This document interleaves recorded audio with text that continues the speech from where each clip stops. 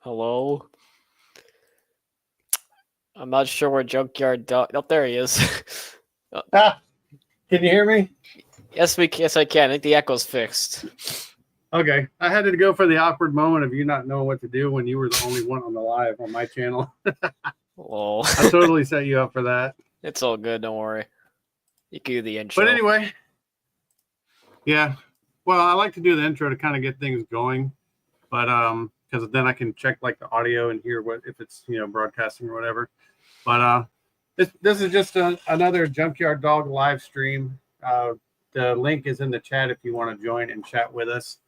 I will add whoever I can, however I can, and we're just going to be hanging out. I'm going to be testing some brushless motors. I got a new. It's not a new setup. It's a setup I figured out how to test brushless motors without hooking them up to a radio that I'm going to share with everybody. And then we're just going to work on robots and chat and talk and hang out. So nice. I know, Darren, that you have a lot of stuff that you want to talk about. Well, not that much. Wait, hold on. I was just doing. Well, what I was going to say is we'll let things get rolling a little bit. Kind of get your thoughts organized. What you want. That's fair enough. That way we have a larger office or audience, I should say. Yay. Jim's Hobbies. He's a good friend of mine. That's Josh. He says you must build fail safes before Skynet takes over. There's only one AI-powered robot, and I hope he has fail safes. Oh yeah, Orbitron. But that's in the 250s, yeah. Yeah. So anyway. Yeah. Go ahead, Darren. Take it away. Right. Let's talk about fluorine. All right. So a couple updates since the last stream. I ordered the new weapon frame, and they came a couple days ago. Here's the old one for comparison, and here's the new one. It has the hole in it now, and that wires go up through here, and then go over the top and go into this hole, and go underneath the middle spar for protection. Here it is on the actual robot itself. Quite proud of how it looks pretty nice and neat. I also made this little tiny shield here to protect the wires that are exposed at the front for when they have to go up and out. I'm quite proud of it. It fits pretty well. It's only held in place because it's like TPU, and I can bend it to like squeeze over the spar so it doesn't like slide off. It's sits there and provides protection. You got a question in the chat, Darren. Oh, look. Did Darren buy the headphones or shirt first to match? Lol. I think I had. I had like a pair of green headphones before these ones that I had before the shirt. These ones are a lot newer, but technically I had green headphones before I had the green shirt. Also, yes, we do use Send to Cut Send. Yeah, the big popular ones are Send Cut Send, CNC Madness. I think a few people use Xometry. But I think so, yeah.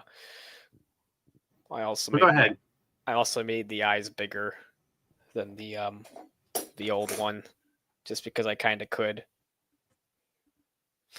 Was there an event today? Brobotics was saying something about. I think there was some sort of meet and greet thing going on somewhere. I remember seeing that on Instagram because I was on an Instagram live with someone yesterday who, the guy from Jupiter Robotics, he did a live stream. I was on that, and apparently he's at he went to some sort of thing today that I can't remember the name of, where he kind of got to talk about robots, which is pretty cool. So that might be the event they're talking about. I think. Maybe. So did my echo, is it gone now? Because I have control again of the stream with the iPad. It's like I rejoined without the mic and camera. So am I echoing, Darren? Can you hear me? Yeah, you're fine. I can hear you. Okay. But no echo? Yeah, no you echo. got to help a brother out here. Okay. I don't hear any echo. You're fine. Okay, so he's asking also for using AM32 type programming or BL or BHeli.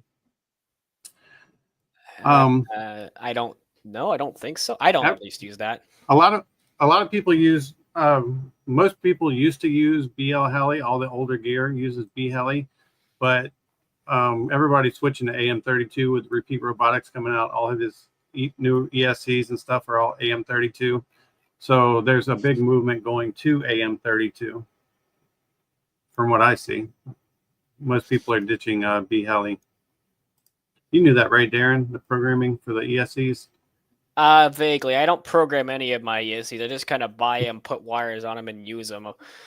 I think the one I have in my robot right now is programmed only because I got some help from some of the students at UF to help me program it. Aside from that, I'm not really sure how you actually program an ESC.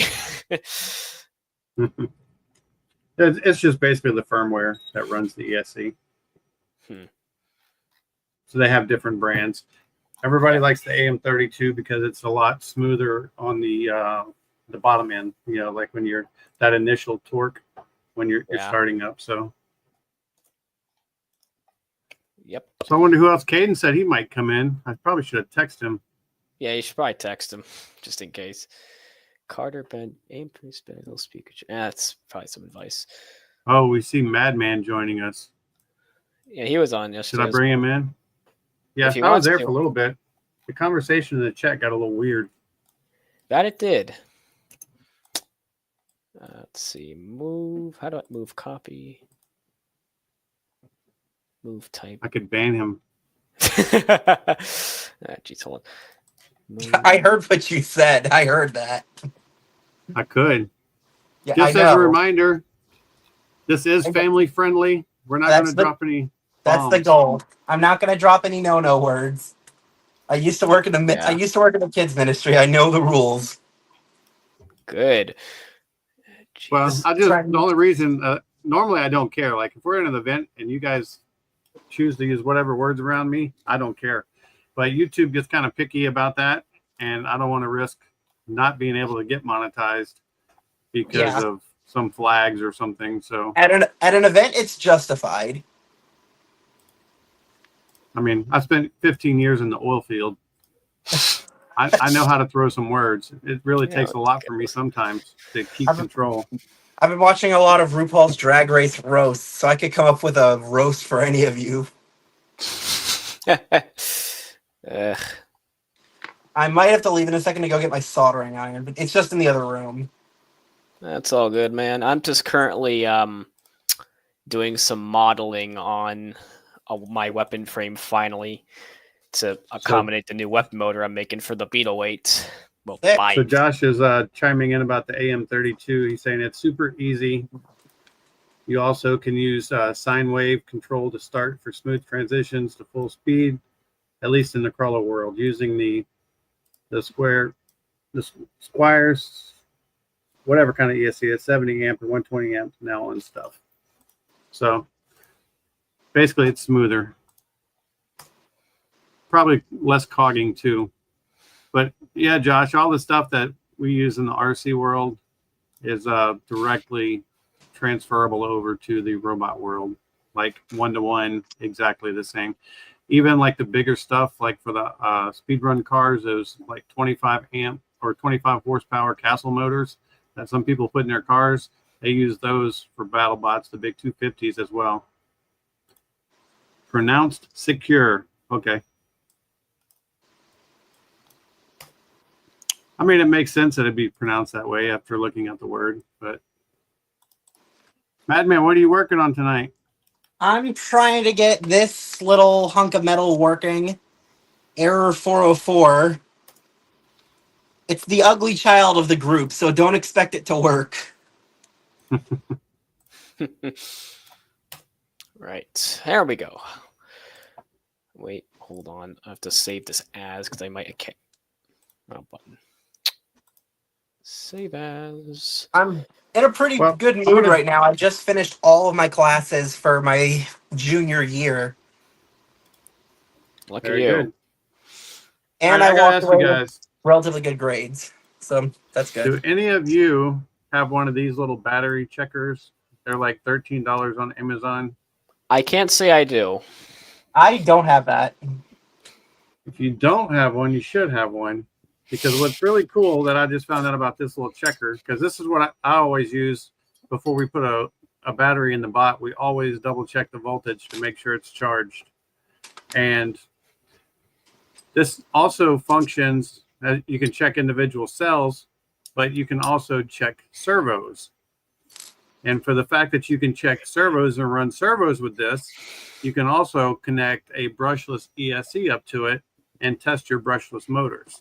Not bad. So it's a pretty cool little device for $13. And that's what I'm going to be doing tonight. I'm going to hook it up. I'm going to test some of these brushless motors. But they make about 100 different name brands, but they're all the same thing.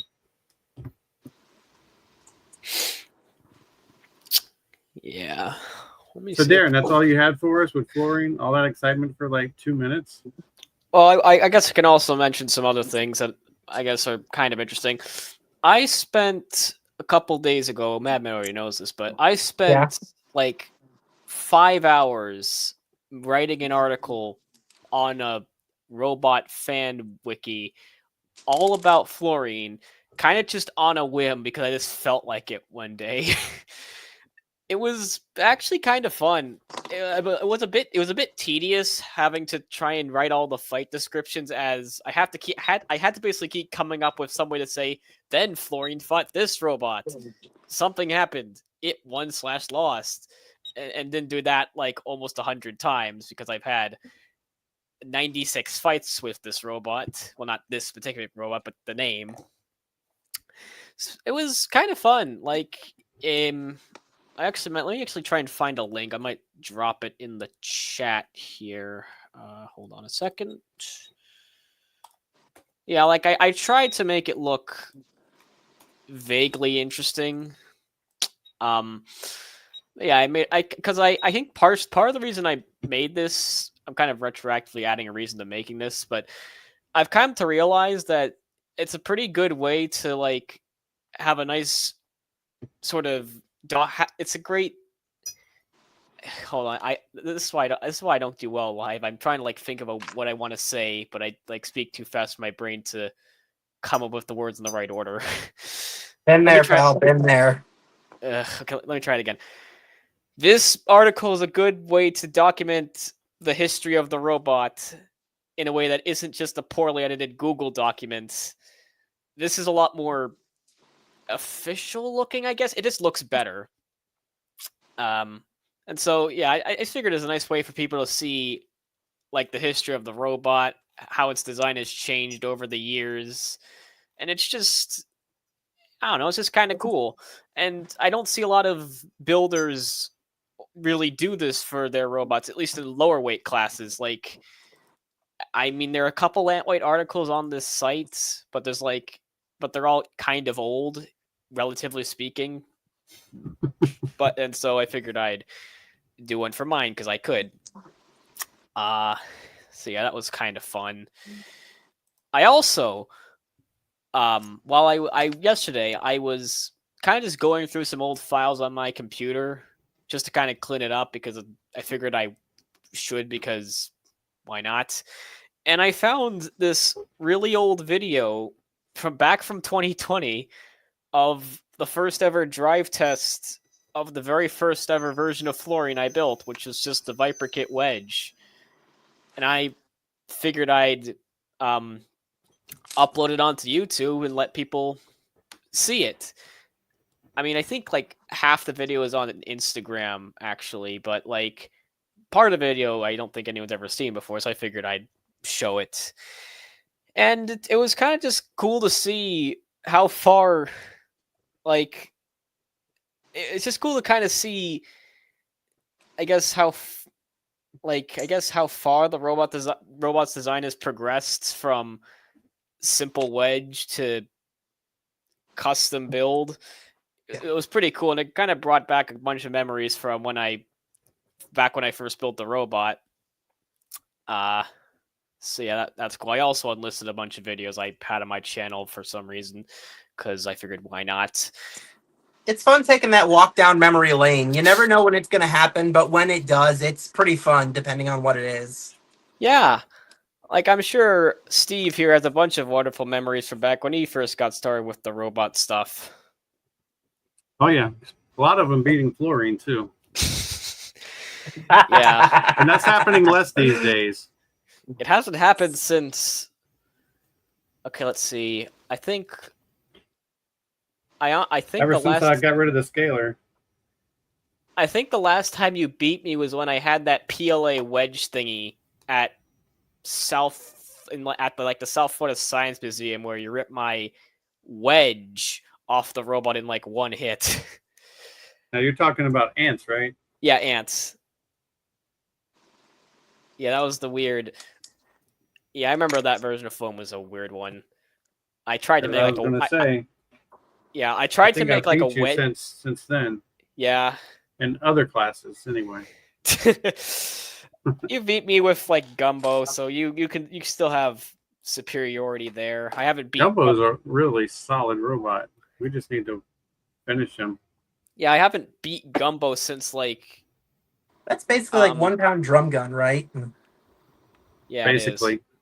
It hits very hard too. I think I'd stand a better chance against Gumbo now that the weapon won't just fly off. Oh yeah. For sure. Man,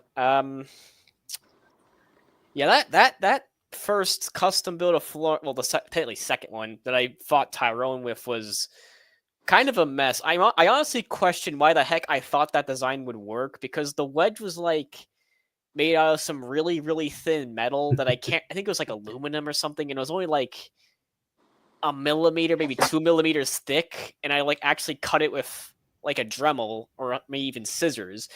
And I remember being really, really, really proud of the way I had bent it into shape to like wrap around the wheels and like have a nice shape at the front. I was like really proud of myself for making it look really cool. And then it got ripped off almost immediately. So I was like, aw. I honestly don't know why I thought that thing would actually survive against a horizontal spinner. I have to. I mean, I've kind of reached the point where I question a lot of the stuff I did when I first got started. Don't we all, dude? Don't we all? Yeah, like what's something else dumb? What's something else dumb I did? Should we let this other guy in? Sure. This guy. He's not from down here. I don't know. He's up north. Can you trust people from up north? Well, technically, I was born in the north, so yeah. I mean, Canadians are nice. I mean, I was born in New York. Like, that explains a lot. You didn't know that? Anyway, yeah, I didn't know that. Jim's hobby is saying that he's waiting for me to get serious and bust out the welding skills and build an all 70-75 aluminum monster. If it wasn't for weight, I would. Trust me. If we all had the weight, we'd make them all out of AR-500. You know, it's kind of funny. Let me go ahead and bring Chris in. I actually had thought it would be cool to start a class, and the class isn't weight dependent, but size dependent. So say you could build, an 8-inch by 8-inch robot. It has to fit in a box, but it can weigh as much as you want. I think my physics teacher is actually doing a class like that. I gave him the idea to start like a summer robotics camp, but he's using like these little Meccano first robotics things, like really simple robotics. I think it's even Vex at that point. He decided, like, I'm going to do this class. It can fit in this box, but you can make it weigh as much as it wants. And someone apparently made theirs weigh like 22 pounds. Wow. Yeah. Yeah, I still want to I want to get together with him to do like an actual robot fighting class. I just think it would be cool to have, these monsters just beating the crap out of each other that are just like these big metal Goliaths, Like, just think of all the sparks and stuff that would be flying around. And then you It'd have be like the insane. light, nimble, and agile ones against like the slow, lumbering, but like tanks of like bots. That would be crazy. So what you working on, Back- Chris? Yeah, what you doing? Well, got May 3rd, New Jersey coming up, so just getting this old boy back up for another run. Nice. That reminds me. I remember I was gonna do this with the Jupiter guy yesterday, but we ran out of time. I was gonna like do like a sort of, I don't know, pre-event sort of size up, I guess, of all of our potential opponents for the at least for me Tampa events. I don't know. I thought that would be a funny idea. Oh yeah, I do it all the time. Usually with my friends, we Hold on, I'm gonna wait for my Madman to get friends are back. fighting. We all take a look at the sign-up list of each event, kind of run through it. Who to look out for, what matchups do we want to fight? Like, anything we need to prepare Strategies. for. Yeah. Of course. Because Me and Carter. New Jersey's pretty Go nasty. ahead. I'm sorry. Sorry, New Jersey's nasty because a lot of like the big guys that come to NHRL also fight in New Jersey. A few of them that you guys might know. For one, Melon Baller's going to New Jersey. That's a New Jersey local. Oh yeah. Bagheera, Jackalope, Mako Fiend. Those are all like regulars up at Norwalk that also go to New Jersey. Ask Carter. He knows Melon Baller very well. Yeah, I gotta say, I'm really impressed with how Bobby Dunn improved Melon Baller. He's done a really good job. He's come a long ways. I remember like his first couple events, he was going like 0-2, 1-2, and he absolutely went on a run this last Norwalk. Like he's come a long ways. I'm really happy seeing how far he's come. That's good to hear. Think about it. Most just about every bot that qualified or made the top 8, more than half was New Jersey competitors. Because let's see, you have Caldera. Caldera's a new competes at G Scroll. You have Beam Supreme. I've actually fought Beam Supreme at G Scroll a few times. Melon Baller, that's another one. Usagi, that's a G Scroll regular. So like a lot of bots that have been placing high at NHRL lately are also New Jersey people. Per the words of Hamilton the musical, everything is legal in New Jersey. I've never been to New Jersey, so I can't really speak to. Have I been to? I can't remember if I've been to New Jersey or not. New Jersey is an interesting place. What was I saying? Of course it is. It's New Jersey. Oh. I remember. I think I was talking about. I was born in New York, and you saying that explained something, and I was about to talk about something else, and I can't remember. Steven said that, not me. Oh, hey, it's Robert. Robert, if you want to join us, there's a link up in the chat up there. You can come and say hi. I'd love to get Robert in on this. Robert's a cool dude.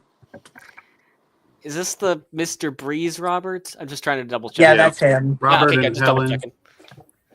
Yeah, yes, I beat him multiple times. I think he's beat you multiple times. He's beat me once. I almost beat him. Once, yes. But don't worry, I've been working with him on the side to make him more effective against Fluorine. Oh, brother. He's coming. Seems like y'all need to come up here to a New Jersey or a Norwalk sometime. Hell, even your aunts. Bring your aunts up to New Jersey. Effective. We got some nasty ants up here. I think y'all would have a fun time against. Probably. Hold on.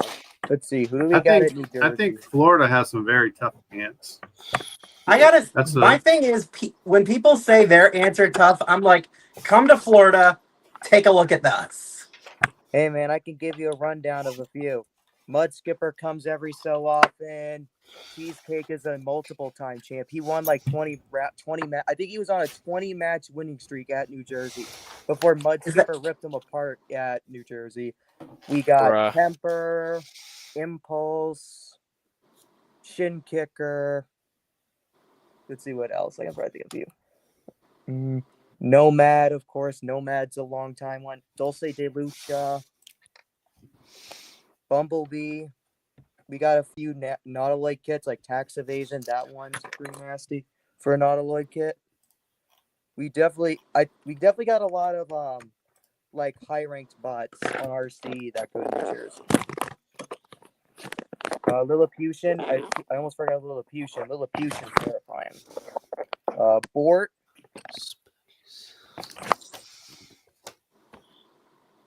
Yeah, that's just the ones I can name right now, but all I'm saying is, you think you have tough ants? Come up here to New Jersey.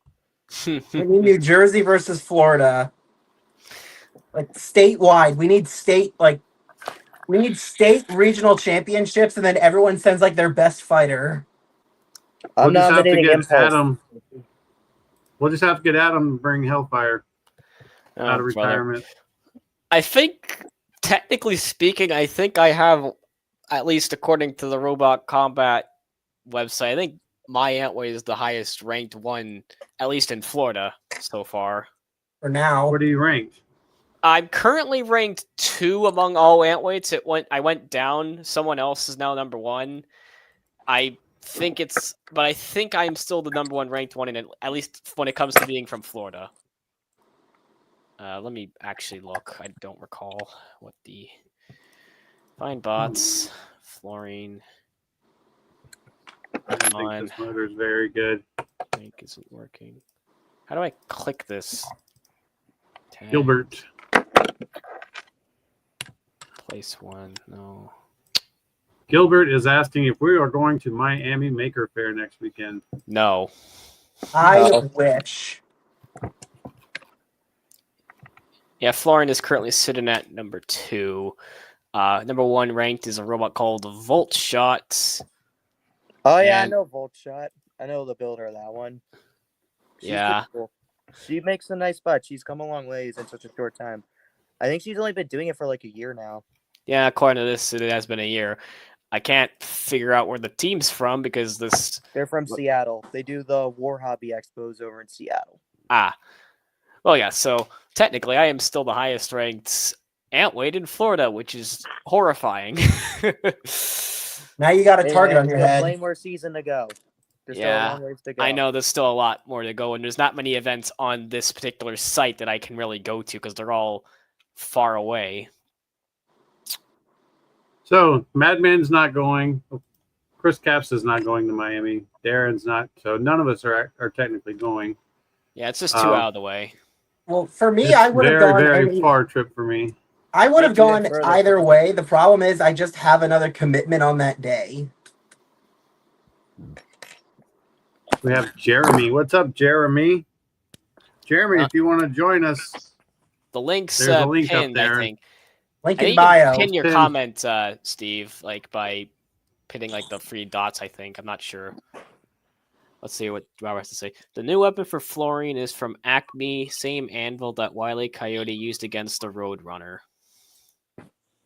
Okay.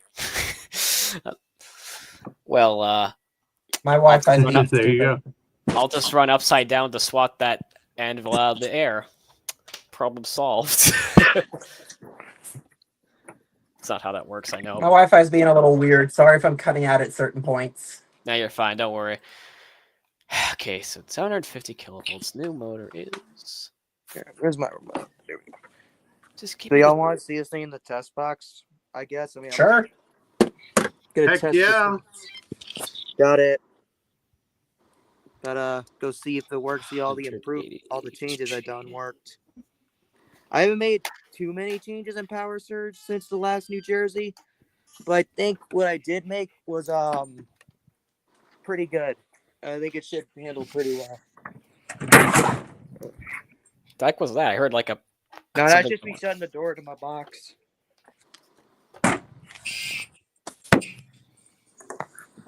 Let's see. Gotta figure out how the camera works on this thing. I wonder if I'm getting ready to blow something up. Right? I mean, I've had stuff blow up before in here. Okay. I have a loose connection somewhere. Y'all say something interesting. So yesterday, right. So there's this guy. There's this guy in the test box. Can't say nothing Steve, right now. you might actually know What? something about this because you do YouTube for half living. Could you? Because yesterday I had like a fun long talk with Jupiter about YouTube a little bit. Because like we kind of talked about our methods of doing videos, and how his is like well edited and has all the fights in one video and has like transitions, whereas mine are just I have someone film the fight, then I just post it immediately to YouTube right after the fight's done. I'm wanting to make a recent video of my Jacksonville trip. I just got to find the time. Just do what I do and just like take a random like 30-second snippet of saying hello, this is what's happening, something, and then later. But don't have the camera up your nose. I've stopped doing that. I pulled it away. I just kind of forget because I'm too focused on like talking.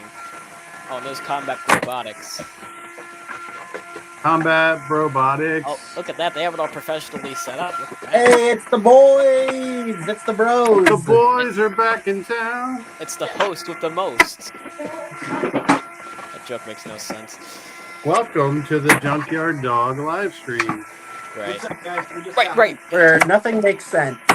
Yes. Right. I first remembered. I had a point to what I was saying. So What's your question, Darren? Spit it out. So basically, we're talking about like views, and it got to me mentioning that my most viewed video on my channel has 3,500 views, and I'm kind of mystified as to why the particular video has that many views, because the video is of like the second ever version of the Fluorine that looked kind of like this, fighting against a robot called Sheer Flow, and it's a fight that I lost. And it's not even really my best, like, it's just not really that good of a fight. It's just, like, I land, like, 2 hits, and then one of my wheels dies, and it's then just a bunch of awkward skating around for, like, the next, like, minute. And yet, for some reason, the YouTube algorithm has chosen that video to be my best one. And I'm, like, curious if you know why that is, why that could be. I have no idea why. My algorithm will randomly post videos. My most viewed videos are videos I made just as funny stuff. I made a video that was like a monster truck video game compared to monster truck moves in real life. And then 4 videos related to The Masked Singer. And then a video of me getting a jackpot at an arcade. Heck, the most viewed fight on my channel isn't even a fight by me. It was from 2019 Maker Faire between Mammoth and Gruff. I mean, that sounds like a pretty good fight, not gonna lie. That was fun. The most viewed fight of me. Oh my gosh, I have to scroll down so far. My most viewed fight of me is my championship match against Fury at Raven Rumble. That's at like 1.3 thousand views. And even then, I had to go past like monster truck unboxings, a taste test, and even more Maker Faire fights. It actually got me interested. I'm gonna go see. I still wanna go see what's my most viewed fight. Now I'm interested. Everyone, share your most viewed video. Dun dun dun. When it comes to YouTube, what you want to look at in your analytics is the watch click-through hours rate and the watch time, or the watch percentage of that video. Because the only thing that YouTube cares about is getting people on the platform and having them stay on the platform. That's true. If they watch a lot of your video, then they will suggest that video. And then, oops, Chris left and came back. Let me see. Yeah. Now we have 2 Chris Caps. I don't know. Just go ahead and boot the other one, I guess. Who's the new guy? I don't know why that's doing that. All right, so this one's no good. Terrifying. Okay, I think one of them disappeared. Heck, Jonathan But, wants to get into the fray. Jonathan, the link is in the bio. Yeah, Not the bio, the chat. It's over yeah, here. it's in the chat. Or here. I but don't know if which you way I'm want pointing. YouTube to recommend your actual channel, they have to not only click your video and watch it, but then they have to click your end screens. You guys do use end screens, right? What's an I end don't screen? use end screens. It's basically like a video, like it's the title of your next video, and if you click on it, it sends you to it. Yeah, I don't use end screens. I think I tried to use end screens at once for like one set of event. Like for one event, I tried to use the end screen function, and like all the views kind of just tanked for that entire event. Like I got like barely double digits. I was like, I should probably never do this again, so I didn't. Hey, yeah, my views I usually don't get many views, like very rarely. The only ones that I really got like insane views were like when I had that slugfest with Vapor Trail at Norwalk. That was a pretty good one, by the way. I highly recommend it. That actually got a few votes for fight of the year for Norwalk last year. Oh, nice. It's pretty cool. Yeah, that was a good one. Me versus Vapor Trail. That was me against my team captain. Yeah. And surprisingly, which caught me off guard, was my fight against Anubis, which wasn't even that good. That ended up getting like I think 1.1 thousand views. I don't know how. That wasn't even a good fight. Somehow it did. Yeah. Yeah, definitely recommend checking out that Vapor Trail fight though. It was pretty good. I think I mentioned this as well, but like, what's funny is most of my most viewed videos aren't even like robot fighting. Like the second, like, okay, so my first video was the fight I mentioned. My second is a weapon test of chloride. My third most highest viewed video is another weapon test of chloride. Next video is a presentation I did for my Ace Glow Perspectives class. Next is just some random music, like a song I found on the internet that I posted on YouTube because I couldn't find it on YouTube. Next is another weapon test for fluorine, back when it had the lifting arm. And then you get to a fight. Like, most of the videos that are most highly viewed aren't fights. And I just don't know why. You're not wrong. Like, my shorts, you want to talk, all my like spin-ups and tests get more views than like the actual fights. Yeah. It's always for me, it's my boring fights get the most views. Like, yes, not even ones where I'm doing damage. Yeah, like I said, the sheer flow fight is probably, it's a really poor kind of representation of what fluorine does. At least because that version of fluorine in the video is like, I think I call it like 5.1 or something. It was like the second ever version of the spinner, and it was like a really horribly built spinner. Like the wheels are all the way at the back and were really tiny and had like no traction. So when I spun the weapon up, I just kind of drifted around the arena, awkwardly trying to collide with my opponent with almost no control. It was horrible to drive. And that's the version I think that's the version I last thought Crazed Madman with when we had that grudge match. Oh yeah, that one. Yeah, that's the robot you fought, and that robot could also not drive upside down either. It was a horrible design. Which is also why I really want a rematch with you, because this robot can drive, and I might actually stand a better chance against it rather than trying to do a dance battle. Yeah. So we have to ask Combat Robotics. You got to contribute something. If you don't jump in and force your will with these guys, you'll never get a word in. True. Speak. Hey, come on, I ain't that bad. It's these other two you got to worry about. No, it's all good. Jonathan's waving at me off stage. I'm making him squirm. Part of our build night, we have three new bots that we're building right now. So that's why I had mentioned that we might have some questions together, trying some new techniques that we haven't done before. So yeah, they're just they're new designs, and I figure out what's going to work for us. We're kind of getting tired of you guys have all seen already that we moved away from the Viper kits, but yeah, good. Into the full combat. The only one that had combat so far was Pushy, so we recolored Pushy, and we're trying to build some all new bots. I'm trying to keep up with you guys. I saw one of your new designs on combatrobotkits.com. It's like pushy with a vertical spinner. That looks really deadly. Yeah, he's well. I guess he didn't bring it out here, but yeah, that was one of our initial designs we wanted to try for, but it didn't work at first. But Gilbert, who's in the chat, we get that one working. Somebody's crackling something. I can't hear what you're saying. Not me.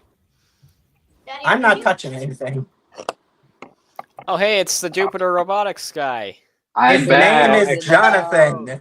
Hi, John. How is the thingy you did today? I have a name. I just call you Space Junk because that's how. That's how we refer to everyone. Yeah, I never get called by my real name. I get called anything but my first name. So I don't care what you call me at this point. My first name is unpronounceable, so almost no one refers to me by my name. I just call you that A Florine good weirdo. friend of mine is in there. Fishy Comics. He's one of my YouTube buddies. We've been good friends for a number of years. He does camera reviews and stuff, but he supports my other channels. So thanks, Fish, for stopping by. Okay, so I have also redesigned the weapon frame on chlorine, so I can now put in the new weapon. And I checked my math calculations, and I should have the weight for the weapon I want to use this time. And it will actually work this time as well, instead of just smoking itself. So that's great. I just have to now order it all, which I will do after exams. Hey, Darren, did you figure out a way to protect your wires? I know we had chat about that on one of the last. You mean for fluorine or chlorine? Fluorine. Like the ant weights. Yes, I did. I don't think you probably didn't see this, but yeah, I added a hole to the frame, as you can kind of see there, right in the middle, and that allowed me to thread the wires up, over, and then down underneath the middle spar. So now I can't be sniped, which hasn't happened yet, but now it won't happen ever. And Gotcha. I also have this little TPU piece to cover the wires that do stick out. So that's also nice. The one slight issue I have with this design is that it's 2 grams overweight. I think I can get it down by just cutting some slots in the top plate here, or like maybe just taking off this plastic piece and I should be underweight, or just using a smaller battery. I should have it fixed by the time of the event. It shouldn't be an issue. But aside from that, this is how Florine is probably going to look when it's in Tampa, ready to defend its championship. Tampa's your next event? Yep, Tampa. Wait, yeah. I think we're in that one too, so we'll see you there. Oh yeah, that reminded. I'm on the wait list behind, I think, Slapdash for that one. Yeah. Right, that reminds me. I wanted to try something new-ish. It's kind of a maybe dumb idea, but I don't know. See, I'll just kind of throw it out there and see what people think. But it's sort of like a there's like a word for it, but I don't know what the word is. But like kind of like look at our opponents and like give our thoughts on who we might fight. I guess if that makes sense. Gotta strategize. Yeah, that's what I meant. I do that for everybody signed up. That's what you call walking around to the pit tables before an event. Yeah. Yeah, because there are some really interesting designs I'm seeing on the list here that I think deserve some sort of attention. Yeah, and I figured why not? I think you guys put too much thought into it. I probably do. I'm It's trying like I know what my overthinking is half the battle. And you know, when you're fighting with like Big G, the strategy is the same. You just punch them in the face and see what happens. It doesn't matter what they have. Yeah, but the thing is, everybody has a strategy until you get punched in the face. I told you that, Jonathan. I already knew it before I knew you. Alrighty, let's see here. I might as well start with the ant The weights. only time we use strategy, like when we're at NHRL, is when we had to face an overhead. A hammer saw or whatever. They got some really nasty ones there. So we would pull the side armor off the wheels, and we were putting a Lexan sheet on the top and bottom plate, doubling the top and bottom plate. And that worked out quite well. And we could run heavier wheels for more traction against the push bots. That's why, like when we fought Refried, we had no side armor on because he had no weapon. There was no point. So we put on our heavy wheels and had our extra armor on. That's the way to go with control bots. That's what I did when I fight an SSP. That's what I did when I had to fight Thunderchild. It worked pretty good. So, okay, so who here is actually going to Tampa? I am. I'm iffy. That's great. Oh, okay, so most of us are going to Robotics, are you guys going to Tampa? Yeah, we're going. Yep. We're bringing a 150 gram as well. I got a 150 gram that we're gonna throw into it. Right. Me too. Okay. I'm mildly shocked that the 150 gram class is actually still a thing. Yeah, Because I haven't really heard Amrock's the only one to do it. Yeah. I haven't heard from it in like, how do I put this delicately? Years. Yeah, I'm Andy surprised says somebody it's not signed worth up. his time, and he wants to do plastics because they're more entertaining. Dropkick Robotics, he does the plastics, but he mostly does because it's his class that's doing it. And the only people that are doing ferryweight events are Amrock. That's the only time I can bring out my robot, Pequeña Muerte. Yeah, It's just a hex bug toy. I actually had a fairy weight once that I entered into an event. It was called Mousterminds, and it was composed of 2 of these. I thought it was Lab We Rats. remember that thing. Yeah, there was Lab Rat and I think it was Lab Mouse and I can't remember the name of the other one. I just called it Mousterminds. Here's And- Pequeña Muerte.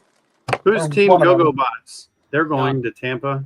Oh wait, I've heard I of think I them. know. I think I know Team Go-Go Bots. They're bringing Nightshade, I think. Yeah. Nightshade, Which- Banshee. Yeah. Let me see. It's this one. Battles with Yeah. Yeah. Go And Bots Banshee too. had, so he had a the plastic spinner that won down in what was it? Winter. Where were we at? Fort Myers, the last or not Fort Myers, the last that Andy put on down there. Like the one in January or the one in March. Broken. Yeah, it's broken. Port St. Lucie. That was at the what do you call it? The dang it, his buddy's shop. They had the vinyl siding or the vinyl car wrap. Oh, that was the I think that was the West Palm one. Yeah, Probably. he came down there with us. That was his first event, and he decided to do like 15 bots after that. He's been helping us with this. So, yeah. Y'all want to see what Chris is throwing his camera around? Sitting in the Shadow Realm. Yeah. You want to see Right. what starts happening to your robot area when you start fighting robots for a very long time? You start getting piles like this. Yep. Yeah, I have Oh, like you a wanna pile talk like that in my about math? toolbox. Filled with my just parts I robot don't area- use, but just haven't bothered to throw out. Here he goes again. Oh, boy. So I have a few broken parts from both of my robots. I got them displayed in a poker chip display case along with some other team's poker chips. I don't have a place for them yet. I'm just carrying them in my toolbox. Well, that's the Yeah, I funny carry thing. some. None of those are broken. Anyway, here's Pequeña Muerte. oh, it's so cute. The And your goal worst is nightmare. it's got these little flails, which are just bolts, and it's gonna spin really fast. Wow. And get That's flipped. Like a boat anchor. Okay. Like that's Right. I it. just remembered why I started this whole thing. It's like to kind of discuss our potential opponent. That's why I did this. What was the Just go. I'm just gonna, okay. To kind of like save time, I'm just gonna look at the ones that look mostly very interesting. There they first- are. Oh, brother. I'm going to try also going alphabetically. We have this robot here called Blue Saw. Ooh. Look at that. An overhead saw bot. I haven't really seen many of those. Yeah, they're not that off. They're not that frequent now. Yeah. I would be concerned about this a little, like, because up until recently, 4 had wires on the top. But now I don't have that problem, so... personally, my strategy for fighting these types of robots is to flip chlorine upside down so the weapon is on like the top. which creates this zone of death that dissuades people from swinging their hammer into the weapon.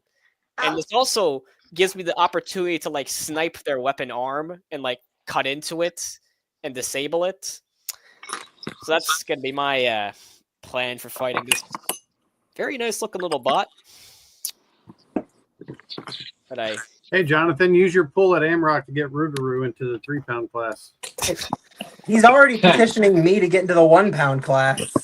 Yeah, I'm already gonna try to be. I'm gonna be at Amrock next Saturday, May 3rd. I'm gonna be Here comes the hosting. plug. Yeah, I'm hosting my own combat robotics meet and greet. I'm also gonna be teaching new folks new to combat robotics. I'm gonna teach them all that I know. I made a whole announcement on my Instagram live last night. yeah. But yeah, and it's gonna be loads of fun, and I will behind the scenes fight to get Ian in there. Ian's like almost on. He's only like he's like in the first waiting list position. From what I heard from Amrock, I'm in like 5. Oh, That's bullcrap. Yep. okay. Don't they I normally I like don't get open how up that works. 4 more spots or something like that? I'm Traditionally, just gonna they've show opened up. 12 spots, and then right before the event, Yeah. they add more spots. Yeah, I think. Yeah, and the thing is with waitlisted robots, if you're waitlisted, you will not be accepted. So you better hope somebody else drops out. Yeah. Let's see what else we have here. Oh, we have an undercutter. Gertrude. Yeah. Yeah, Looks that's like the Sean biscuit. Lytle. Yeah, Lytle. I know Lytle. I fought his robot like once with like the wedge I had, which is pretty cool. Oh yeah, that guy. Yeah. He Yeah. also, like hyperfixation and So whatnot. that's why Jeremy signed up Cert and Rod. See on the screen, he was going to have to work, but now he might be able to make it. Yeah. I think that's what he's trying to say. Yeah, that's what he's saying, I think.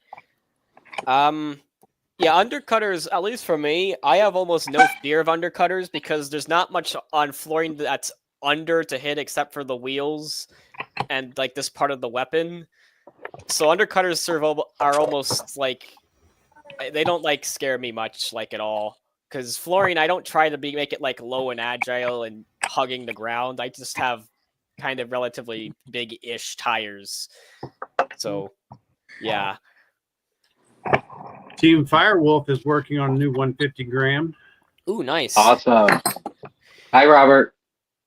I hate 150 grams. My fingers are too big to work on such tiny little robots. Yeah. Yeah, I haven't even done an original yet. Why do you think I still have these little sausage fingers?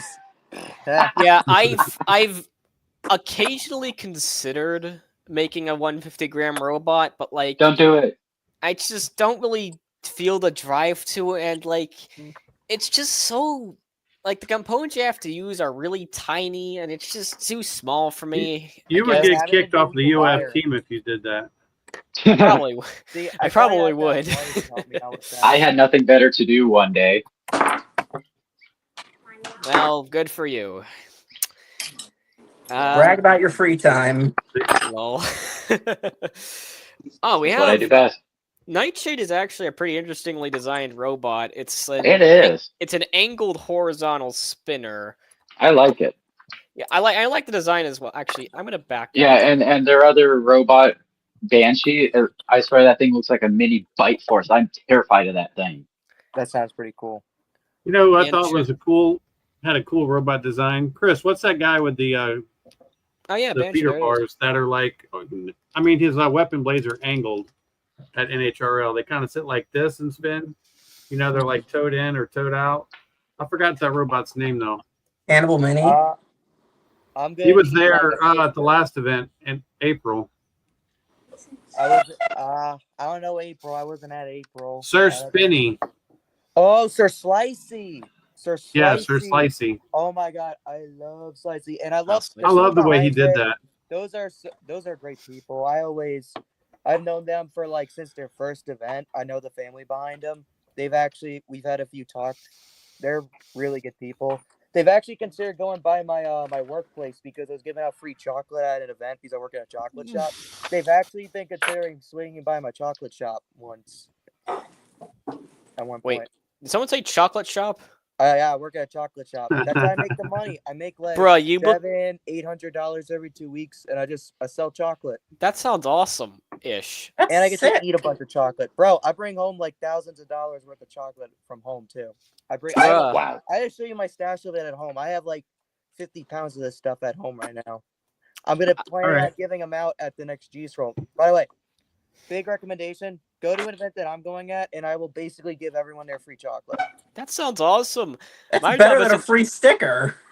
Man, my job isn't nowhere near as exciting as that. I work as a desk assistant at UF, where most of my job is giving people like spare keys when they lock themselves out of their rooms, or giving them their packages. And I do that for like 5 hours. My job is doing like game work stuff for my college, and my summer job is working at a baseball stadium. And I don't even like baseball. What do you do at a baseball stadium? Like security? No, I don't do security. admin It's a hush hush thing. Oh, okay. I got you. If you figure it out, you'll get it. Gotcha. Oh, Yeah. got All right, so I have an idea. Talk about more This is robots. something that I was, well, we're going to continue to do that. I'm thinking about doing a live, like opposite of this live, where we just kind of hang out and let people talk and say and show what they want to. I might start just pulling people in and do like a 1 hour live stream and start just interviewing every team that wants to come on and just do a one-on-one. If you want to set up like Nice. interview questions, I could easily write you up a couple. I'd be up for that. You know, Yeah. and I'm talking like all the way from BattleBots. You know, It's like the Witch Doctors and Friends series that they did during COVID, where they interviewed all these different teams. Yeah. Or like that Right. in the green square guy who does the interviews with people. Because I see someone in the chat that I would love to get on here and talk to him and ask him questions, and that's the guy with Scurry, Cold Snap. Miles. Komodo too. This Don't is him forget right Komodo. here. It's such a smart design. That's nice. Oh yeah, no, Miles, good dude. He makes awesome bomb. Yeah. Like, you know, I would like to get you know, Mako in here, Julian, Oh, you should get Julian and Dima. They're great people to talk to. because Yeah. I mean, we had Chainsaw Kitty come in, so why not get like Julian and Dima? Why not get I You can know, Make it a Miles regular on there. thing. why not get like Brian Boxell to come in here? Yeah. I If think we that's a good persist enough, idea. we could get the king of BattleBots himself. Ray Billings? I was gonna say Trey Roski. Yeah. I agree with Darren, Ray Billings. Yeah. You No. should get Mark Satrati. No, the in. king is Paul Ventimiglia. You don't beat a 26-1 record. No. Yeah. The OG king is Carlo Bertoncini and Biohazard, the original 3-time champ. The king. Anyway, yeah, that's a good idea. I'd be up for interviews, seeing Me them, too. watching them, being in one. I think it'd be fun. I'm Yeah, up I for mean, one. and I wouldn't limit it to just like you know, just you've got to be famous or NHRL big. You know, just pick a team and see how many teams you can get over the course of time. You know what I mean? Yeah. Just to kind of introduce that person out to everyone and you know, bring They a could recognition to the They sport. could plug their stuff. I just thought it'd be something fun to do. It is, I think. And a good way to I'm meet a so bunch of down people, with too. that. Yeah, you should go for it. Yeah. I can definitely see if I could get some of my teammates. Like I can try and get Johnny, who has Spartan, Vapor Trail. He's on Malice now technically too, so he's technically Right. a BattleBots team. I could try and get 'Cause I know- Lars, I could Alex. try. I could try and get like Adam, the guy you built Hellfire on, and have him talk about his robots if I can. Because he had like the We'll just- original I'll just see dominating. who all I hit can rate. get. I see. Because I'd like to get Jameson Go. That would be a good Oh, one. Oh. I mean, Oh, yeah. you're both NHRL people, and if you can get Chainsaw Kitty, you can get Go. Listen, Get J-Mo going. loves talking Get to go. people. Get I get can Go. I've actually Get met JMO. Dude's got multiple nicknames. Most of them being him. Yes. I've actually met Jameson Go before. And actually, Me too. I had the best conversation ever once with Ray Billings in Me 2019 too. we were taking a whiz at the urinal talking about Tombstone that year. I remember you telling this story. It's hilarious. Yeah. I have never heard this story, but this has my interest. This is one of the funniest stories ever. Oh man. I met him in 2018 and talked to him, and that's the same year I met Jameson. And just talking about, I was brand new to the sport, and I'm seeing like these battle block guys, so I'm just like all like starry eyed, Well, the next year comes around, and I wasn't as bold as I am now. Like now, if I want to talk to somebody, I just straight up walk up to them and start talking. Yeah. And but back then it was a little different. And so I go to the bathroom, and as I'm using the bathroom, I look over and there's Ray Billings. And it was the year like he came really close. He ended up like finishing second, and he just got beat at the end. And I looked over at him. I see it's Ray Billings, and he kind of looks at me, and I was like, "Tough year this year, huh?" He's like, "Yeah, it got a little bit rough." He goes, "I didn't expect to win that last match. They said TV made it look more exciting than it was." He goes, my chassis and frame was so bent up and twisted, I couldn't have gone forward anyway." Basically, is what he was saying. So he was cool with how it ended because it was kind of a controversial end that year for him. I was like, "Oh, cool. Wow. Well, I'm a big fan. I love Tombstone. Hope you bring him back." He's like, "Oh yeah, don't worry." And this is all while we're sitting there with our junk in our hands, using the bathroom. They say the most Yeah, awkward It's the place to opportunity.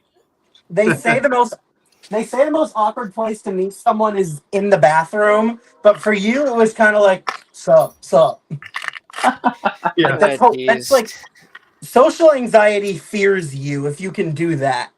Oh man, I've had Like, some talks. Like I'm In in the bathroom. talks like I'm in talks with Andrea a lot of the time, and most of the time I got to keep myself from just going, "Oh my gosh, I'm talking to my favorite BattleBots captain. I'm talking to my favorite BattleBots captain." Like I swear, it's the weirdest thing. Yeah. I wish I was Yeah. that confident. I still feel really, really nervous whenever I speak to the builders. Like even nowadays, Yeah. I feel so scared to go talk to them because I feel like I'm gonna say something stupid and they'll hate me for just existing. And you don't want to Darren, come you just off have as to like know a that you're going to say something stupid, so don't be. and you don't want to come off as like cocky, because then you look like the kind Yeah. of fan that's like Yeah. the know-it-all.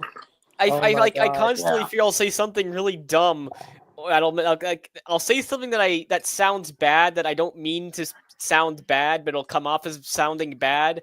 So I just kind of feel awkward and like I feel like I worry about like just. I guess get really nervous when I want to speak to them because I feel like again I worry probably too much. All right, I'm going to bring up a new subject since we're technically, I guess, talking about robots. But who do you think? Let's try to all kind of come together, and who do you think the podiums are going to be for Beetle, Ant, Fairies, like for each class? Which event? Next event For Tampa or Maker Faire? For Tampa. Because Okay. we're going to Let me look Tampa. at the We're not list going to Well, again. obviously, Chlorine is going to be first place. No problems. I'm going to KO everybody. Hey, there goes that cocky again. I'm joking. Okay, being kind of more serious, let me actually look at the opponents that are at this event. I got it pulled up too. Yeah. I got my computer over to the side. Okay, I got my iPad. I'll do the ant weights first because I'm more versed in ant weights. One thing I want to say about the ant weights, I want to say Azrael is significantly better than like ever now, mainly after Jacksonville. Yeah. Like I got my medals hanging on my wall over here, so fear that. Steven's just like, I have an entire shelf of trophies. What do you have? Amazingly, I also have an entire shelf of trophies, which is something I never thought I'd say. I don't have it with me, but I actually do have a shelf of literal trophies, which just feels so weird. Anyway, right. Yeah. Okay, so, podiums. I'm an oddball. I don't have a trophy yet. Steven, You you were care to share close at one with Robot me? Ruckus this year. Twice in 2024. I placed fourth. I came so close. You are the closest you've ever been. You are on the verge of winning. Yeah. I know I am. I have been working on this thing tirelessly. Okay, so predictions.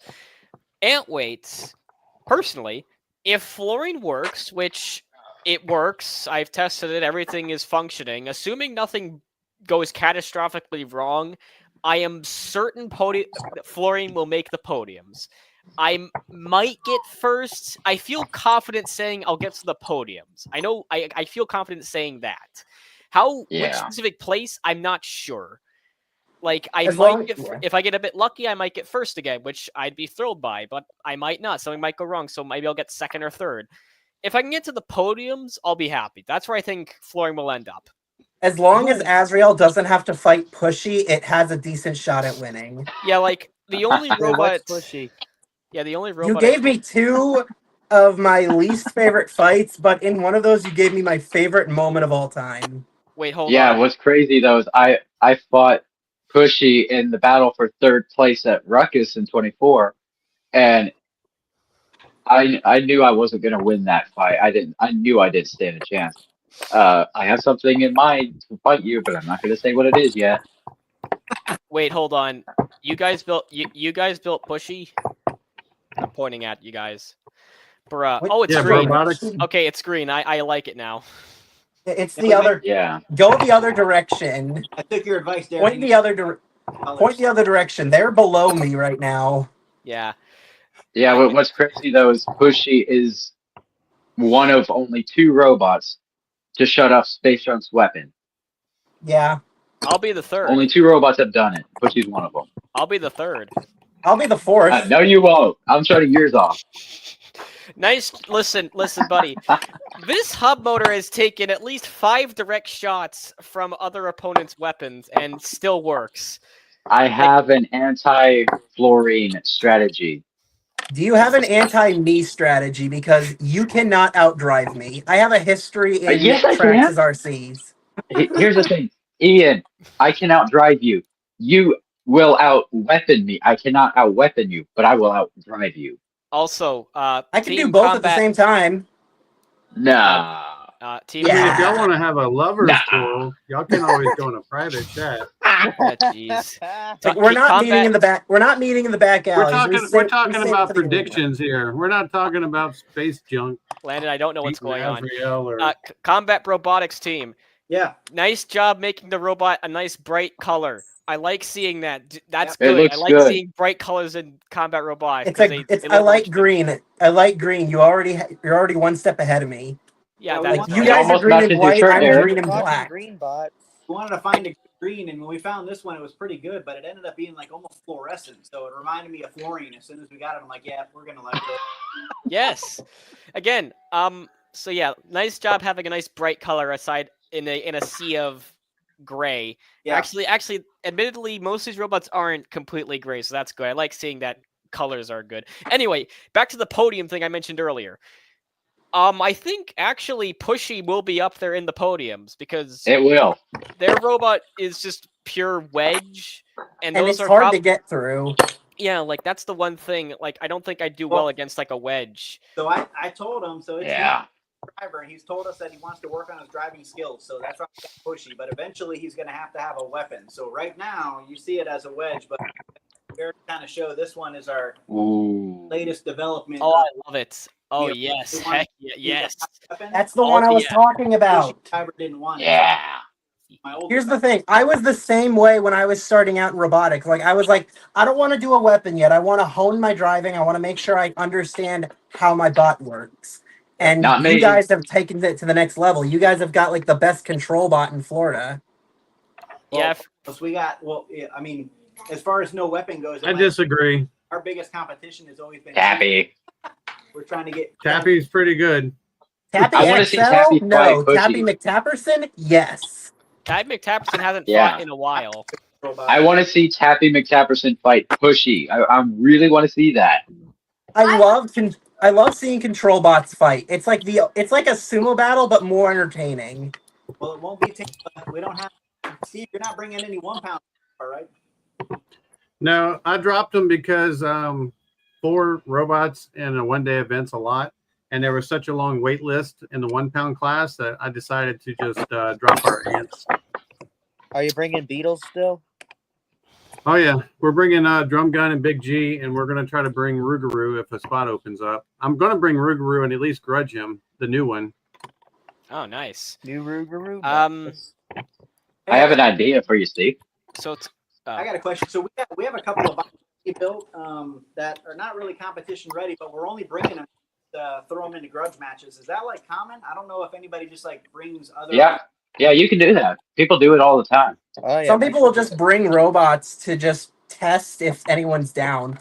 Like, there's a lot of people do it. You just have to be like at the ready because you never know who's gonna be there or when it's gonna happen. Yeah, that's been my. So when we ran that little plastic asset, I'm sure you guys, some of you guys probably know the plastic we run, the little lifter one. That one always breaks, so we have to second spot in case that one's not working. Just throw in now. So that's the idea, anyways. All right. Carter's talking about Tappy getting a full court upgrade. Oh, jeez. Oh, God, not full court, please, not full court. Yeah, goodness. All All right, right. So full court. I don't understand sports references. I realize I still have not answered Steve's question fully.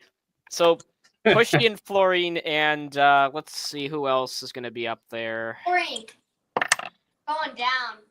Why are we not getting any love for Azrael? This thing just won a competition. Azrael isn't in yet. It's on the waiting list, so technically I can't really.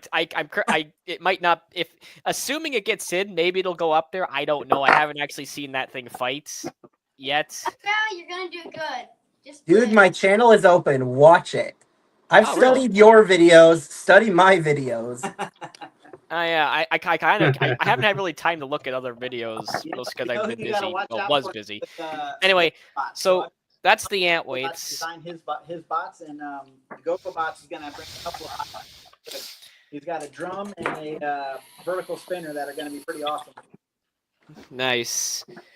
Okay, so beta weights. I honestly don't know which one could be champion. All I just know is that every single one of them is a vertical spinner, aside from aside from Hammer of Thor, which is a thwack bot, and my robot, which is a horizontal spinner.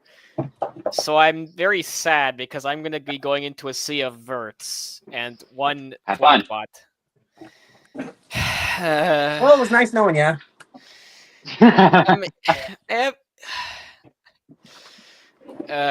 Yeah. Honestly, any of them could get first place. I don't know which one will. Probably Big G. Yeah, it's going to be Big tough. G. Or Drum Gun. Yeah, hopefully his spots open up. He shows up. Clearly, Power Surge is going to win. He comes in like some WWE mode. He hits Big G with a steel chair, and he takes the belt. I've been watching a lot of WWE. I would love to see that. I just want to. If I can win a single fight, I will be happy because that way I'll have I'll actually have some useful data to work off from when I go. Absolutely. Everyone's goal at any competition, apart from winning, is just win a fight. Is that Ruguru? Yeah. It's a new thing he's experimenting on. Oh, it's Ruguru Tuguru. Ruguru Tuguru. Yes. That's the official name. That's got to be the new name. Ruguru Tuguru. Ruguru Tuguru coming for your boogaloo. Nice. Hey, that thing looks so good. I do have an idea for you, Steve. If a spot doesn't open up, you can't get Ruguru in. Bring it and see if they will do I think they call it a boss match, where they have one robot. Yeah, they have one robot at one weight class and a bunch of other robots in the lower weight class trying to take that one big guy out. So you could have Ruguru fighting a ton of ant weights, and I would get in on it. I've actually participated in a boss battle before with Chloride. It was very sad because 2 of the wheels fell off immediately, and I was left trying to awkwardly drive the robot as it kept teetering back and forth. And I mean, I think I technically won, but it wasn't really that fair because the Antwoods couldn't really do anything to me. And I think the only ones with weapons just didn't work. It was, man. I mean, it was fun though. I think everyone had a lot of fun with that fight. And I do wish I could. I am happy I now have beta weight again because I want to do a boss battle again because it was so much fun. I would love to find 3 ant weights want to get in the arena with the new Ruguru. That would be pretty interesting and short. No, call it Ruguru. If I would be down there, I'd just grab my ramp buddy. I'd just throw in 3 ramp buddies. There you go. Yeah. So I got so many ramp body chassis from NHRL that I gotta get rid of. So best way to get rid of them, just throw them as a beat. But this is what his weapon blade is going to look like. Oh, that's nice. Very big. I like it. 315 grams. Wow. My weapon I designed is 324 grams. It reminds me of Not what that was much it? more, I know. Bloodsport, like a Bloodsport weapon with the key. Yeah. It reminds me of a Bloodsport. Or no, Johnny, when he runs on Spartan, it reminds me of a Spartan blade. Sparta. But, you know, it looks nice. So, Darren, Yeah. we haven't mentioned fairy weight podium. Oh, right, that. We don't know the people in there enough. Let's see, vertical, I do. vertical, drum spinner. We're just gonna say Little Rocketeer. Yeah, Why Rocketeer. not Hey! Pequeña Muerte? I have one. You have a bye. You have a hex bug toy with flails on it. Stop reminding And me. We have, And We know that you Amrock have is using Best name. Hey, listen, Amrock is going to use the Build Fight Fun Arena, which has a pit. So Ian, you're screwed if you fight me. I'll flip you in there. Bye bye. Been nice knowing you.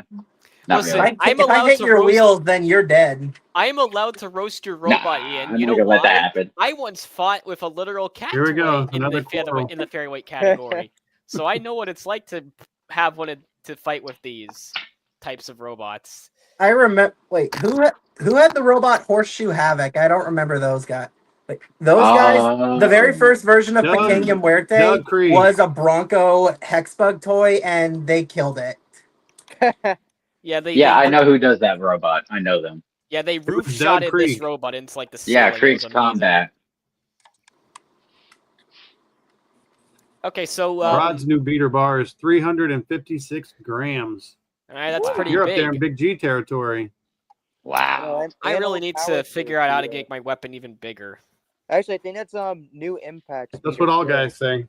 Oh, shush you. Hey, you're supposed to keep it PG, Steve. Yeah, you It said is. this.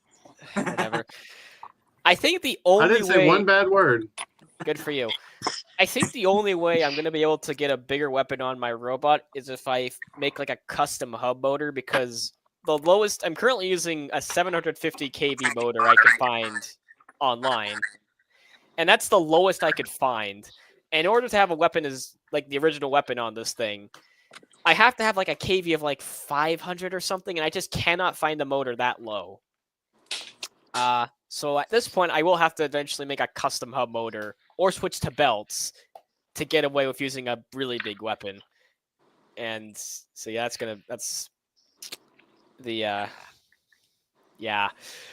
And I don't know how to design a custom hub motor. Anyway. Jeremy said he haven't had to unlocked trim a that lot of skill weight set yet. to get his to get such a big beater bar. Yeah, So makes we'll sense. have to see how good of a job he did. Because if you take the wrong weight out of the wrong spot, you just You end die. up with a crippled robot. That's right. That I know reminds I had me. to take a lot of weight on my weapon because the old power surge bar was like 350 to 375. So I had to trim. Right now it's sitting at 300. I had to trim a lot of weight to get to weight.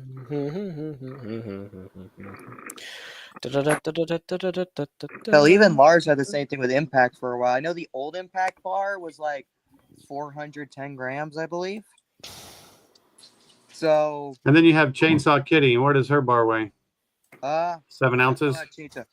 I know it's on Just Cause when Seth released all the different blade pads. I know Chainsaw Kitty's bar is literally just a slightly scaled up version of one of the bars Seth has on Just Cause that you can download. Makes sense.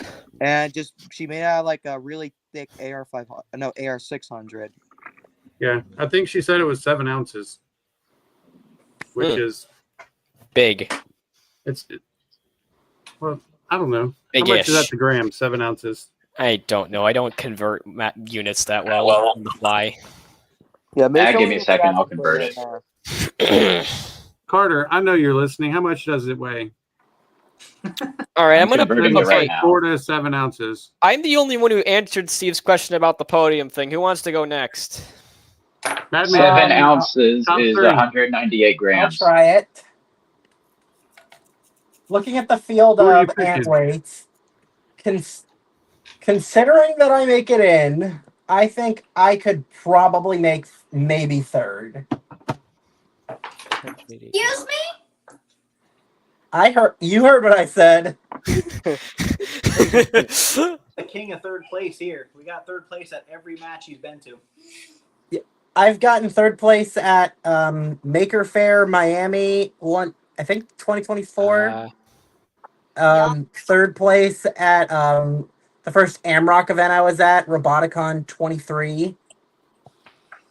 And I also got third place in Jacksonville, but I also got first place in that one. So I took first and third.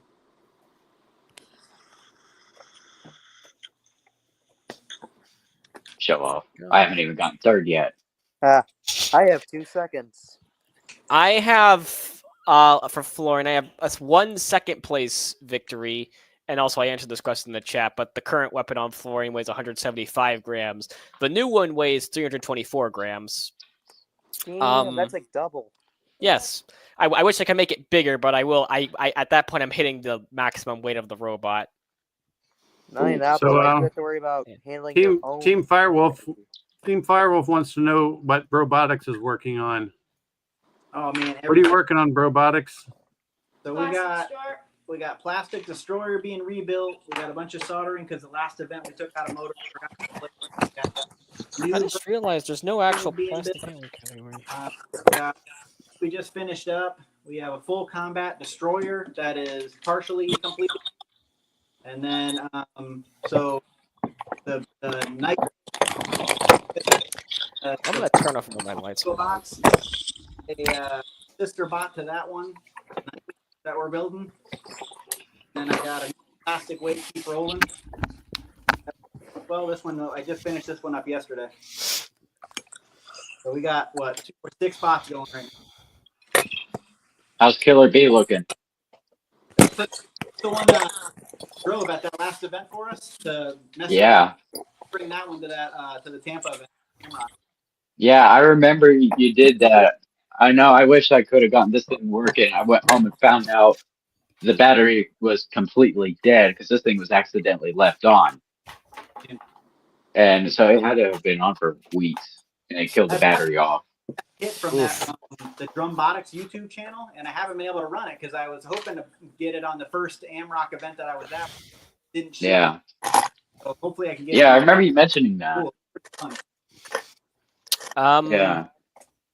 But yeah, thanks for letting me drive that at Ruckus. That was fun. Absolutely. Maybe we'll get a real fight next month in Tampa.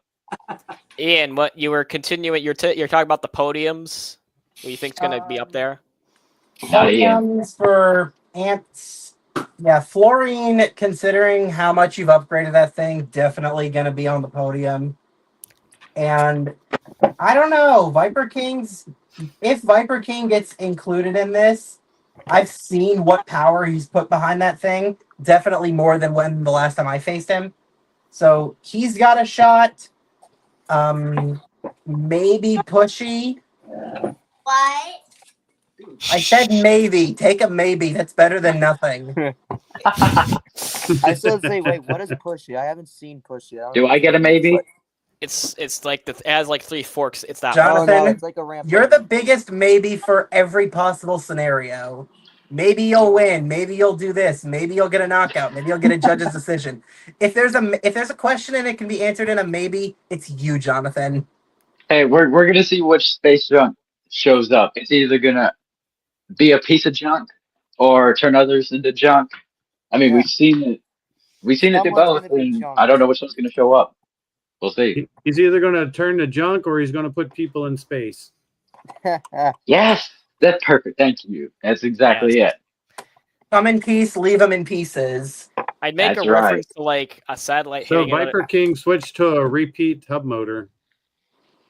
Which one? Is it like the blue? Are we talking like the actual like black hub motor? Are we talking like those blue motors, like what I run for my ants?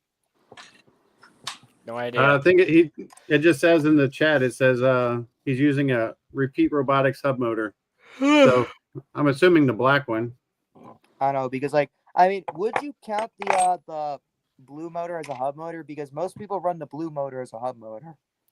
I consider like it's kind of like kind of like a hybrid hub motor. I consider it because it's like you're using an outrunner drone motor as a hub motor, if that makes sense. Like you're kind of like, I don't know. I think I'm describing this extremely poorly, but like No, I can see what you're talking about. Like example, like what I run on my amp. So like this is my old amp.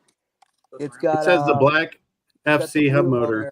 Yeah, that's I consider like what Chris is showing. That's like I consider like kind of like a hybrid hub motor. Like what Florian runs, I'd say is like a full hub motor, if that makes sense, or like a true hub motor or whatever, if that makes any sense at all. That is true, but like for you, I feel like for like the black hub motor, you don't have to like make like an actual like example. What I have to do is, well, technically I had Lars design this for me, and Lars whipped this up for me. It's the blue motor. Then there's like a TPU thing that slides over the can of the motor, and that screws in the bar. It's not just like I feel like with the black motor, you can just put it right on the hub, and that just screws right in. We're zooming in. It's sideways.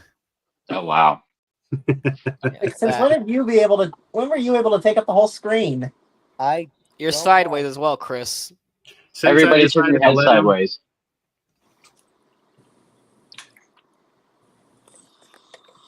I mean,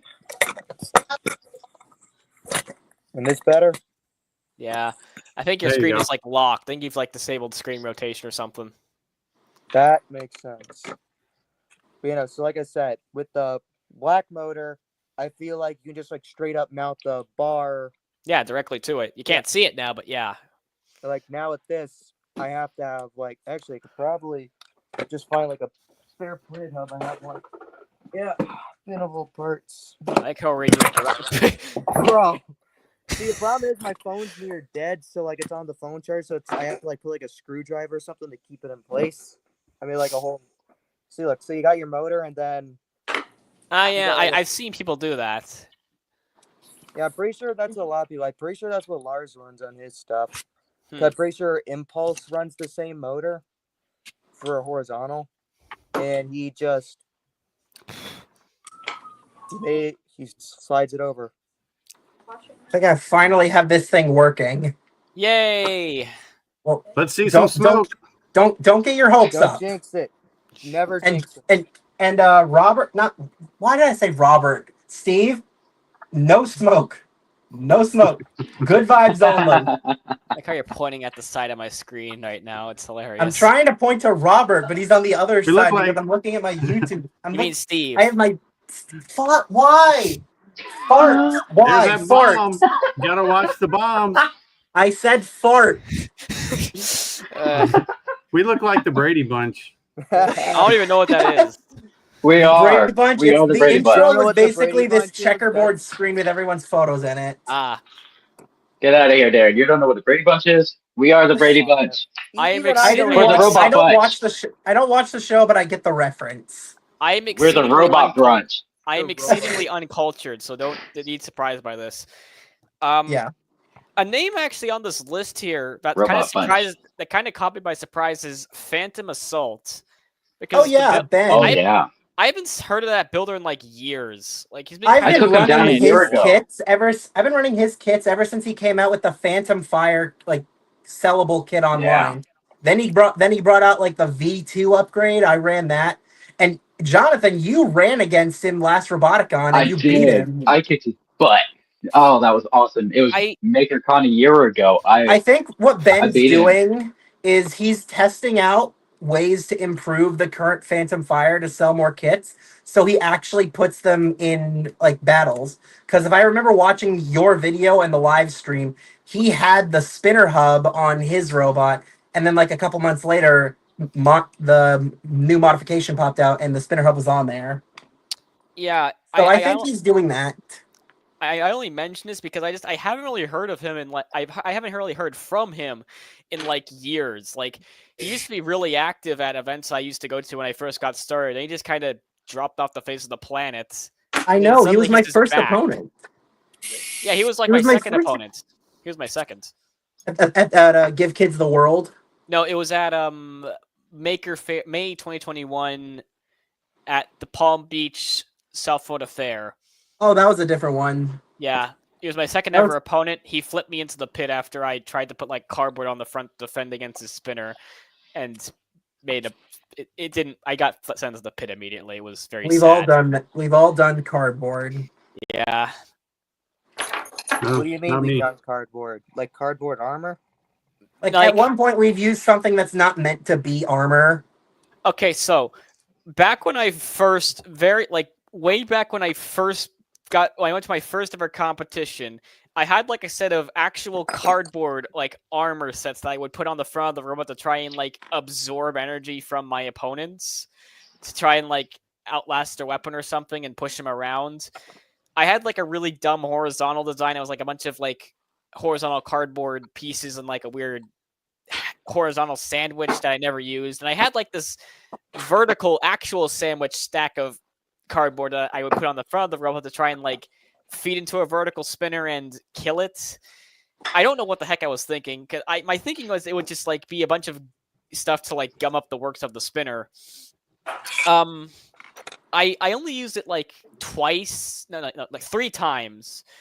I used it against Phantom Assault, the vertical, or Phantom Fire, sorry, the vertical spinner.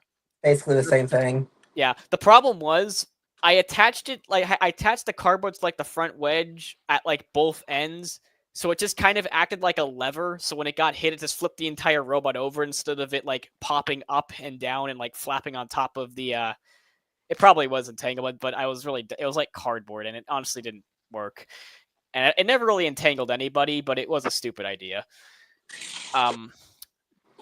In my defense, it was literally my first ever event, and I had like no experience with actually fighting robots, so I literally just did not know what not to do. Could be worse. Could be my first event. I mean, Yeah. First Everyone event was remembers their bad. NHL. Everyone remembers how bad their first events were. Yeah. Go around Oh, and say like what your event was like. We've heard Oh, from no. we've heard from Darren. I technically- Steve, what was your first event like? Like Darren, My first you can ever go. event was Makers Fair 2018. My first ever fight was in the 15-pound class, and I actually Wow. defeated Construction Ahead. So my first ever fight as with a robot was a win. Hey, mine as well. Mine was that as well. Because my first event went actually shockingly well. I went like 2-4 if I include all the grudge matches and rumbles. And I ended up winning my first fight by judge decision because my opponent's weapon just did not work. So me, with my duct taped on D2 kit wedge, managed to win my first fight ever. Which I am still shocked. I'm just like kind of amazed by. I think it took Carter 3 years to get a win. Oh, My first event, I remember vividly. It was at Give Kids the World Village. It was hosted by Lilith from Team Sporkanock. I think I was there. Yeah, you were there. I remember it. You gave me like cardboard rakes. Yes, I did that at my first couple events. I gave out And rakes because I was trying to be Hypershock. My first fight was against Ben in Phantom Assault, and I had him on the ropes for about 10 seconds, but then I backed up, and then he kicked me around for the rest of the fight. And I didn't fare much better in my second fight because I fought Supernova, and I drove into the pit in like 10 seconds.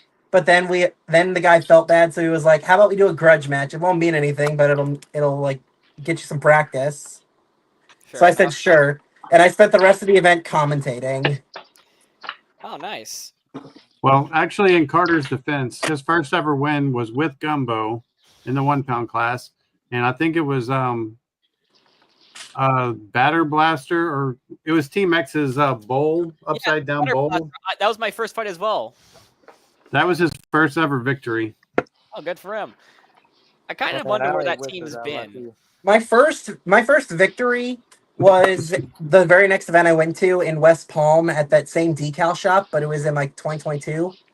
I ended up my first win comes in like 2 stories. The first one was against this 3D printed bot named Gold Rush, and in like the first second, he spun up his weapon, it hit the floor, and he died. So that was technically a win, but it didn't feel like a win. So my next fight against Yikes, I'm pushing him around with my wedge, and he hits me in such a way he flings himself out of the arena. And there was no pit, in this arena. It was just like a side of the wall that had like a covering. I launched him in there. I remember this. I remember I gave you like a big high five because I was like, I was gonna face the winner of the. Yeah, I was gonna face the winner of that fight. Yeah, I was you like, fought please don't be me. Yikes. And I remember coming and giving you a massive high five. I was like, yes, I'm facing a wedge. so I won't get damaged. Jonathan, what My- was your my- first event and first win? Oh man, I did not get my first win at my first competition. I was there. Do you have Yeah, a win you were yet? there. I had 2 fights at my first competition, and Ian, you commentated for both of them, so you saw Yep. what happened firsthand. If we must speak about what happened, I'm going to I speak about had- it. He lost to Jordan. ugh. Oof, I've been there. Yeah, I had to go there. All right, Jordan so I'll show you sucks. what I'm going to show you a few things, just a few things that Jordan did to me. That was back when Space Junk used 4 wheels, which I'm currently dropping because I don't know how to hold on to 4 wheels. There you can kind of see the damages on one. Hmm. I mean, that thing, it's kind of got chunks out of it, but this one's my personal favorite. This one's the worst looking out of all of them. These are Oh, man. the foam wheels that come with stock, and I had 4 of them. He tore through all 4 of them. Now let me show you something Just so y'all else. know, tomorrow is Carter's birthday. Happy Happy birthday, birthday, Carter. Happy birthday! Happy, I'm going however to show you old. something else here. Happy, however old he's turning. Can I turn my camera around? How old is he turning? Like, How old do you guys think Carter is? I'm going to Some place my 15. bets and say Now, 15. I'm gonna say 16. 15. 14. 10. 10. 10. Damn. He's got a mustache. Yeah, no. He looks like 14. your average high school kid. Is 15 I'm- close? I'm terrible with I'm saying ages. 16. He looks like my little brother, and he's 16. Steve, tell us. We can't take the stress. Yeah. Well, my wife guessed 15, so I'm going to have to go with her. You don't know? Of course I know. Our oldest is 16, and they're a year and a half apart. So, of course I know his age. Happy Yes, I 15th got it. birthday, Carter. You can now learn how to drive. Wait, no. If Yeah, live in you Florida, can. Actually, yeah, you Permit. can. You can learn how to drive. You might beat me. You might beat me to it because I still haven't done mine. I have my permit. I ain't got my license. I know I really I ain't need got to. either. I did. Man, I wish I could tell the story of how I got my license, but it'd be way too long and kind of not related to robots at all. Okay, we were going back to, apart from the yeah, that. birthday, Jonathan, you were talking about your Yeah. first win, And first event, as you said. first Yeah, event first and first competition. win. I'm going to talk about the first event so far. So right here, you can see, if I can get my phone just right, that is what's left of the top armor. Let me see if I can get it out. I'm probably going to knock everything out of here. This is my poker chip display case. All right, I'm dropping crap. That's what's left of the top armor. That's a lot of damage. Stock polycarbonate top armor split in half. That's all that remains of this thing. But yeah, that's nuts. Oh, I get full camera. Look at that. Well, look at that. That's what remains of the top armor from Space Junk after my first ever fight against Jordan. Woo. And the wedge also looked like crap. I actually gave Bob the wedge. I don't have that anymore. I gave it to him as like BattleBot's tradition. I just gave him part of my robot that he broke. So Well, it looks like he Just broke carrying on all that of it. You tradition. should have just handed the whole thing over.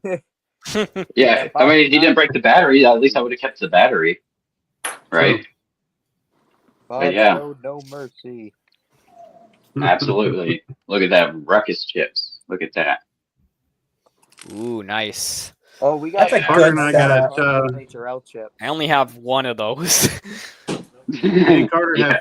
have 15 of those ruckus chips. I got Okay. 5. I got like a 30, y'all. I then stole one of one. I have exactly one poker chip from there because I only ever won a single fight when they had these. I stole one, and I'm technically not allowed to say that I stole one because they were only for the builders who won fights, but I just couldn't resist the urge. Hey, Right. that's okay because I stole this at an Amrock's February event last year because in an Insomnia fight, I was the referee and commentator that day. I wasn't fighting. And Insomnia, they got a hit so hard, this wheel from Insomnia, this damaged wheel got stuck in between the railing and the doors. And it was so hard to get this out. It took the whole rest of the day for me to get it out. And by the time I did, I went over to their pit table before they left. I said, here, I got this for you. You can have it now or whatever. I said, and the guy goes, oh, we were just gonna leave it there. So I took it home. Nice. That's a personal trophy. Keep that. If we're Yeah, it's like, shoot, if you're not taking it, I am. I mean, if we're talking about old stuff, I do have a random assortment of wheels. I mean, I used to have more wheels because when I replace wheels, I never throw them away for some reason. I just toss them into my toolbox just to kind of forget about them. So I just have, and eventually I did start throwing some of them out because most of the wheels I had were not the right size. I couldn't really use them anymore. I'm probably going to do the same with these because I can't use these wheels because they're either too thick or just too damaged or too small.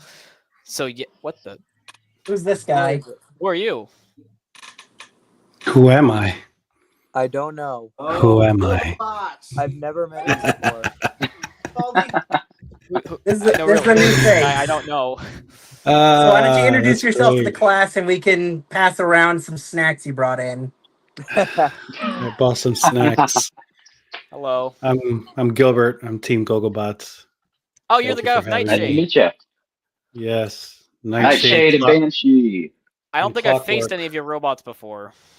No, I only have one robot that I fought with at in West Palm, which was Clockwork. This one here. Oh yeah, look at that little Oh, guy. yeah. That thing looks familiar. It was green before, and now it's red. Nice. And I just built some new combat robots for Tampa and for Miami, which are Nightshade. Well, I look and forward to Banshee. seeing you in Tampa. Yeah. I Tell got Guys, me. want to see a bots test? I now. got it closed up, Oh yeah. but not the cam. How do I centralize it? I don't think you Steven. can centralize. Steven. Just play like flip there. Oh, he's still there. Flip He's it. there. Try flipping it. Flip what? The camera. I don't know. What are you trying to do? Are you trying to like tilt it down? I'm trying to make myself the center so I can show the bot I just finished building. I don't Oh. think you can because I think that's like Steve I think that's Steve's that control. jurisdiction. Yep, Steve's got the jurisdiction. So Chris, awesome robot. Thank you. Hey, it's surge I actually- power. I got two actually.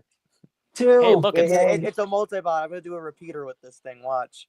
Even though it's totally not legal, I'm gonna do it anyways. Yo, it's overvolt. Break the rules. I don't know. I'm trying to come up with funny. That's right. I mean, hey, if I take this to NHRL, it would be acceptable anyways. Yeah. Wow. I could just pull a repeater, or in that case, a loophole. So yeah, a Nightshade changed. brother. I want to see Yeah, it. jeez, it's making that good. It's I had to change the design because Joe, I wish to see the robot about to. this is what Nightshade looks like now. Oh, what? Oh, look how Clean cute little blade guy. design. I It like reminds him. me of a Very mini mulcher's sleek. blade. Reminds me of mini mulcher. Is it invertible? No, it's not invertible. It has a servo. Oh, that's cute. What? That reminds me actually of. I actually had a design similar-ish to that only had two wheels and also no servo. And that's probably kind of what, had I continued that iteration of Florian, that's probably what it eventually would have turned out to look like. But again, I don't like talking about Florian 4. That was a massive mistake. Jeremy, about the Black Frost. So technically, this is not a Black Frost. It is heavily Black Frost inspired. So Power Surge's lineage started off as an original Black Frost kit with a finger type beater bar. Eventually, I put a custom bar on it, but it was still Black Frost. Then the Evos came out. I started running it as an Evo for a while. But then, after last year, I decided to finally give it a custom chassis. It's very similar because I was actually So Black Frost kit used to sponsor me when I ran it as a Black Frost kit. So I definitely have some of that Black Frost DNA. Like the uprights, it has the same front shape. The only difference is it's a different dimensions, and you can tell there's some internal work there, like all the pocketing, the back plate. You can see like the pocketing. There's like a little back for the screw there, so there's a screw to keep it from doing the thing. Nice. It has like the sides where I added some pocketing on this side. I added the aluminum inserts. So when the UHMW oval's out, it keeps the shaft in place. It's a custom bar, but it still has the Black Frost DNA, but it's definitely has some work done to it to where I can say it's my own design. Nice. And say at the top plates too, you can tell different vent patterns. But yeah, it started off as a Black Frost, but now it's completely my own. Yeah. Flooring technically started out as a Kit Viper before eventually I made a fully custom thing. So is Right, that chloride that you're holding? This is chlorine. I still have to replace the weapon, but I don't have the parts yet. But rest assured, it will hopefully have. I didn't realize that your weapon bar had dwarfism. Listen, I have everything modeled. I know everything will fit. I just have to now start ordering all the parts. And I'm gonna do that when I get home, and after all my exams are done, then I'll put it all together and have something fun to show y'all. But for now, I have this, and I have done some drive tests with this, and it drives pretty dang well for this. Right.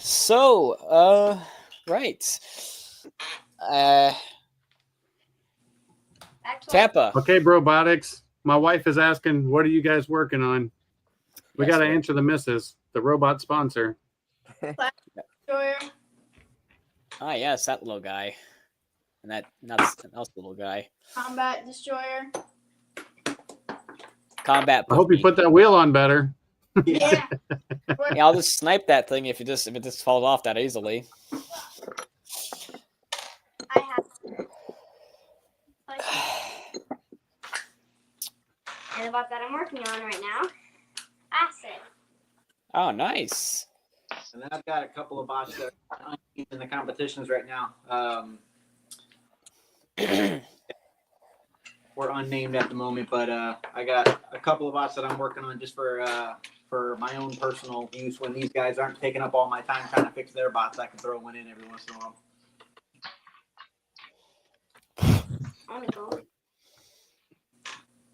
I know we started talking about our first events. Yeah. Oh, yeah. Yeah. I forgot about that. Your first event? Yeah, I was talking about my first event. I never mentioned my first win like Madman mentioned. Which Ian kicked himself out. His phone died. But he mentioned he wanted everybody to talk about your first competition and your first win. The first event that I was in, the first destroyer, I went against Insomnia and it ripped it right in half. Oh, yeah. Insomnia is really bad opponent. Yeah, Insomnia, if you're not, is a toughie to fight. I know that. Yeah. I haven't had to fight him, luckily. The only Florida bots right now is like Hellfire and whatnot. I don't know what Insomnia is. Insomnia is a terror. I'll have to send you some videos of me. It was actually Insomnia he was at NHRL in the April event. It was one of those 3-pounders when they had the 3-3-pounders fighting the 3-pound class. I didn't see any footage of those fighting. Oh, okay. Yeah. So to get those three to bots get back to like do as well as they do. I don't know what happened, but they all three independently usually run pretty well together. But in that NHRL event, it seemed like they kind of weren't running that well. I don't know what happened. Sam is saying it was called Venture. He's reminding us. Yeah, and my wife is telling Brobotics that she's blown away at how far you guys have come with your builds. Oh, appreciate it. Yeah. Yeah, it's been awesome watching you guys. You guys at all these events have been helping us out quite a bit. I just heard it click. Definitely appreciate all the help. Yeah, it's been awesome watching you guys grow, and I was happy to fight you guys a couple of times. Yeah. Actually, I fought Destroyer when it was a Viper. And I kind of wish I could have kept that fight going. I don't know what happened. I think in that one we were still trying to figure out that FingerTech motors were not the way to go. That was the problem. Yeah. It looked to me like your battery died or something. Who did we lose? We're missing somebody. The Go-Go guy. Go-Go bots dropped off. Oh, he's Go-Go back. guy. Hold on. I could see him on the bottom, but he wasn't on top. Sorry about that. That's okay. Yeah. So about the whole thing about like first event, first win that Ian mentioned, and we were talking about that once upon a time.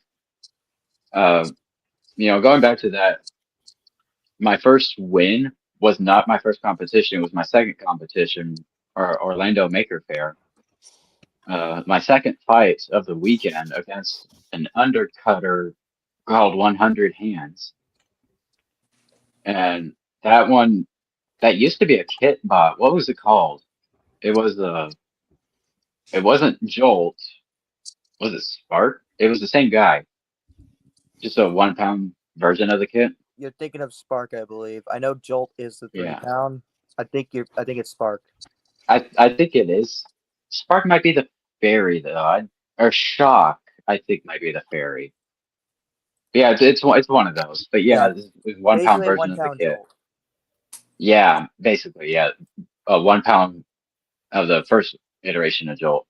Or But a yeah, that quarter was pound, my I should first say. ever win. Went to the judges, and that one we both had our issues. We were both we were struggling in that fight, and it went to the judges. And what my favorite, that was my first ever win, and I actually did not hear the announcer say who the winner was. I went back to the pit table, fixing my robot, and then somebody else, I think it was a teammate of mine, he came and starts talking about how we won the fight. I'm like, wait, we won? Like, I got so excited. Hey, Gilbert, you have my wife is asking. She wants to know what other bot do you have? She saw the one that you held up. I don't know which one. Which ones are you bringing 2 to Tampa? I'm bringing 3 to Tampa. Tampa. I'm bringing 2. I'm bringing. This is Banshee, which is a twin with robotics Nightmare. Woo! That is clean. Clean, And I'm brother. getting. It's an airweight by force. I just ordered carbon fiber. This is aluminum, but I'm getting carbon fiber top from that Nice. Just Cuz hub? Madness. Nice. Huh? Is that Yeah, it's a Just Cuz hub. Yep. Oh, those are good. And that's a 1 pounder? This is a 1 pounder. Yeah. Oh man, It looks like a 1 It's pound. pretty small. You know, even It looks in like speedo weights, 1 pound hubs hit pretty hard. It can do damage. So if they can do damage in the 3 pound class for a 1 pound motor, then those are gonna rip through the ants. I've seen. And it's those a pretty thick blade too. Yeah. Nice. Yeah. So that's that. Those things gonna get good cutting. It kind of reminds me of Turbo Fiend's blade geometry. Yeah, the whole robot. That robot looks so cool. I think it looks like either a Bite Force or a Chainsaw Kitty, just scaled down to 1 pound. Maybe more like Bite Force, honestly. Definitely it's awesome Force. looking. I don't want to fight it though. I think she saw this one. I think she saw Nightshade. Yeah. I think that's the one that you show. All right. Yeah, and then I have this one that I was gonna say put it up against your beetle. This is a 1 pound little drum. That looks like the Drumbotics kind of. Yeah, it does. It's all 1 pound TPU. killer bee. Yeah. So that's what I got here. And then Clockwork, which this was the one that took the first place at West Palm. Nice. Yeah. That's it. That's all I got. Hey, got some nice looking Awesome. bots there, man. I like the aesthetics they have. Like they all Carter says a plastic Minotaur. Oh. It kind of does look like that. It's a good design. Yeah. It also reminds me of this one beetle over in Merca called Drummel. It reminds me of Drummel over in Merca. Or Mothership. Reminds me of Mothership. So, Gilbert, when did you start fighting? What was your first event? West Palm Beach, the one I took first place in. That was my first robot design, my first event. So yeah, I guess beginner's luck. Was that this year? That was November last year. Okay. No, that was this year, right? True. That was this year. Remember. Yeah. That was this year. November is when I got into it. January. My Maker Fairs. That's when Drew gave me the virus, which now I'm still fighting the virus. Yeah. Three people hooked. All right. During that November event. And, so I'm going to bring. Well, I'm going to step out for a second. You guys keep talking. We have Madman trying to get in. I'm going to bring Jeremy in first, though, and we'll just kind of start rotating people around. All right. Yep. Okay. because I I can only have have to 6 on talk screen about- at once. But if we keep doing this, I'll upgrade the software to where I can do 10. I'll just start like a Patreon. I And we just- could give you money to help finance that. That'd be It's kinda not cool. much, but I really didn't think even 6 people would want to show up and talk. So You're fun. Of course, we want to show up and talk. So y'all, It's so a y'all fun keep way to talking. talk and work on your bot while you're doing it. It's a good way to pass time while working on bots. Yeah. Hey, Show 'em Jeremy. off. Hey guys, It's how I do it all What's the up, time. Man. Jeremy? Thanks for giving me the weapon. absolutely, man. What up, Jeremy? You're the one I'm, who had the I'm question redesigning about that robot. Jeremy. You're the one who had the question about the Black Frost, right? The volume. Yeah. Yeah. So you talking about the inserts earlier. It's not that hard. All you have to do is so how I run it. I got it from Pine Victus. You know Pine Victus that just qualified for Norwalk, big beater. Yeah. Yeah. So the Pine Victus CAD is on GrabCAD. I literally took the inserts he runs. He has like this little like hollowed out bit that sticks out. I just flattened it out, made it a 2D shape. I went to Suncut Sand. I got like 6 mil aluminum, I think. And all you have to do is make a little insert on your upright, have it pocketed. So like this is about 6 millimeters in, I believe. And then it just slides right in there. And it's still got plastic on the other side, so there's no rubbing or anything with the bar. And you got yourself a simple thing to keep it straight.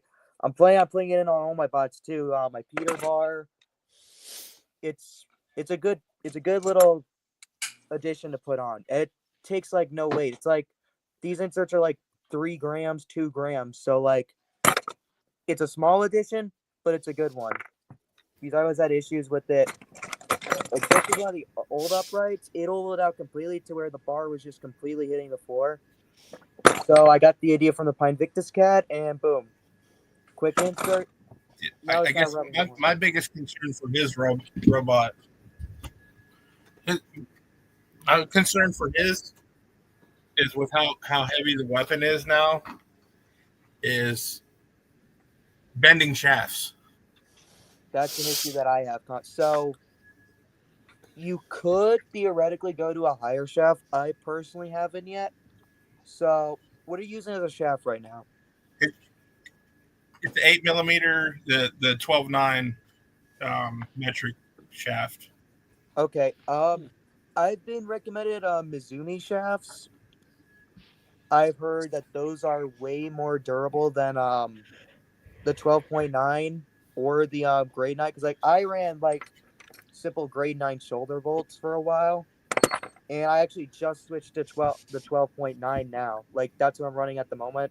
I'm gonna run it for the first time at New Jersey, but I've heard Mizumi shafts are a really good way, or you can always just eventually go up to like 3/8 shafts. I know that's what like Impact, Yeah, I've heard that. that's what a lot of people run. But I maybe look into possibly Mizumi steel shafts. Those are like they're expensive. I will say they are expensive. They're like $60-$50 a shaft. But I think someone's mic is on. Wow, if it's worth not bending, like, That is not happy. It is not happy. I feel like someone's feedback and stop now. Is it better? Hey, there we go. Okay. But That's you better. didn't hear me, right? Either go 3/8, I'd say, or maybe look into a Mizumi steel shaft.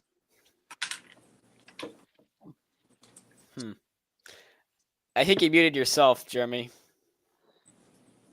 Now another question: how are you with shearing screws when you hit too hard? Do you ever? I did because it was me causing the feedback. Do you ever break screws or shear screws? Because a constant issue I had with this bar for like years is. I think I'm having an issue with my audio because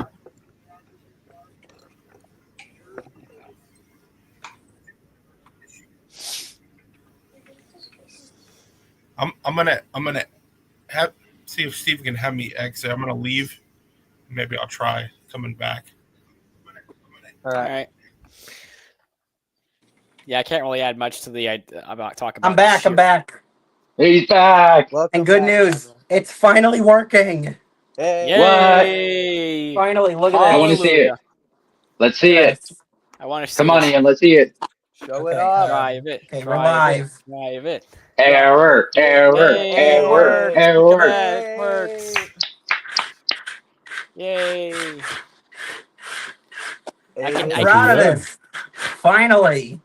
feel the oversteer from here. Awesome. That one of the Hey, best.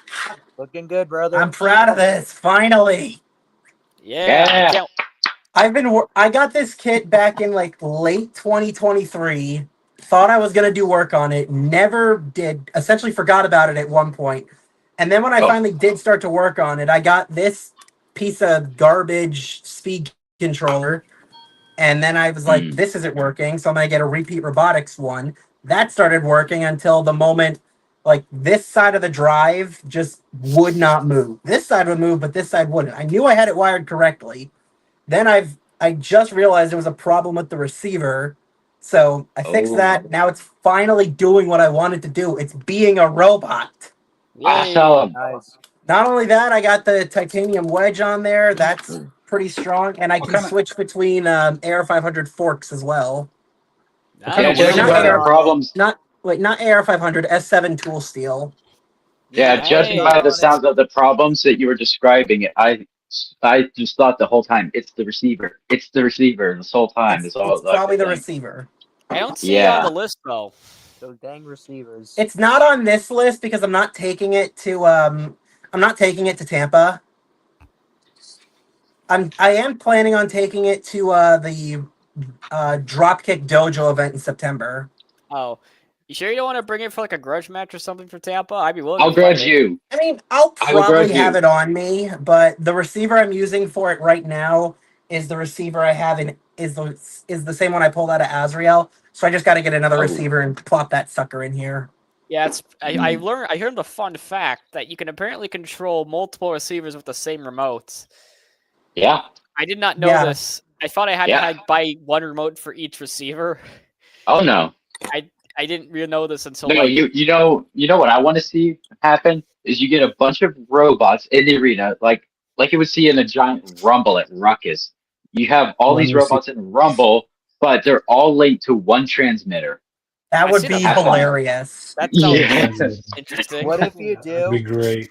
What I gotta go on. What if you do? Everyone throws their bots in the arenas, but you reach into a bag or a box and you pull out a random transmitter to any one of the robots.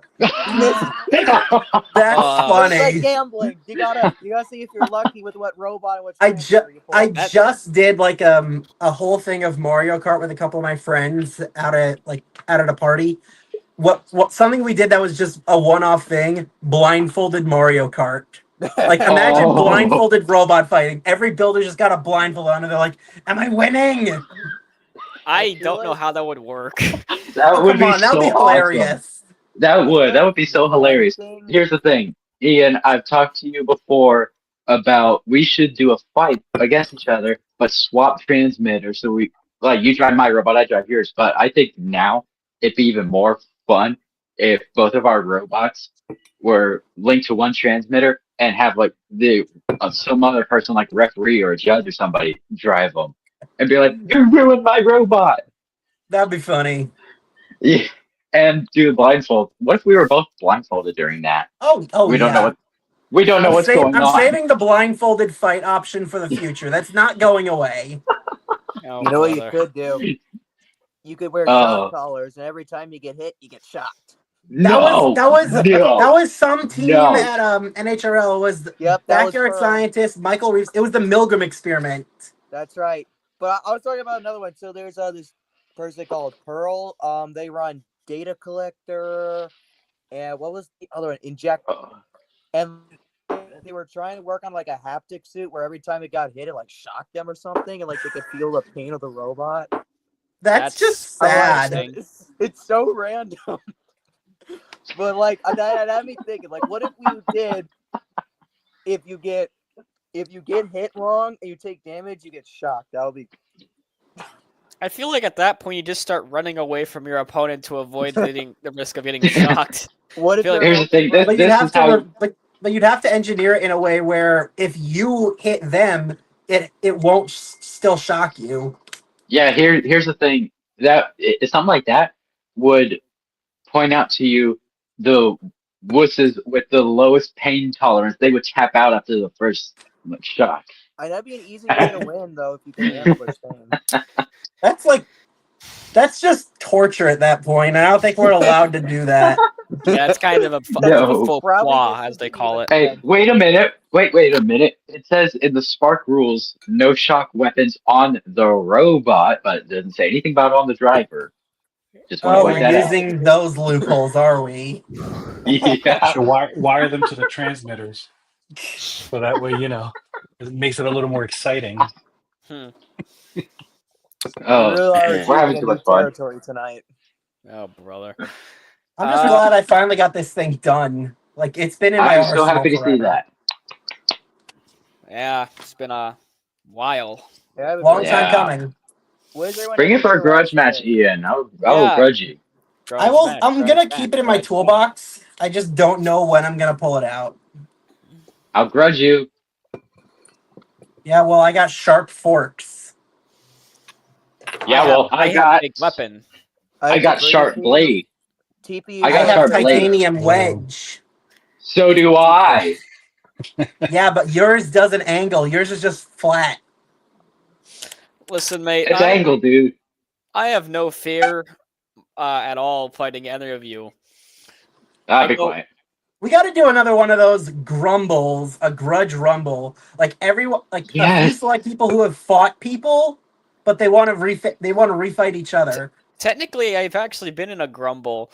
It was at Robot Ruckus when Florian was performing like a pile of garbage. I fought 2 robots, and I actually managed to win the robot by KO, which was a very welcome surprise after how horribly the robot was performing. I had one against you in like September of 21, but yes. Yeah, I was against Yikes and Crazed Madman, and I think Yeah. I won that fight. Yeah, I did win that fight. Just barely. And I still remember the trauma of Yikes hitting your weapon, your wedge coming off, and it flying across the arena, eye level at my face. Oh yeah, I remember this. I rewatched the fight recently because I was putting together that Wiki article. You know about it. I was putting together that Wiki article, and I decided to rewatch the fight, and it's pretty fun. I mean, it's terrifying, but pretty fun. I remember I noticed that I was pretty much hanging back for the entire fight, just kind of waiting for Yikes to die, but it never did. So very eventually, I kind of ran into him. My weapon came off. Then my wedge came off, and then both of you stopped moving, and I won. Yeah. Wow. Back when I was using finger tech motors. I was as well, okay? And I survived somehow. I don't know how. Yeah, I see the sharp weapon, John. Yeah, I recently beveled these teeth. Should I bevel for more of a bite? Should I bevel my weapon? Probably not. Would that make it? I think beveling only works if you have like a vertical spinner. For horizontal spinners, you want a bite. Yeah, exactly. That's why I did it. I thought you'd kind of want your side of your weapon to dig into opponent's armor. Just slice through there and just start cutting stuff. Actually, let's make this a saw blade. What if I put a saw blade on this? Don't know. That'd be I would awesome. not want to fight you. That thing would bend in like 5 seconds. I know, but it'd be so cool. I would just have a massive saw blade. I could just slice into stuff. I'd have to slow the weapon down, but I might do that for fun. Stop getting ideas. Sure, you can't stop my brain. It just does things sometimes. A for fun idea that's never going to come to reality, like my extendo wedge. Yeah, I have had a lot of ideas for robots and things to add to my robot that I've never actually made. Yeah. What's a good example? I can't really think of one, actually, shockingly. Okay, so we're speaking of Rumble. You know what was fun? You know what was a fun one? It was Norwalk Havoc for me. Norwalk Havoc, 2022, I want to say. It was my teammate Johnny's birthday. It was his 16th birthday. And we had a big team rumble in the cage. It's on the main stream if you look at for that event. It was around like prime time or like late night. It was, I want to say 10 of us. It was me, Johnny, a bunch of our friends who was also on the team. One had a hexbug duck with a lipo duct taped to the front plow. My teammate James with voltage, Half-Life, and my teammate Johan, he had a few ants. It was one of the most chaotic matches I've ever seen. There was like imagine. 3 bots at the end with lipos hanging out, and voltage just absolutely ate an entire lipo and turned it into confetti. It was the most chaotic thing. It was so much fun though. It was like, So what happened to Gilbert? I don't know. Gilbert had to drop. I think he went to bed. He went to bed. Let's see. I'm gonna have to go to That's 'cause y'all bed. didn't- I'm soon. gonna let someone else in. Thank you for having me. Right. That's what he said in the chat. This chat. Yep. Yeah, I gotta go to bed Probably 'cause- soon. I can't stay long. I got something to Who's be in the Weekday morning. Warriors? Guess I think what? That's Zach, Sunday right? Scaries. That's Zach. Yeah, Zach. Sundays. Gotta talk So about it. yeah, listen, Zach. Let me tell you what. Old school NHRL. Our team pushed the boundaries so many times. That's before I wonder if what I pulled at a November event is what got the fire marshals on our ass. So Bruh. what I did, or technically my brother did, we put a hexbug witch doctor and we duct taped 10 lipo batteries all over it. And we threw it. Why? It was because why not? We wanted to create an explosion in the box. And we threw it into the arena against Clyde. Not only Clyde, but another WPI. I forget what was it Fully Defined? Was it Saber? It was one of those big WPI verts. And let me tell you what, that box was almost uninhabitable for a good 5 minutes afterwards. It took forever for them to suction all the smoke out. Even with Wow. technology. What is wrong with you people? Hey, don't blame me. And the thing is, we actually had a little thing where like, hey, any builders in the pits, if you don't have any batteries you're not using or if they're near the edge, just give them to us. We'll slap them on the robot. We end up getting like 10 batteries donated to us from other builders. Holy crap! Wow. What was this, NHRL? Yeah, no, it was NHRL November That doesn't surprise me. 2022, I want to say. Or was Dude, it I refer to NHRL as like the no house rules event in Robot Combat. They're like pretty much anything goes. They have no rules, it seems like. Yeah, no. Oh, brother. Old school NHRL was a different breed, man. There was so many insane out-of-pocket stuff before the fire. I still wonder if partly that is to blame for the fire marshals. It probably is. I'm pretty sure it's on their main channel. Like, it's still on there. I wouldn't be surprised. That sounds insane. Look at Yeah, it nowhere has else bird but NHRL marshmallows have I and ever lipo seen. fires. Is someone calling my name? Yeah, that kid. Yeah, what's up? That kid. I'm having to look at my other computer, so don't think I'm not looking you in the eye. I'm looking at you. Oh, that's pretty cool. Can you finish it fully? I need to put the forks on. What? You cut out for a second. I need to put the forks on.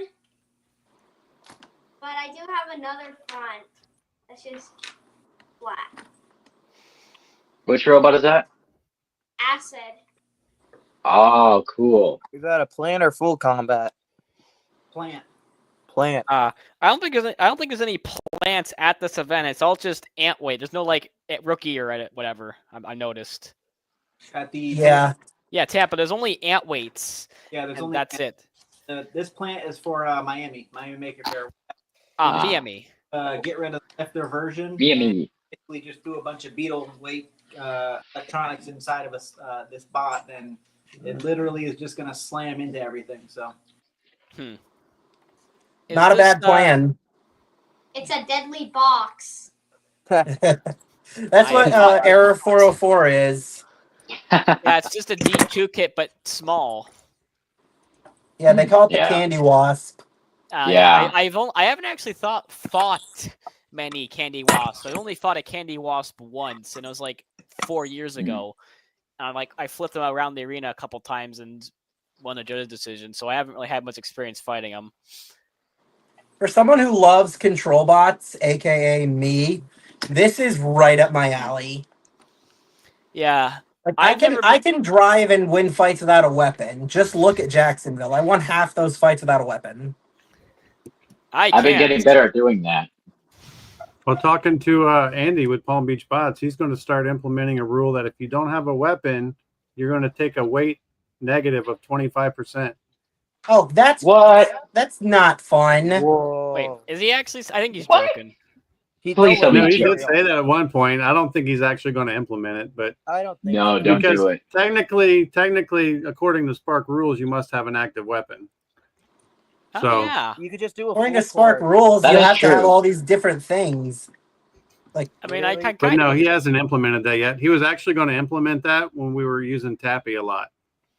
I think it was aimed at us. All I'm saying is, if you're I can doing kind of no see why electric that rule would be a thing, but that's kind of a weird. You have to like. That's a kind of you have to like. That's kind of not a good way to implement it. You have to give him something in return or whatever. If you're gonna. Yeah, I don't think he's going to do it though. He was just that was yeah. like last year talk. I just figured Yeah. I would give Madman a hard time with that.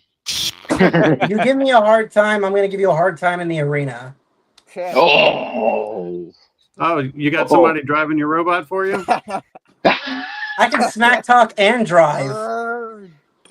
I You can't. can't do Well, either. I've heard you try to smack talk. I've never seen you drive before. Yeah, the I thing about have never try. witnessed you do it You're either. subscribed to my channel. You don't watch my videos? Who would?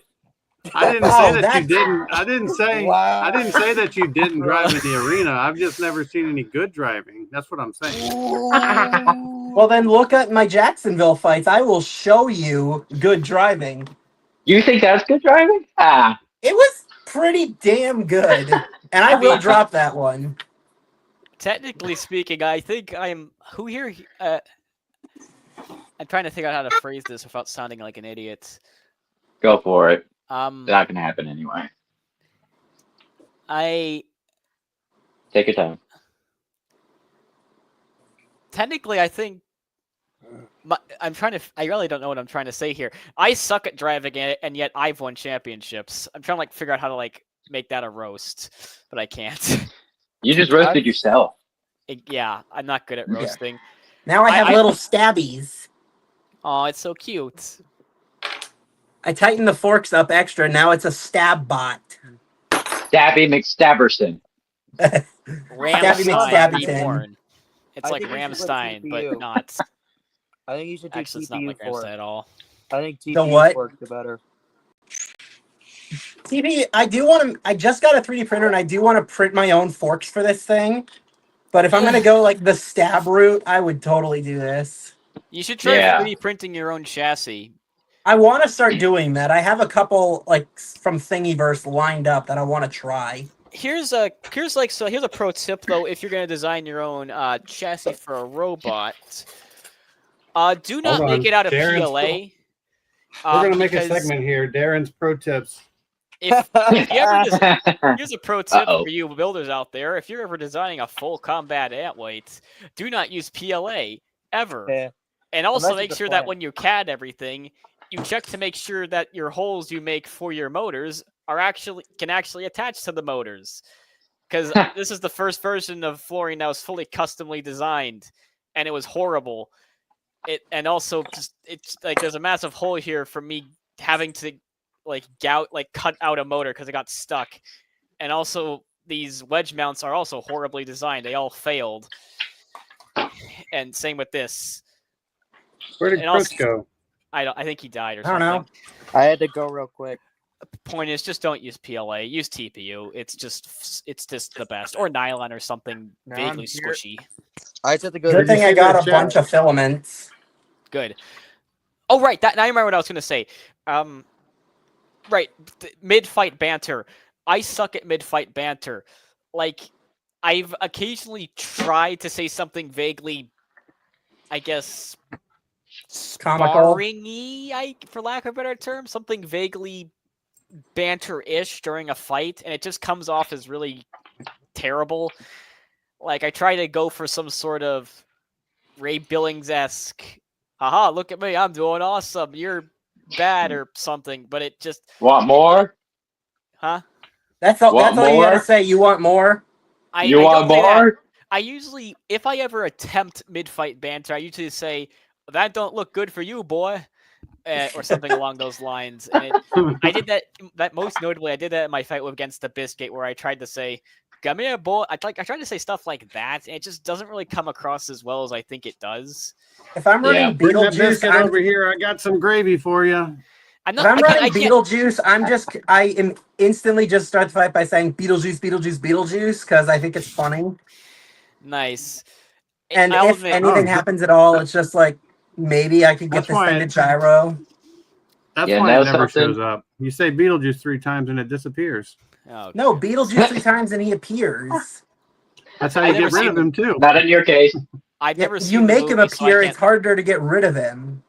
See, There's here's the I thing. just Yeah. watched the movie. There's multiple ways it works. If you're meeting him for the first time, like, and you want to say like hello and get the gist of it, then you say his name 3 times. If you want to go back, you just say home, home, home.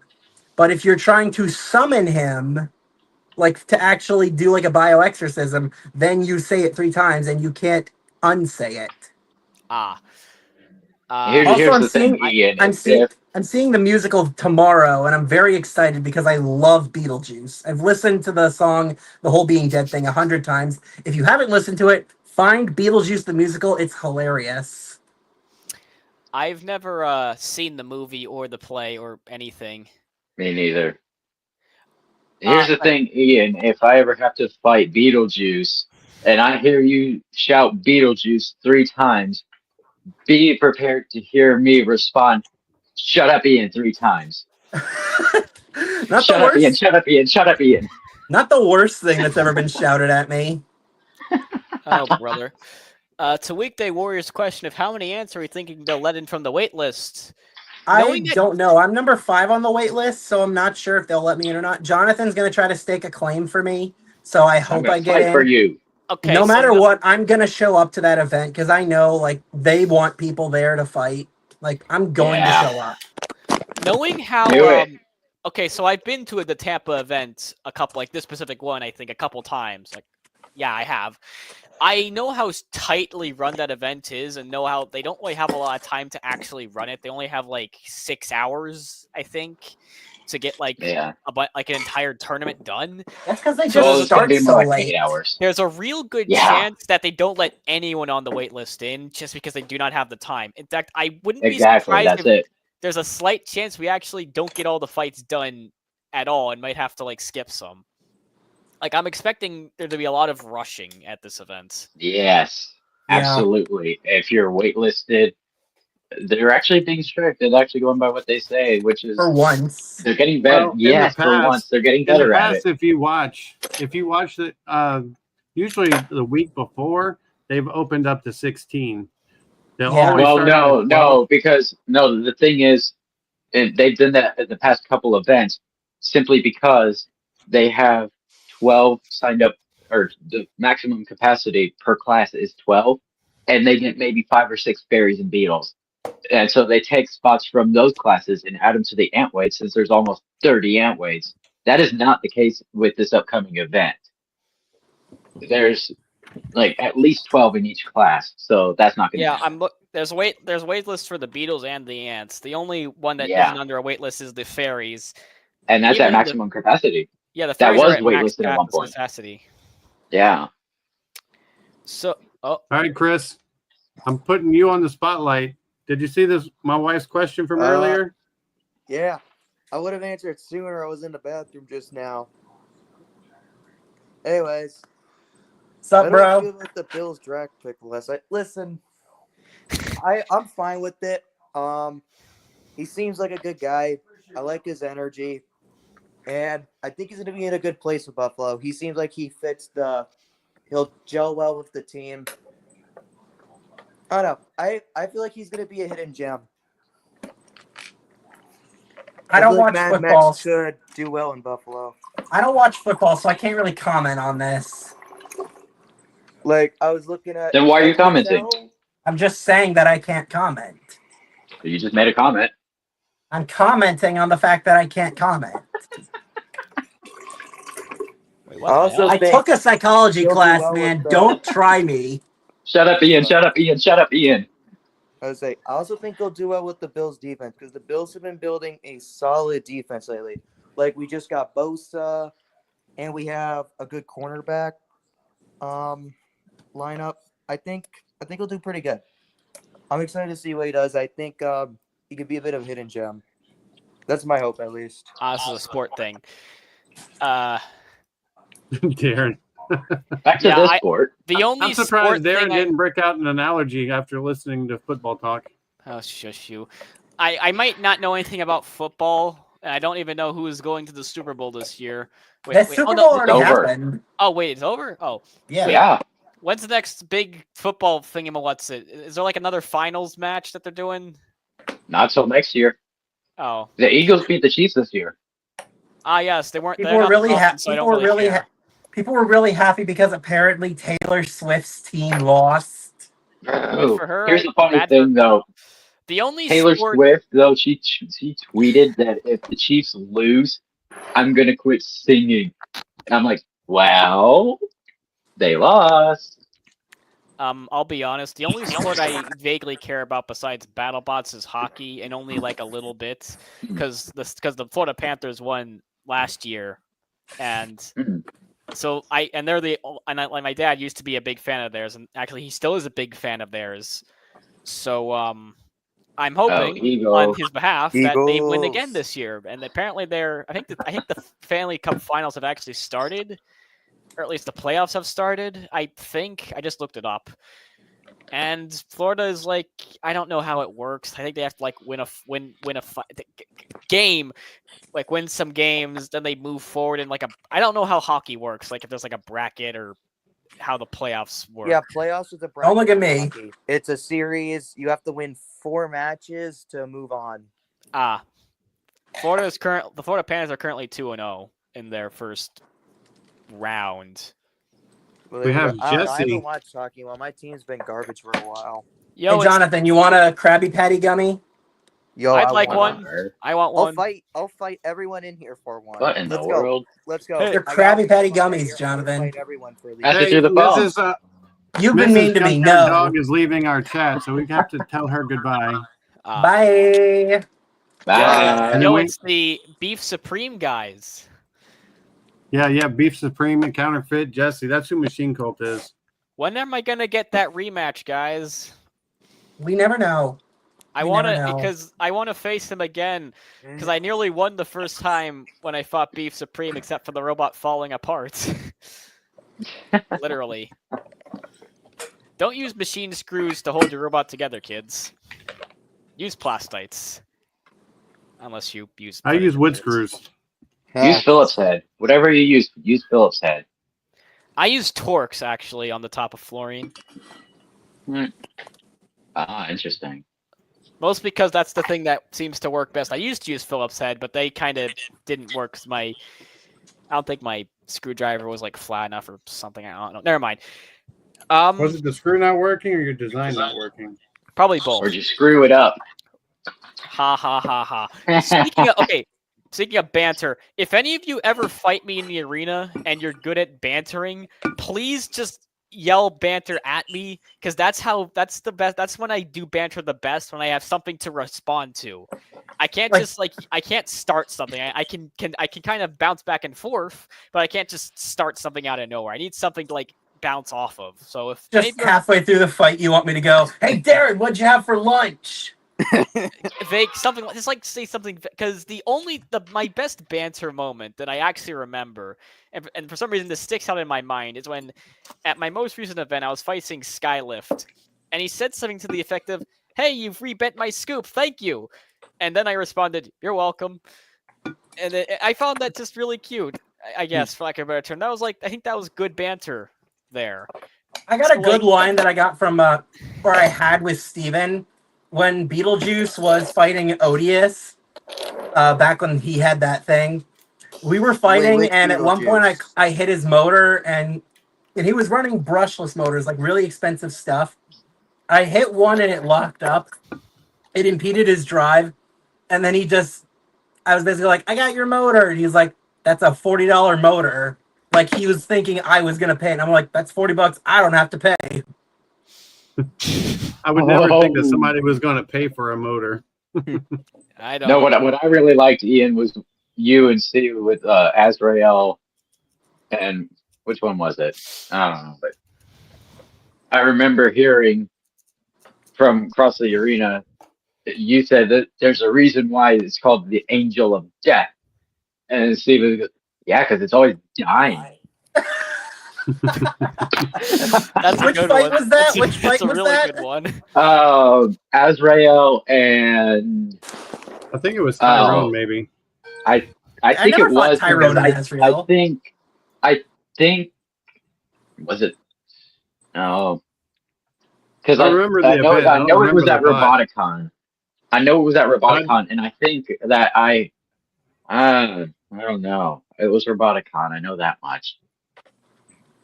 Or maybe it was Gumbo. No, I never fought Gumbo. I don't know. Happy? I do know you lost, though. I can tell you that. If you can find the clip or the person I fought, then I might have a clearer picture in my head. Might be Cappy, was it? I don't know, maybe. No, I it might have been Steven Cappy. was driving it. I don't know. No, Carter was driving. I was just there recording.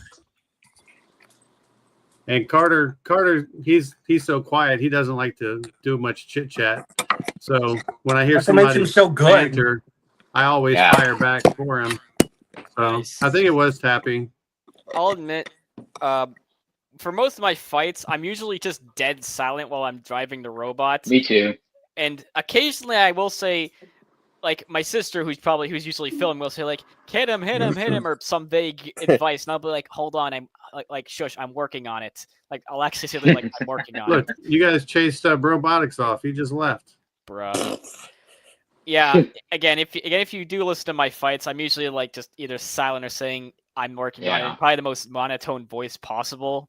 I'm really focused on the fight. I still have funny audio from you at SuperCon in 2022, where we were in this rumble. You got flipped over, and I gave my controller to the guy who was piloting Baby Beater, and the guy behind Baby Beater gave it to me because I wanted to try it out before I got Beetlejuice.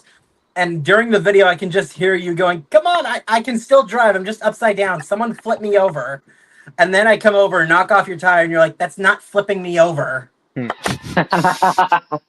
I remember that event. That was Florine. I think I designated that one version 4. That one got second. Yeah, I got second with, like, the wedge lifter thing. Yeah. Somehow. I still don't know how the heck I actually managed to win that event, or nearly win that event. Beginner's luck. It wasn't beginner's luck. That was like my 10th event in a row. Okay. I think it was like, and I look back at that event with a bit of confusion because I faced Gumbo at one point, and even though I lost drive at the end of that fight, I still won, and I don't know how. And again, I just don't know how I won. I got second place at that event, but that rumble was I was testing a new design for flooring, which is like a horizontal windmill. It was like an angled horizontal spinner, kind of like Ironside 3 or Texas Twister. Yeah, like Texas Twister. The problem with that design was that it was really terrible, and like it could barely drive upside down, and it could self-right, but only if I like managed to ram into the wall and turn the weapon on at just like the right moment. It was it was really unreliable in that regard, and it honestly, I am very glad I'm very glad I retired that design pretty much immediately because I realized this is terrible. Hi, Jeremy again. Welcome back, Jeremy. What up, bro? But Jeremy, did you hear anything earlier that Chris was trying to tell you? It was in and out. It was in and out. Chris. Okay. He was asking you about the shafts and all that stuff. So you said you're into 12.9. I would say your best bet is either go up to 3/8, like Impact, Puka. I know that's what I'm probably going to do in the future, is go up to 3/8. Or look at Mizumi. They got these 8mm steel shafts. I've heard really good things about those, and I'm actually looking into doing that after I'm done running through these 12.9 bolts I have here. But I'm looking at Mizumi shafts. They are very expensive though. I think it's like $50-$60 a shaft. So they're expensive. But I hear the results are pretty good, and I've heard good things from them. So I'd say either up your shaft size, go to 3/8. Problem is, you'd have to order new beaters, which with tariffs and everything, ordering from China, that's not the best idea right now. I mean, that's why I'm like running through this beater I've had for like 2-3 years now. I'm running it till it breaks, and then I'm gonna get a new shaft, and then I'm gonna get a new beater, and I'm gonna go 3/8. But for now, I'm just gonna run 12.9 bolts or Mizumi shafts until that bar is dead. Yeah, I just bought 2 of these beaters, so Yeah, so I'd say just look at Mizumi. Go with the 8mm steel shafts. I could give you a link of what I was recommended from a friend. From a friend that goes to Norwalk in New Jersey a lot. I could give you a recommendation from because he sent me a link, and it would work on yours too, because we run the same stuff. So I can give you a link.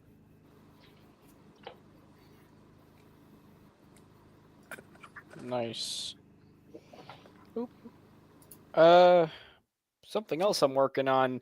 Well, I say working on is I'm currently I'm actually so my spring semester for college is about to end, Same and here. Madman already knows this, but my dorm, this building I'm in, is going to be closed for the summer, so I'm kind of in the process of moving all my stuff out of my dorm into my truck so I can go home, because my entire complex as well is also closing on the 3rd before it reopens after like 2 weeks. It's going to reopen like on the 12th or something, except for this building. This building, for some reason, is being closed for the summer, so I'm moving to a different building on the same complex. So I'm currently starting the process of moving out. I moved my 3D printer and all its associated stuff into my truck since I won't be using it. And I'm going to be moving more and more stuff into the truck as the week goes on. Up until the 1st is when I'm actually leaving. So yeah, that's kind of fun. So yeah, that's fun. Also, I don't think these 3 chaps at the bottom have heard this. No, these two chaps, One of those two, Jeremy and Chris, wherever they are on your screens. I made I don't know if you noticed, but I wrote like an article about fluorine on like a wiki, so that I have like a more proper and professional looking place for people to see the entire history of the robot, which is pretty cool. I send it to me on Instagram. I want to read it. Okay, sure. Keep in mind that I wrote it entirely myself, so expect it to be kind of bland. I'm not really good at. I think it's like, for what it is, I think it's okay, but like I think it could be better, it could be worse. I tried to make it look like what I saw on the wiki for other robots that were ant weights, which there isn't really much to work off from. But I also realized, fun fact, I am rapidly approaching my 100th fight with fluorine. I am currently at 96. I've had 96 fights with this thing. Woo! Collectively. And I will be hitting 100 at my next event, probably. Assuming I don't I would die say immediately. definitely. Well, definitely, because assuming Jeremy, you're muted. And Chris, you're also muted. He just left. Hey, Jeremy, go. Chris, you're also muted. I think you're... Yeah, no. I have my dad in the background talking. Oh, okay. So yeah, there's a good chance I'll be facing one of you silly goobers for my 100th fight. And whatever it will be, it'll be an honor. Yes, I'm going to make sure I have to remember this. I have to remember to tell the commentator people and the announcer that it is my 100th fight to make Hey, it at least some I sort said of it. big spectacle. Yeah, man, and it definitely congrats. will be. It will be That's a hell of a regardless. And milestone. That's I dope. said it before. I'll say it again. If I'm not your 100th fight, which I hope to be, I want to commentate for it. I want some part in it because this is just awesome. You want a good I'm happy commentator for you. that fight. Oh, Yep. shut up. Do you guys know any good commentators? I don't. Ian. Oh, wait, You're I'm right looking at here. one. And also- I could be a pretty good commentator. Right You here. were pointing the Hello. right direction. You Yeah. you were no, never mind. You weren't. Oh, well, I've only ever heard Ian commentate fights, so I don't really have much. I don't really know how good you guys are. The others are at fighting. Jonathan's commentating. getting pretty good. I will admit, the first time I tried commentating, my nerves were shot through the roof because I had a microphone thrown at me unexpectedly. Say, here, you want to commentate? And I was supposed to be the referee, so I did 2 jobs, and one day my heart was racing, and I sucked at both jobs. But I've been working at my commentary, getting better. I still don't think I'm necessarily a great commentator, maybe not even a good commentator, but I'm working on it. I'm better than what I was, I will admit. Hmm. And what I know, I learned from you, Ian. I'm not going to be a meanie for a minute. Well, I learned But- mine from monster truck commentators, Mm. and Yeah, I'm I now learned. and now I'm getting more inspiration from WWE commentators. Yeah, that's fun stuff. Ian, I learned everything I know about commentary from you. Thank And you. that's Yeah, about. I'm just going to play Mr. You Nice two Guy. get a Like, don't get room. used to it. We're Don't not get used getting to a Mr. Nice room. Guy. We're already in separate rooms. So my question crazy. is, do you love it when you go to an event and the referee is brand new and really doesn't have a clue as to what's going on, and he's like jumping your case about, oh wait, you got to do this, or oh wait, you got to do that, and you just I look don't- at the guy and you're like, I've done this 100 times. I don't Man. mind when it's a new referee because the referee, all they're allowed to do is like the most they can do is count you out. What I really hate is inexperienced judges. I was just about to say, Judge. They're the worst. Just say that. They are the Like, worst. if you go into an event and the person judging doesn't know what to look for, then you might as well just be fighting nothing at all. Yeah. I have been that. revisiting the idea of being referee again. I think I'd be better at it now than I was then.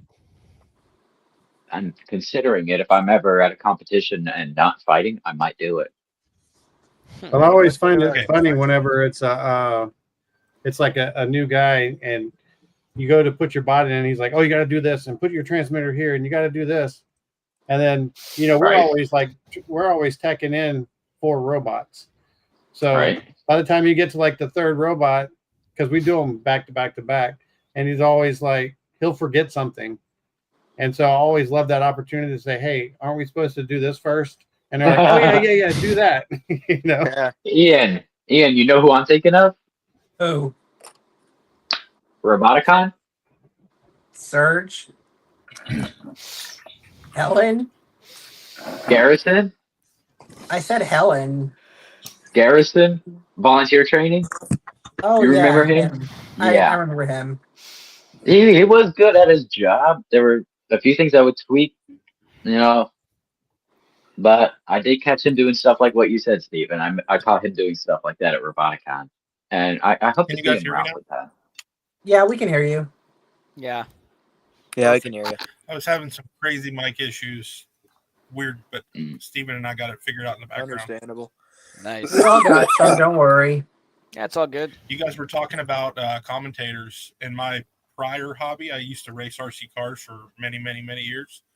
And I did a lot of hosting my own events and Really? called That's a pretty lot cool. of the races. Yeah. Really? So, Jeremy, on that note, you're going to Tampa, right? I hope to. Like I talked to the other Steve, I believe. I was emailing back and forth with him. I had to withdraw because I was out of work for a while. I had a motorcycle accident at the end of last year. And when I came back to work, I had already signed up. And then I found out that was my on-call week. So I couldn't drive to Tampa and be away from where I work. So I withdrew. And then past week at work, we redid our call schedule, so now I have that week off. So I emailed him again saying, "Hey, I re-signed up if possible, so I'm on the waiting list. So we'll see." Yeah. Well, if you do make it, would you consider giving commentary a shot in robot combat? Sure, absolutely, man. I love to be. I'm It's very much boisterous easier than and people vocal. realize. Like, absolutely. First time I tried commentating for robot fights, I was shy. But when I started just being relaxed, more like, hey, you're the Yeah. voice of this, it doesn't matter because, like, you can make literally anything sound good because you have the power. Like, once you start relaxing and just really putting some character into it, it really becomes an easy Oh gig. yeah. It Yeah, definitely gets. absolutely. I'm taking like. It's probably very similar to when I was in the RC community. I knew the people that I raced with. I raced with them on a weekly basis, so I start to know these people. I know you guys mostly from chatting with you a little bit or seeing you at an event. I don't really know you guys yet, but I hope to get to Right. that point. Right, we've only been fighting since I think our first event was in St. Lucie last year. No, is it November? No, November was MakerCon. It was March, I think it June was or last July, year. one of the two. No, no, it was definitely after summer because my kids were up at camp in Pennsylvania. I'm actually interested. We were doing the whole first event, first win. I'm interested in hearing what was your first event and what was your first one. We didn't hear yours. Let's pass it on. We might as well make it like a question for any new guys coming. Pass the torch. So yeah, our first event was at the STEM. I think it was in St. Lucie at the STEM Center. Was it? It's not Spark. I can't remember the name of it, but it was in St. Lucie, I believe. I should remember. I have a terrible memory, but it was towards mid last year, and I bought 2 kit robots. I bought the Peterbilt kit, and I bought the Jolt kit. And E2, right? Yeah, and I came with both, but I had only registered with the Jolt kit. And my youngest son that comes with me now, we built a plastic ant, and I used some PLA that I had. I've been 3D printing too for years, so I had some PLA. That I'm like, oh cool, I'll make a plastic ant. Well, the first fight was against it was Puddle Puppy. It was a pusher, or he was like a. Yeah, he was a witch doctor kit. Yeah. Yeah. So it went okay. We lost the fight. Then the next kit was against it was a drum spinner, and one hit with that drum spinner, the plastic you could tell was old, and I probably didn't have it near hot enough, and it just was like a million pieces. Ooh. But at that moment though, like I said, I came from RC, and I was very competitive, and when something went wrong, it went wrong more than went right in RC. So I was always upset or angry at that moment when that happened. Like my son and I both had giant smiles on our face. We're like, "This is the coolest thing ever." So yeah, that grabbed your attention. Yeah, we canceled the plastic for now. Like we've got some stuff in the back burner. We're just trying to learn everything. But anyways, my first fight was against Peekaboo. In the 3 cup. That's a good rough stuff. Yeah, Wow. about 20 seconds in, the Jolt kit comes with a 30 amp Simon K weapon speed controller. We talked about this last time we had one of these big chats a while. We talked about yeah. And it went up in smoke at about 20 seconds in. And it was just kind of it got to the point where they weren't sure what it was, so they took it out. So that was my first ever fight. When I get involved in a hobby, with Jolts. Yeah, I go into I used to be a team manager for a chassis company, so I always carry spare parts. So I have probably enough spare parts. I probably carry almost as much as Andy as spares. It's a weakness and a blessing, I guess. But I put a bigger speed control in it. I went out and I won the next 2 fights. I don't remember. I fought Foo Fighters was one, and I don't remember the other one. And then I fought Hyperfixation, and I lost to him. And then I actually at the event, Andy let me register the Peterborough kit, and I fought with him and went 2-2. So we were hooked after that. And then I went home. I went on GrabCAD and I found a lot of models, and I kind of like conglomerated a bunch of different things. And that's where I made cert. And I never really competed with him until Maker Faire. And I qualified, or I seeded third overall. I was pretty happy with that there. And then I went through the first 2 rounds, and then it was the semis, I think, and I fought Nautiloid. And we hit weapon on weapon. Yeah, and it sounded like a shotgun going off, and my robot just stopped. It hit so hard, it ripped a wire off my switch. Nautiloid is scary, man.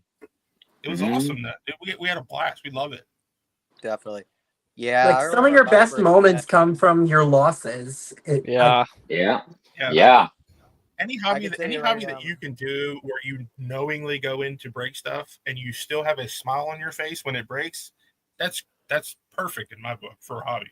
Totally. Like, it's a welcome change from RC, because RC was a lot of work because I was a team manager, and it was super competitive. And this is just fun. Like, I can come out. Yeah. This where I'm at now is a race trailer that I used to tote with me around to different events. I raced all over the world. So now this is where I have my robot shop now. I have a trailer, my old pit trailer for RC. Well, that's pretty good, man. Honestly, I can there's no shame in being fed to like a really good bot for your first ever fight. I feel like it's almost a rite of passage for most builders. I remember my first event. It was NHRL. I had 0 experience. I had a Jolt V1 actually, not a V2, but a V1.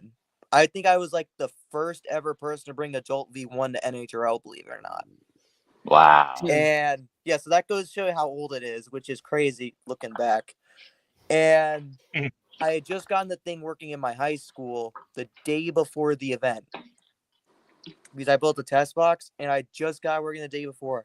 And I'm like, hey, let's see, can I get a win out of it? Let's see what happens. And you know who I get fed to in my very first ever fight? Jameson Go. Eruption. Dang. Oh. Let me tell you what.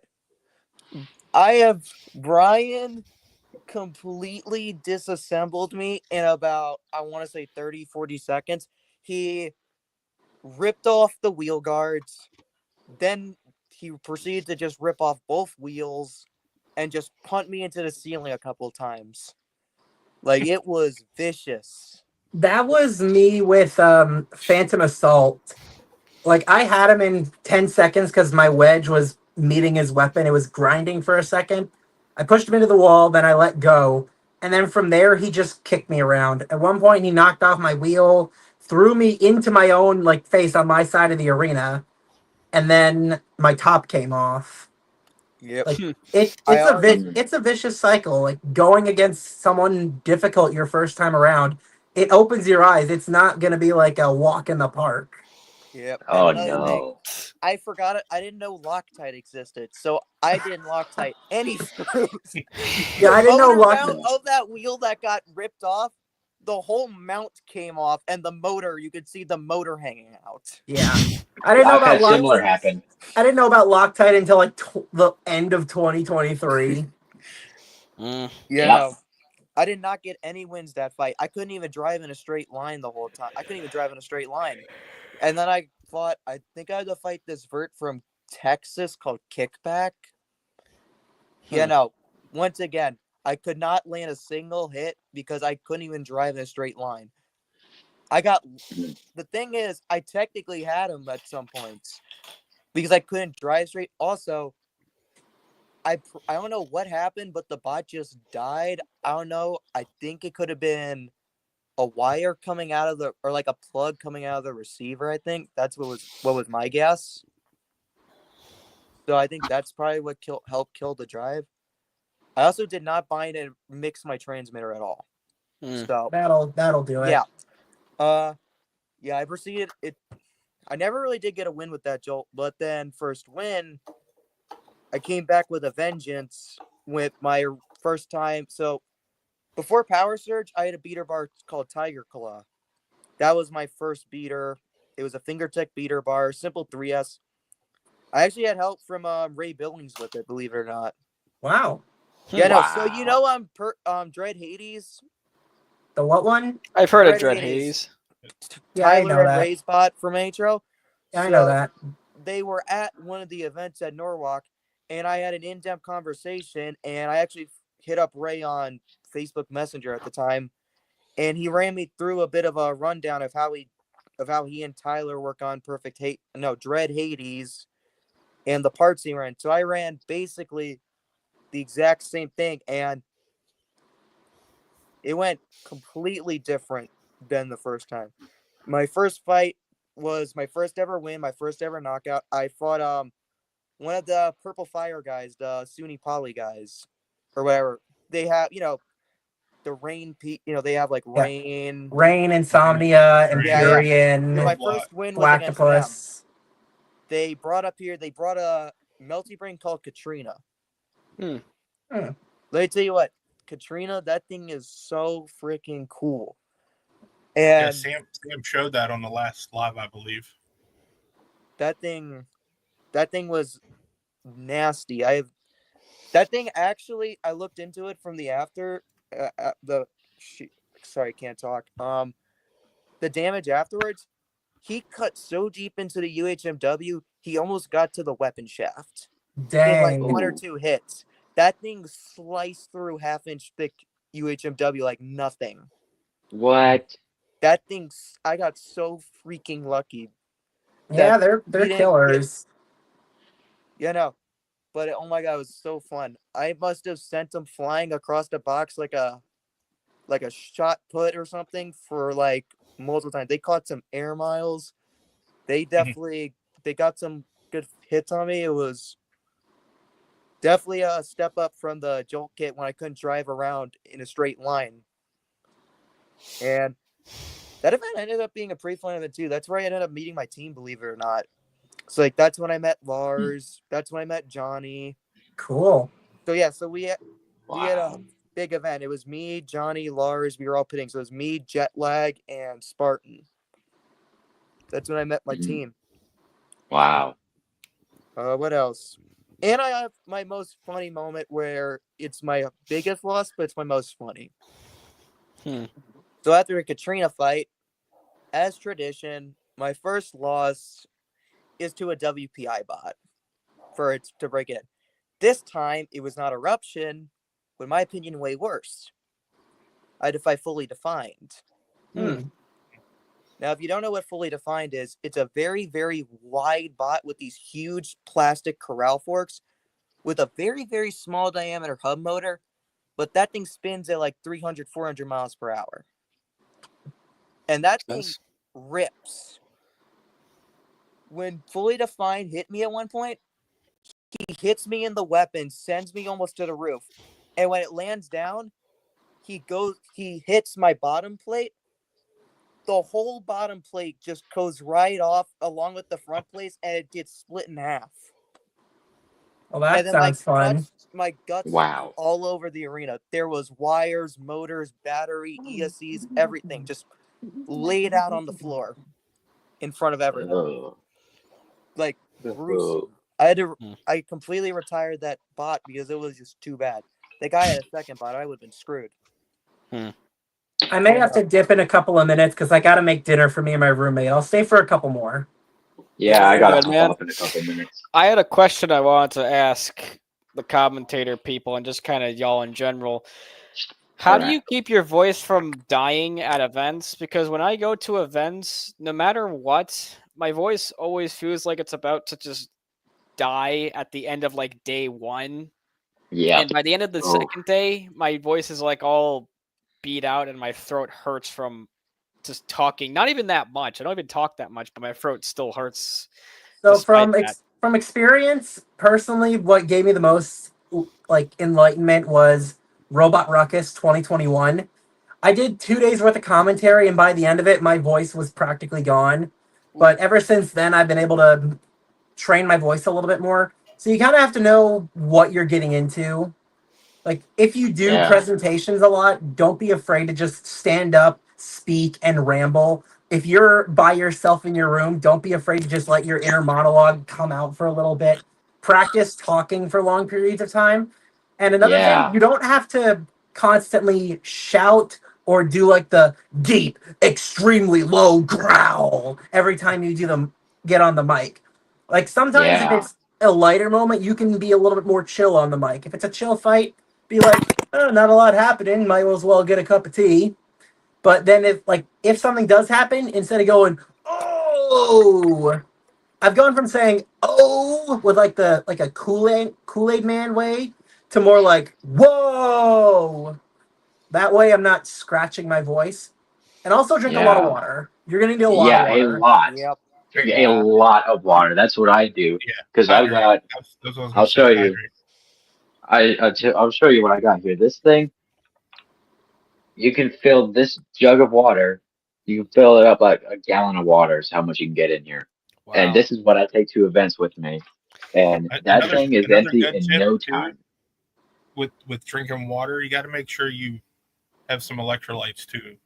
Like Yeah. Gatorade. Yeah. Like switch Gatorade. between the water and Gatorade if they have it at the Gatorade. events. Yeah. Yep. Right. One If thing you want to I go to practice UF.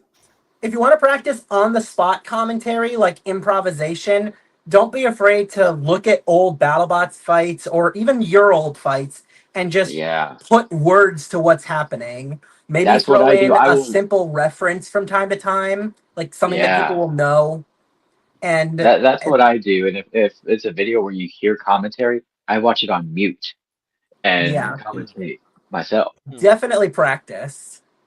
Like I've Definitely. And had one thing, I've been go doing ahead again. commentary since I was a little kid because I had these toy monster trucks I'd play with, and I'd always do commentary for them. And then when I Yeah. watch monster trucks on TV, I'm always commentating for them. And then when I started watching BattleBots, I mute the fights and then make my own commentary.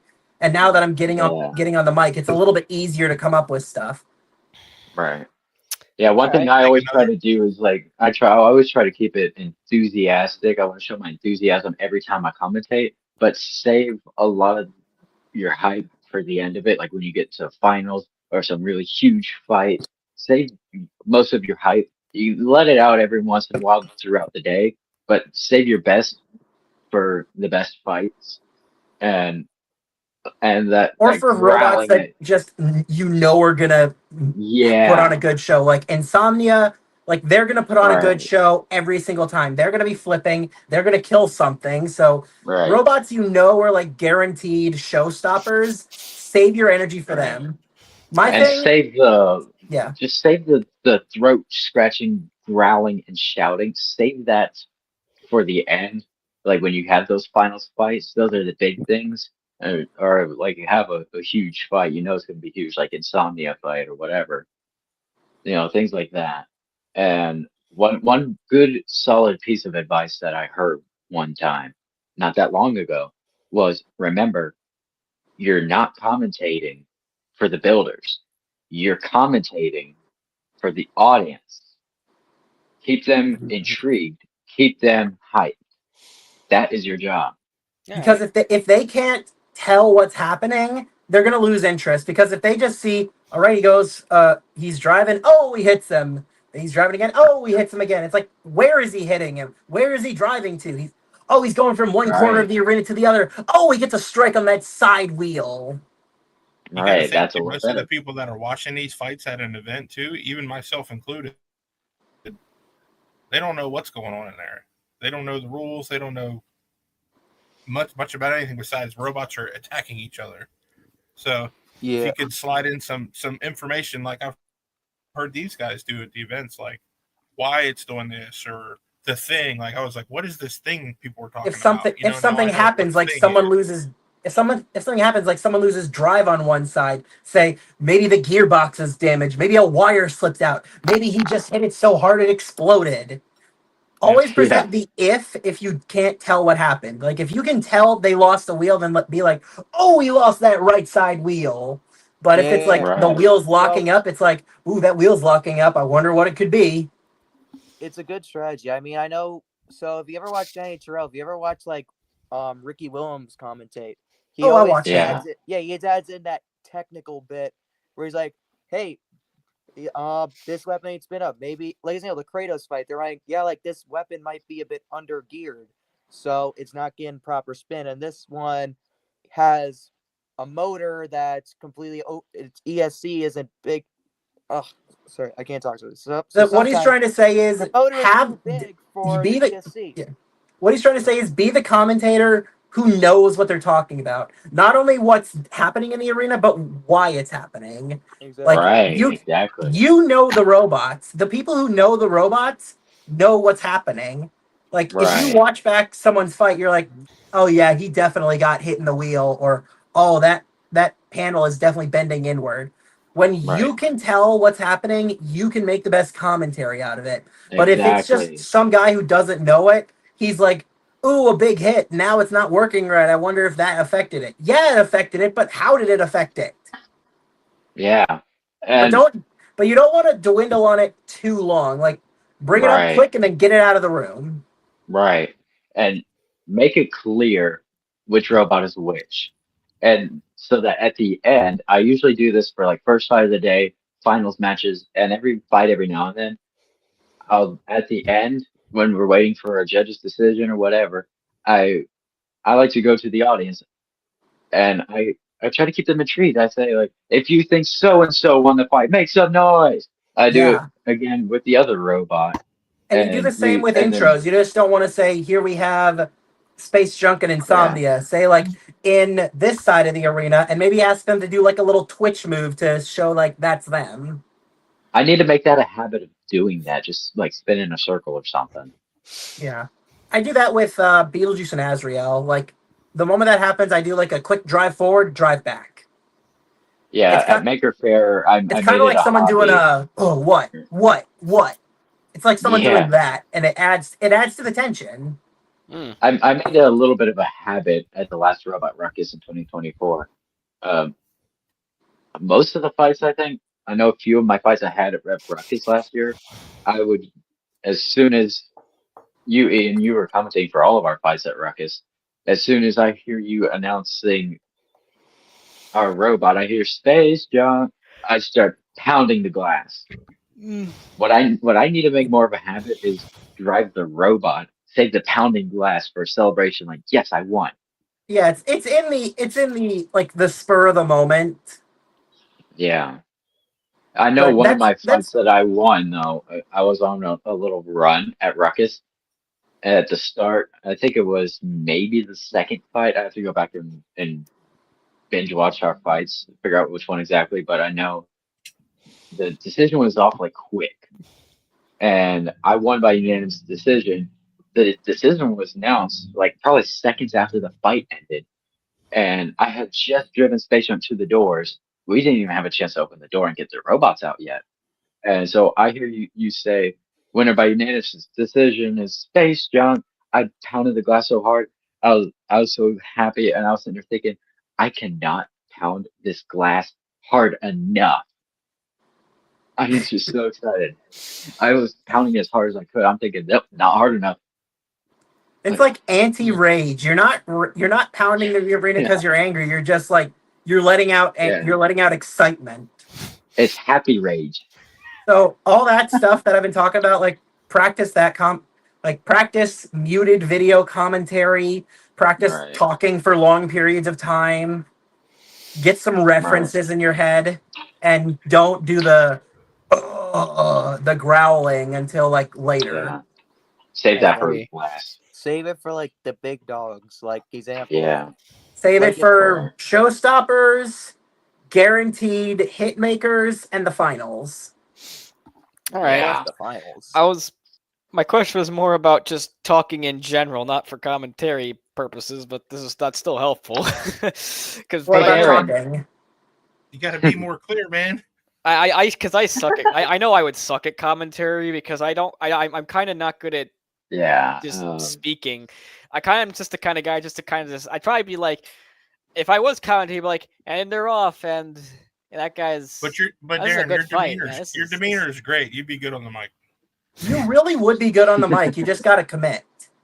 I guess Yeah. I feel like I just get lost just awkwardly watching the two robots fight and just forget to speak. I'm just too enraptured by the funny robots doing the funny thing. Even if So, that's the case, Darren, just say what's happening. I kind of want to hear you give commentary a shot, Darren. And here's an idea: if you're not really up for it, you can be my puppet. I'll stand behind you and commentate, and you can just repeat it into a microphone. Like a People human think you're ventriloquist. Yeah. See, people think you're commentating, but you're just my dummy. Oh goodness. I mean, listen, if I'm Just a ever down dummy. there, I would love to give Can it I an just awesome get someone shot. to do that, but for like driving my robot and winning events? I actually learned how to do ventriloquism. I You got get good at it at into one point. fairies.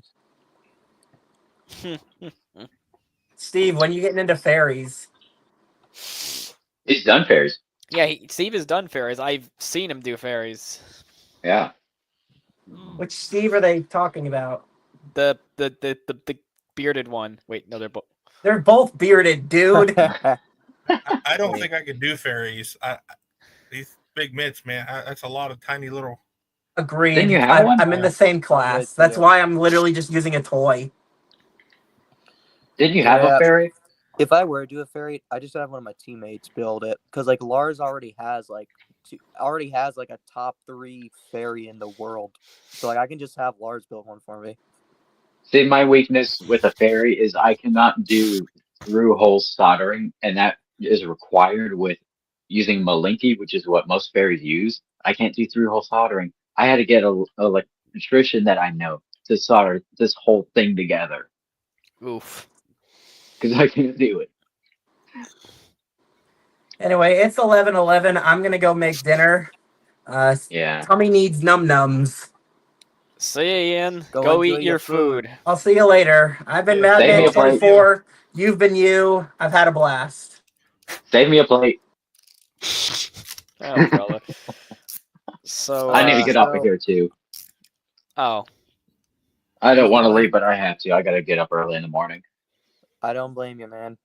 all right. Well, see ya, John. The Yeah, space see, junk. man. Sorry, So, I'm yeah. just used to calling you space Hopefully I see you in junk Tampa. now because that's your bot. Let's get one last look at the best robots you've ever seen. Or I'll leave Rocketeer out of that I statement. mean, the Do you aesthetic see on it my is rainbow-colored clean. masterpiece? Come on, you can't say that with. I don't know, man. Hey, I hey, appreciate here's the rapping thing. on space junk. I appreciate the extra mile bro went with the raps. It is pretty clean. I don't Beat know that, how to- Darren.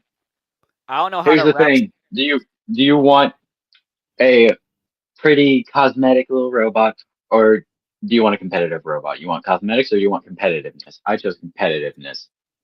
Mine is both. Some other guy designed me this. If you want to go real competitive, make a custom next. Move up from the Viper. I plan on making customs. I have Hell, Yes. even many go like a ideas for kits and scalar. customs. You can make big weapon. Go a scalar, Yeah. maybe not Alloy, Saifu. I wonder I what want would a happen. 3-pounder. Oh yes, join the 3-pounders. Join Yeah. us. I in the want a groups. 3-pounder. Look, I have so stinking many ideas, countless ideas for every stinking weight class in this nation alone. Yeah, build a Right. 3-pounder. You can have a robot just as disappointing as this one. I Hey, would say more disappointing, but I don't think that's possible. 3 pounds ain't that hard, man. I'm gonna be It's real. I It's mean, easier than that. The problem is, I know it's not hard. It's expensive. I don't have the funds right now for that. fair enough. It I'm spending depends. my funds on something else right now. Be I want to fair. save up for that later on.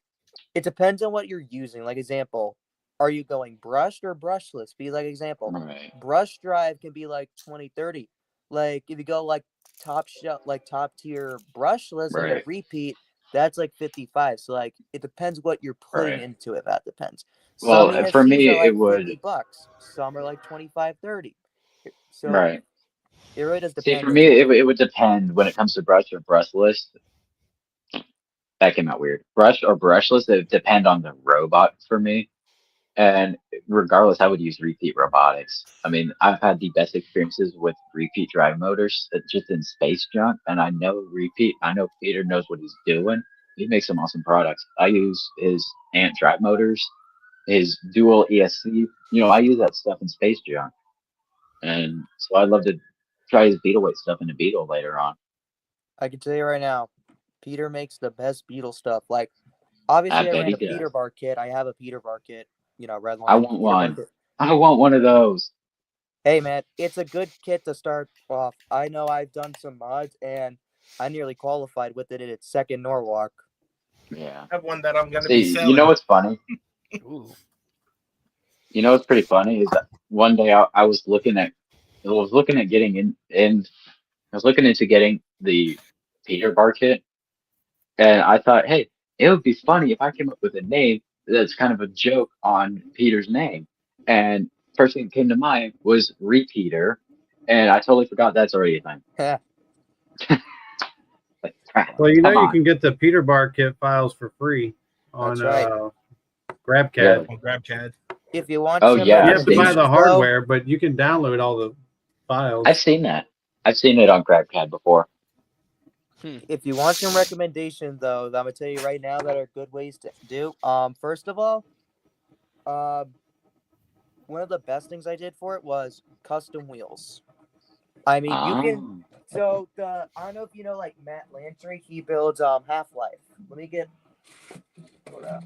I have my toolbox. He sells custom urethane molded wheels. Like, I've had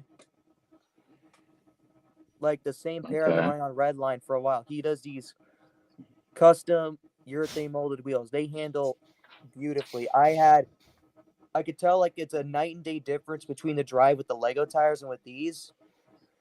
Okay. So yeah, first of all, I would change the wheels. Second of all, I would honestly change the back plate. So Really? a problem with the Peter bar is its weakness is the back. I mean, I've ripped out, I believe, 3 batteries out of 3 separate Peter bars by ripping out the back plate. So I would say make a better back plate. So what I run on Redline. I redesigned this one. I did a simple rounded, not a straight. That's how mine is. Yeah, and then I made it very thick. So if it's like a thin blade, it can't cut through it immediately. The last thing is make good ground game. So yes. What's yours look like, Jeremy? Awesome. Warpath. Where'd that name come from? There you go. You're muted, Jeremy. See, what were you showing the ground game, Chris? The very first time, and it was called Warpath, and that's the only time I ever fought with this robot. Wow. And I redesigned. I made my own custom wheels for it, and I redid the back plate. Wow. So with the ground game, though,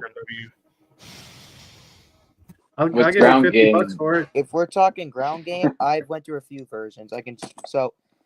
Version 1, I went with just a simple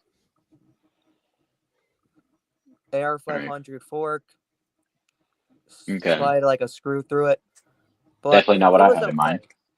Version 2 had way better success. I actually had Lars help me out. So if you notice, cool. It's running impact sold forks. He literally gave me a bag of impact sold forks. What? And awesome. So I ran a AR500 fork on the inside, but I ran a TPU fork on the outer, so it can be in weight, and it had the exact same results. It was gliding across the floor, because with these, I was getting stuck in the floor with these constantly. So when Lars recommended me these, it was 9-day difference. Sorry. That's awesome. I also as far as like different lengths of those TPU forks, which, by the way, if you're tight on weight and you're looking for something quick, TPU forks is great. I have 3 different lengths. I have a small one. This would be for like beaters or drums. This is the normal one for like certain type of control bots, verts. Right. And then I got the extra long, because this was at the point where like Supreme Ruler was at a lot of the events. Like we had a lot of cam lifters to deal with. It's like this was like my cam lifter special, like hammer saws. Right. And then hammer saw. I can also share. So one of the things for hammer saws is where did I put the hammer saw? I had a 3D printed plate that went over the carbon fiber. And notice how there's no slots. It's not like you had the slanted part and the flat part. It's just a carbon fiber plate that goes over it. And then, let me find the TP. Give me a sec. I think forks are dumb. So then it would screw in. You would have holes here to go into the flat part. And then I would have separate holes. And then I would just put the straight plate on and it would screw into the other part. And there would actually be a bit of an air gap. Oh my God. So there would be an air gap between the slanted part of the tie and the slanted part of the carbon fiber. So it also led to a bit of an air gap. Okay. And yeah, that's, in my opinion, this was way easier and way better in weight and cheaper. Because you only need to get one plate that's way thicker as opposed to two plates that are thinner. So it was a better idea. Also, it was good for horizontals. So what I had to deal with for when I fought Caldera, which scars me every day for the last couple months. I had Caldera dead to rights. I was dominating the fight. I punch him into the ceiling. He lands down straight into the crack between the slanted part and the flat part. His bar lands down. He catches the crack like 1 in a million shot. Digs into the crease between the two plates, and he digs an inside into the bot. He cut all the wires. He shorted all the electronics. It was completely dead in the water. That one in a million shot, when he landed right there, he chopped down into the crack, killed everything. Wow. I was so close to beating him, and I almost made prime time, and I probably could have qualified. But that 1 in a million shot cost me everything. So that's why I added this slanted bit also to protect the crack. So if a horizontal lands, it can't. So in other words, the lesson there is don't let anybody chop you in the crack. So I'll show you what I'm doing for ground game on my robots currently. And if I do get a Peter Bar kit, I want forks like that, like what you just showed. But which one? for The space junk, yeah, if I ever get a Peter Bar kit, I want some forks like one of the ones that you showed. Probably the Lars ones. I think those would be better. Honestly, I've talked to Lars. He's considering just making it public so then like anyone I can hope use he it. does. The Impact CAD is already online. So the fork CAD is out. I mean, I could literally just share like the print files for the mounts, and then Awesome. Everyone is gonna be running these. They're good forks. I'm telling you. I've ran them in just about most fights. I've beaten SSPs. I've beaten lots of control bots. Nice. I mean, hell, I beat Jackalope, which is crazy considering Jackalope qualified. And I beat Beam Supreme with it. I beat So I beat 2 bots that qualified for finals this year with these forks set up too. Wow, nice. Yeah. So I'll show you what I got on ground game for my current robots. So with space junk, all I've done is I have a 1mm titanium wedge here. And this little attachment comes with the Viper vertical spinner add-on. I painted it black to go with the robot a little better. I did that not that long ago, probably a couple months ago. Now for Low Rocketeer, I'll show you an upgrade. So hopefully you can see this on camera well. But I have clear double-sided tape, taping a piece of acetate. Oh, look at that full screen. There we go. So I got acetate hanging off the flipper here. Now I'm going to show you something really cool. I was cutting a few pieces of acetate for Little Rocketeer one day, and I got an idea for space junk. I was trying to think of how, like, better ways to beat Mr. Breeze. I know you're listening, Robert, so listen up to this one. I cut this piece of acetate right here. This is a really big piece. It's as wide as the wedge here, but it goes way longer than the wedge. The idea is I'm going to sandwich this acetate in between the wedge and the frame when I screw the wedge on. I have these screw holes punched on the sides. So when I'm screwing on another wedge for Mr. Breeze specifically, I'm going to put this on behind the wedge. And what that's going to do is when I set it down, it's going to create a plow, a giant acetate plow. I think that's going to help me against the scalar. And specifically, I came up with that against, like, if I fight Mr. Breeze again. But What I would like happens when to. it gets bent back underneath your robot and That's it true. acts like a big kickstand? Kick myself. I mean, we're gonna see. I don't know if it's gonna work. I don't know how well it's gonna work, but hey, we'll find out. I'm gonna find out as soon, Mr. Breeze. Robert's cutting out on us. Thanks, Robert, for joining See you, us. Robert. Oh, Saying yeah, as long as See you, it's- Robert. But yeah, I'm gonna have to jump off of here Yeah. soon, and I look forward to Have seeing a 3 lot of y'all robots in in. Tampa.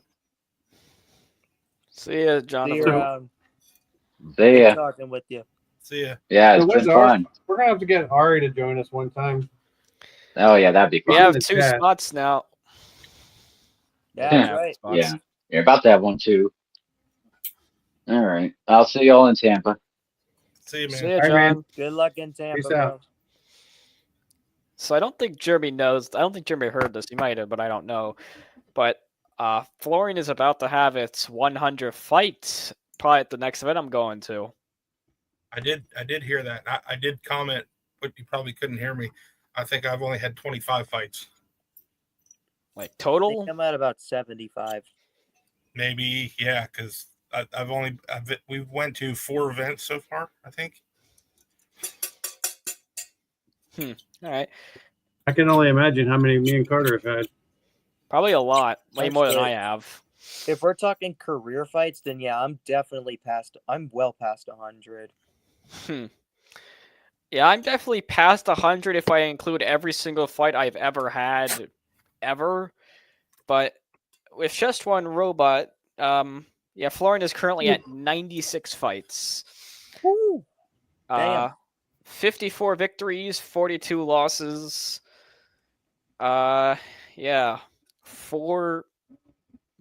almost 4 years of events. One of your victories was against my youngest son's robot. I don't know if you remember that. Which Darren. one was that one? It was called Chip. It was at Maker Faire. Where we Chip? took your. No, it wasn't Chip. Sorry, it was Sling Blade. Oh yeah, my only win at Maker Faire. I mean, Robot Ruckus. We still have your weapon motor you gave us that we hit. Yeah. That Oh was yeah, we got one of those. Yeah, I remember that. That event was horrible for Florian. Is that one of them? Probably. Yeah, that's one of them. It probably still works. In fact, I'm almost 90% sure it still works. It's just the shaft broke. So what Let's I'm find hearing out. is I have to come down there and get one now. Okay, you can't. I stopped using that motor. It's not very hard. Listen, the reason I stopped using that motor is because the shaft kept snapping. Because up until that Robot Ruckus, I'd used like an Outrunner motor as a hub motor for the weapon, and it had held up just fine for like a year of me using it like that, up until like a Gainesville event about a couple months before the Orlando event, where the shaft broke twice in a fight against Gumbo. I fought him twice at the event because of course I did. And the shaft snapped in both of those fights on the motor. And I assumed I had just gotten unlucky and just bought a bad motor or something and assumed that was the problem. And so I come flying into Robot Ruckus for Orlando, all gung-ho, thinking I'm going to do awesome. I have a bunch of spare motors. This time I have 3 of them. And, I have a bunch of spare drive motors, a spare drive VSE. I'm going to kick some butt. I'm going to maybe even get a podium. I was like feeling really confident.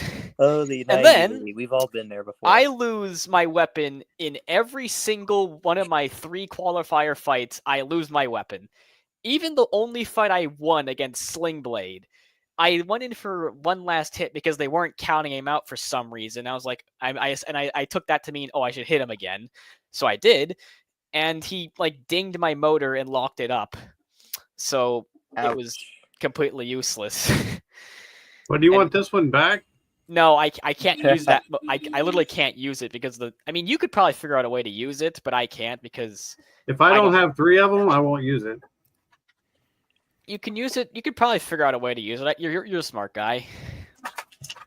My Well, point let's being see. is, unless I have backups, I'm not going to design around it. You know what I mean?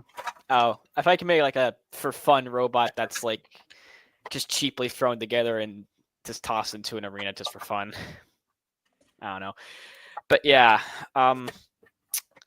so my fight with Slingbait was my only victory, and even then I still lost my weapon.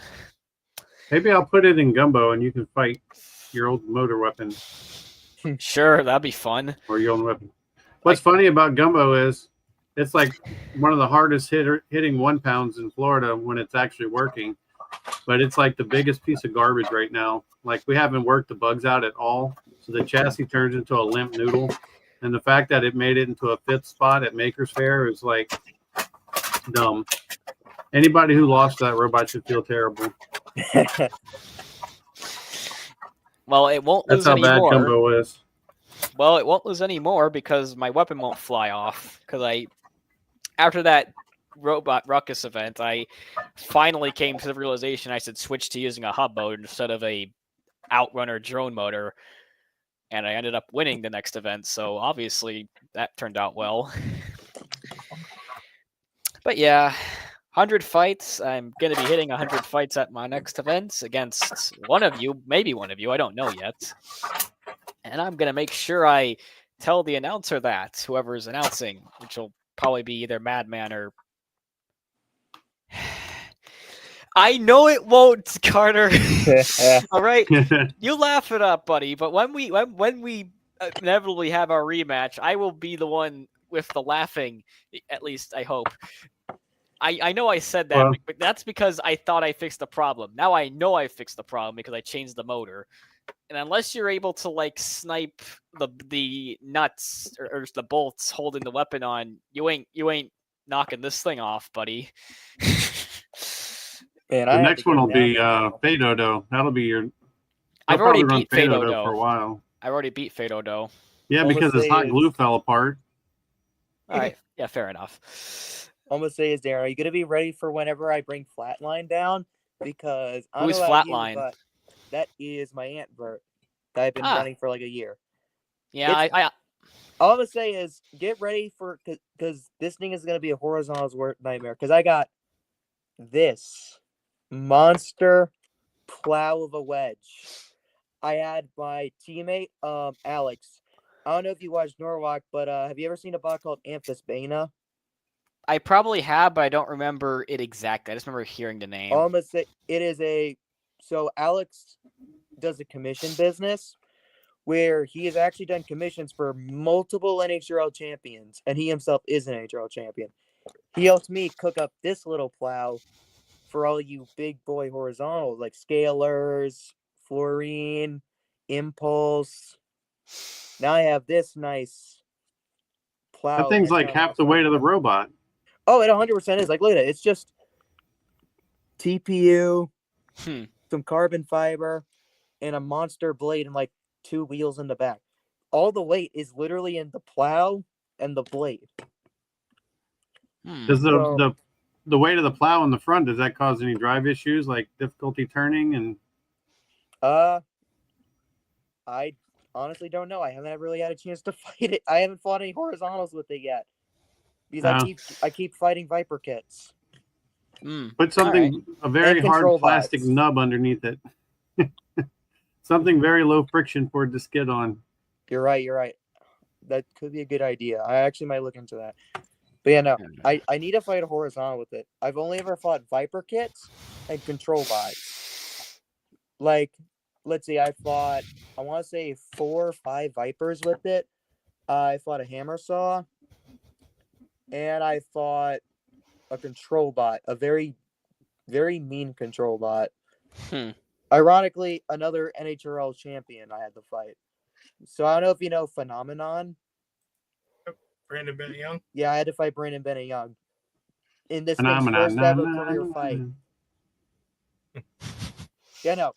Ironically, it was closer than it should have been. He was kicking my ass for like 2 minutes, 10 seconds with 20 seconds left. I proceed to rip off a wheel. Then I rip off pretty much like half his robot in like 10 seconds. Like have you ever watched Beam versus Overhaul? Where Overhaul is just destroying Beam and just pushing it around, controlling it. And then with 10 seconds left, Beam just completely just rips off the head of Overhaul and the whole assembly. That's pretty much what it is. Like, if you watch that back, he was destroying me, and then literally in 20 seconds left, I just proceed to pick his robot apart. Ooh. Genuinely the most over-dramatic match I've ever had. But I'll tell you what, this thing hits pretty hard. I've actually roofed quite a few ants with this thing. And we're talking big What arena. class? What class, Jacob? All 3 classes? We kind of talked about this earlier. Jeremy, who's going to win Tampa? We haven't asked you yet. Yeah, because Jeremy don't even know who's fighting. Yeah. I don't even know if I'll be there. I say show up anyway. If it's not too far of a drive, you know what I mean? That's probably a couple hours for me, maybe a little more. Yeah, it's like an hour and 30 minutes for me. Yeah, that's like, let's see. Carter needs to chime in. Carter, who's your picks? Put them in the 12 chat. hours away from me by flying. Yep. Gotta love living on the other side of the country. Let's see here. Let's see who's in here. Yeah, anyone else want to join this thing? Who's your pick to win the Tampa events? I didn't see this comment yet. Well, I have to actually look at the event again. Dropkick. I don't think Dropkick's competing. What's the 30 or 12-pound version of it? The 12 pounds are not competing. I know, that's the joke. Oh, haha. 3 pounds, I have no idea who's winning. I honestly think, really, being honest, I think any of them could really win. I'll just say Big G. I support my fellow beater. The Big G stands a good chance of winning if everything works. Hey, listen, man. I'm bringing the NHRL version. I'm not bringing the normal version. Good. Ant weight wise, I think I genuinely believe Florian stands a good chance of possibly winning. But if it's not me, it'll probably be either Pushy or who else here? Who looks like really tough? Maury looks tough. Maybe Maury? I don't know who else I would say. Banshee? Y'all can't write Banshee off. Banshee looks Oh, yeah, tough I forgot Banshee. with that hub motor. If Banshee works, then definitely Banshee. Then Banshee's also Chronophage? the podium. Is Chronophage, is that like Purple Fire? Let me see who made it. It's Robotism, Lakeland, Florida. No idea whose robot that is. For everyone in mind, Big G, like Aries answer, Antlash, Robot, Lobot. Well, the Darren, thing if about Purple Darren, Fire, if you win, I owe you $20. Oh, brother. the thing about Purple Fire is there's always smoke in the arena. It's just a matter of if it's theirs or their opponents. That's actually pretty accurate. I remember watching when Rain fought its first NHRL back in March, I want to say, or January.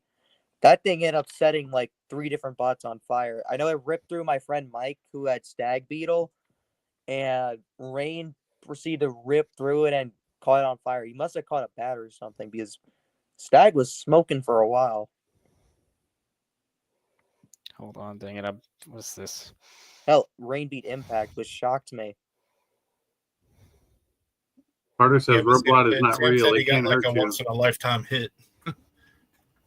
You know, I forget what caused Impact to. I think it was their shaft. I think it was their weapon shaft.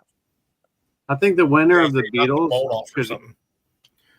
I think the winner of the Beatles could easily be Camino everything works as long as he's not ripping the pads off his ESC. Yeah, that's important. Camino's pretty nasty. Breaking his weapon. But I mean, Rod does good. Cert does well. Camino does well. Hyperfixation can pull crap off. Sunday Scaries Is with his hyperdrive beater going? bar. Y'all haven't seen except for on the NHRL, the new Sunday Scaries with the 3-inch bar. Oh, I have. I He learned handled Sunday Chainsaw Scaries. Kitty for a little while. Oh, I know about. I'm actually. This is the new cert. Oh, look at that little guy. Oh, that's a nice one. Well, body's little. I went to the V belts and different bar, and I did change the sides. I made it a little bit thinner, so not so much carbon fiber was the side. This was the robot that caught on fire. Yeah, I was about to mention, was that the robot that caught fire?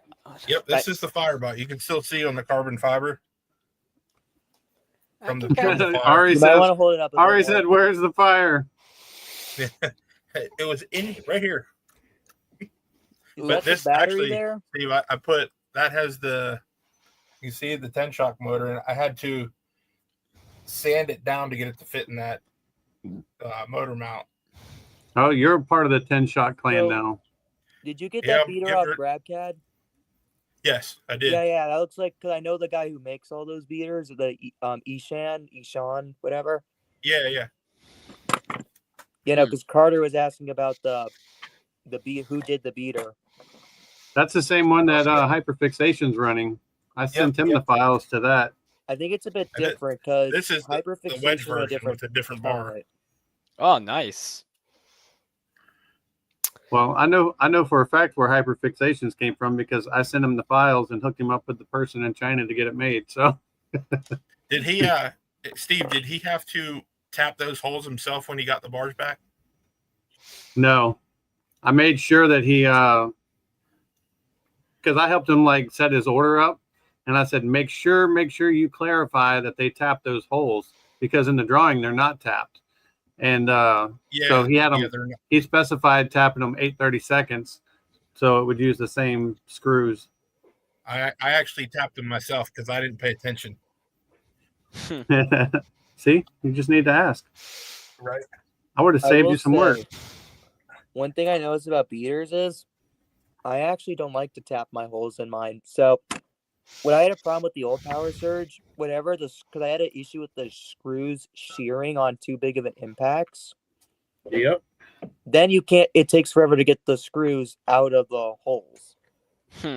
So what I did is I literally took a drill press. I drilled out to 4 millimeters. First of all, I got a 3D printed pulley because these handle the shock load a lot better and your screws won't shear on you. I run carbon fiber nylon for mine, and I just slide a bolt through, and you just Loctite the bolt on the other end, and it has the same effect.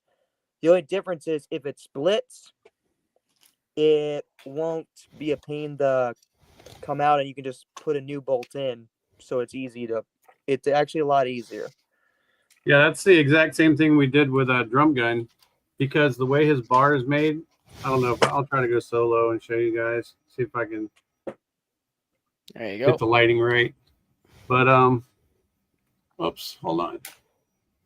But that's what the way his bars were made.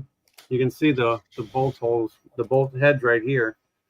But they were threaded initially, and so I used a 5 millimeter bit and drilled them out. And now we put a 5 mil screw through there with a nylock on the back. Because it was the same. That's the same problem we have with Big G. Is on big hits, the bolts will shear off, but I can't drill it out to put a bolt all the way through it because one of the screws go into the counterweight. So there is no backside to it. So it's like on Big G's bars, I'm just screwed. But on drum guns, he's got the 3-inch bar, so we were able to do that for him. And it was the exact same reason as why you just said. It's a better idea because listen, I had it cost me it cost me an NHRL before. I was on a roll. It was another event. I nearly qualified. I was one win away from prime time, the bolts sheared, and they sheared on both sides, and I could not drill them out in time, and they disqualified me. I didn't even get to fight. Bruh. That So yeah, no. sucks. Is that M3s? That's what Big G uses, M3. I think I use M4. Yeah, I use M2s. What kind But of what screws for holding in the top plates? No, the weapon bar on. My weapon Oh. bar. But I what actually- I found too is I've I went to a stainless screw that's a lot harder, and it's got like a rounded head on it. And if you make sure that they're super tight every single match, they don't snap off nearly as much. That's usually when we would snap them, is they would start to vibrate loose just ever so slightly, and we didn't check it. And then you get one of those hits where you're upside down and they're right side up, and it's just that massive explosion, and it would just shear the bolts right off. But since I've been like OCD about cranking them down and making sure they're tight between fights, because I can't use Loctite, because if I use Loctite in the one that goes into the counterweight and you shear it off, you're never going to get it out. And it's worked out so far. We haven't been breaking them recently, but we'll see. Only one way to find out. Yeah. 1 second. I'm currently just. What was your best run, Chris, at NHRL? Dropkick wants to know. I have made it to the top 16 3 separate times, and 2 of the 3 have been because of just horrible luck. So my first one, it was, I want to say it was only like my second or third event with Power Surge. I know I went on a pretty deep run, and I had to fight Clyde at the round of 16. Oof. Ironically, it was a really close fight. So Clyde definitely got controls early in the match, but his weapon went down, and he couldn't torch me. His flamethrower wasn't working. And once it got towards like the back half of the match, I ripped off his forks, and I was getting the better of the exchanges head on with him, and I was starting to get the upper hand. The problem is time ran out just when I was starting to like really capitalize, and it went to a very close decision. I think it was like 2-point difference or something like that. And yeah, Clyde just narrowly beat me out. But you know what? It was a good fight. It was actually like very rarely Plot was armor. I able to really show my driving. That was one of those fights. It was a good match both ways. The second time was September of last year, which was I was on another really good run. I think I was like 4-1 at that point. I won the first match by ripping out someone's battery.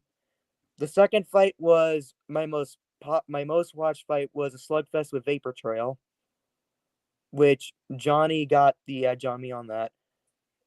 And then I got another win by dominating a control bot, and I had Nate carrying me because Nate was my mini bot driver. And by the way, if you don't know about Nate Franklin, the guy who drives Thunderchild, Drumderchild, yeah, he was my mini bot driver. I'm not gonna lie, he kind of carried me for that. Next fight, I fought one of the South American teams. I got a pretty good win over them. Next fight, I got another knockout by ripping out another battery. So up until that point, I was on a pretty hot streak. I was flying high. I'm like, who can stop me? I'm like, this might be the event. I then draw Mako. And I'm like, okay, Mako, that's going to be tough, but I have Nate mini body for me. I had like, I want to say like 4mm tie top armor. So I knew he was going to struggle getting through that. I take the shaft off, want to check the weapon, check the bearings, check the pulley. Then I noticed the bolts sheared off, both of them. And I had none on both sides. And like I said, I got disqualified. I couldn't repair it in time, and that was it. That one mistake cost me my chance at probably qualifying. Then it came again where I was with Redline this time, a Peter Bar. It was its second event. Once again, I was on an absolute hot streak. I think it was either 3-0 or 4-0. I was just ripping through everyone. Next thing I know, I fight Caldera. I was absolutely dominating Caldera. I was getting around to his back, and I was constantly shoving Glenn into the wall, weapon first. Every time I hit him and I sent him flying, I went right back on him, and I didn't give him almost any time to spin up. I was on him, and I was sending him. And then I shoot him up. He lands down perfectly into that crack, cut the wires, done. Once again, another bad luck, and it cut me short, just short of prime time and potentially qualifying. So yeah, that's about my recap. I always make it to top 16, and I have a chance to go further, but then bad luck always gets me. Hopefully this year it goes better. I'm hoping to be back in June. I would love to qualify in this year. But yeah, I definitely have a bit of unluckiness. You need to get your teammates to make sure you have a checklist or something and that you're following through with it going into your fights. Oh, I know. I had Lars by my side all the time helping me out. And he's like, you did everything you're supposed to do. And then. Yeah. I mean, crap happens, but, as we all know, because we do this, the first fight could be anybody's game. But when you start going through rounds, it becomes so many fights are won and lost just in the pits before even getting in the arena. And, that's one thing that a lot of people completely overlook is if I do make a run for the finals, how fast can I flip this robot? What is my checklist to make sure everything's tight? And how do I eliminate as many errors as possible? You know what I mean? Oh, yeah, I know. But we all know that. I know, but I'm just, if you're watching and you don't know and, you plan on going the distance, you need to be ready to go the distance because it gets hectic really fast. Oh, yeah. I know. Even at New Jersey comps, it's the same thing now. Because, now G-Scroll used to be, when I was showing up first, it was 8 or 10 bots or beetles. Now it's 20 to 30 beetles an event. And hell, even at December, we had 45 to 50. And basically all of them were top tier NHRL competitors, because that really is the place where all the NHRL people like me, Caldera, Eruption, Sir Slicey, Anubis, Bajira, Jackalope, Red Panda, we all go to New Jersey to fight and to test things out before NHRL. So it's even become that even at local events, which is Darren crazy. had to go to the bathroom. It's crazy how far the competition's evolved. I have to go to bed. Who, Jeremy? You got to go to bed? Yes, I have. My oldest son has an ROTC event tomorrow. But you thought you had no chance. Wait, what was the question from Dropkick again? That's what you were. What robots did you enter a tournament against that you had no chance of beating? The most scariest robot you've ever competed against. Let's see. There's a few. We've covered Eruption, Caldera 4 times. Yeah, I definitely think you've faced the most dangerous robots. Good night, Jeremy. Thanks, buddy. Good night, Jeremy. Consider doing it again. Oh, yeah. In the future. I have returned. Welcome back. He left. I definitely have had my fair share. Like I said, Eruption, Caldera. Just want to run threw real quick. Strider, that's a Droopy clone. I can easily tell you who our scariest opponent that we ever faced, and that was Lynx. Ooh, that's in a good Seattle. One. I remember that, and you were doing good about that. You had him sweating for a bit. I could tell. Can I answer the question? That's what he said. He was like, "You actually had me scared for a minute." And to hear that from Calvin Eba, that was just a badge of honor. That should have came in. That comment should have came with a gold token, but he was smart. He slam dunked us in the pit. He knew what he was doing. Well, if you watch those fights, every one of his fights, I didn't realize it until later because I was caught up in the moment, but he would head to the corner opposite of the pit right away and then turn and get your back to the pit and then just punt people in the pit all day long. And it worked out for him. Can I answer the question? Go for it. Go right for it. Right. Y'all thought, what have y'all entered a tournament? Okay, against. Let's see. You can say Tyrone. It's okay. Okay. I'm just kidding. For a robot that I didn't think I would beat, that I actually did end up beating, I would say that I ended up actually fighting would be Jordan at my most recent event. I did not think I had a chance in the world of actually beating him because I have faced Jordan twice before this third time, and I had lost every single time. I lost the first time because my weapon broke and he then killed a dry slide. And the second loss was when I used like this massive wedge I had like made and actually bent into shape. It was made out of aluminum. It was like 1/8 of an inch thick. And I put it on the front of the robot. I took the weapon off, put it on. And my plan was to use it against Hellfire or big horizontal spinners because I was going to like try and control him around the arena. It didn't work. First of all, the robot would rear up when I used it. And also, he landed a shot that bent the wedge underneath one of my wheels. So I was just awkwardly crab walking. And then he cut my other wheel, and the latex fell off and got stuck in his weapon. So I had to forfeit. So yeah, not good. So at this event, my most recent event in St. Lucie, when I saw that I was going to be facing him in the finals, I thought I was going to lose like handedly because Jordan is just a really tough robot to fight. And again, he's just a scary robot. Like, he has a nice big weapon. He's pretty well driven. He's pretty durable.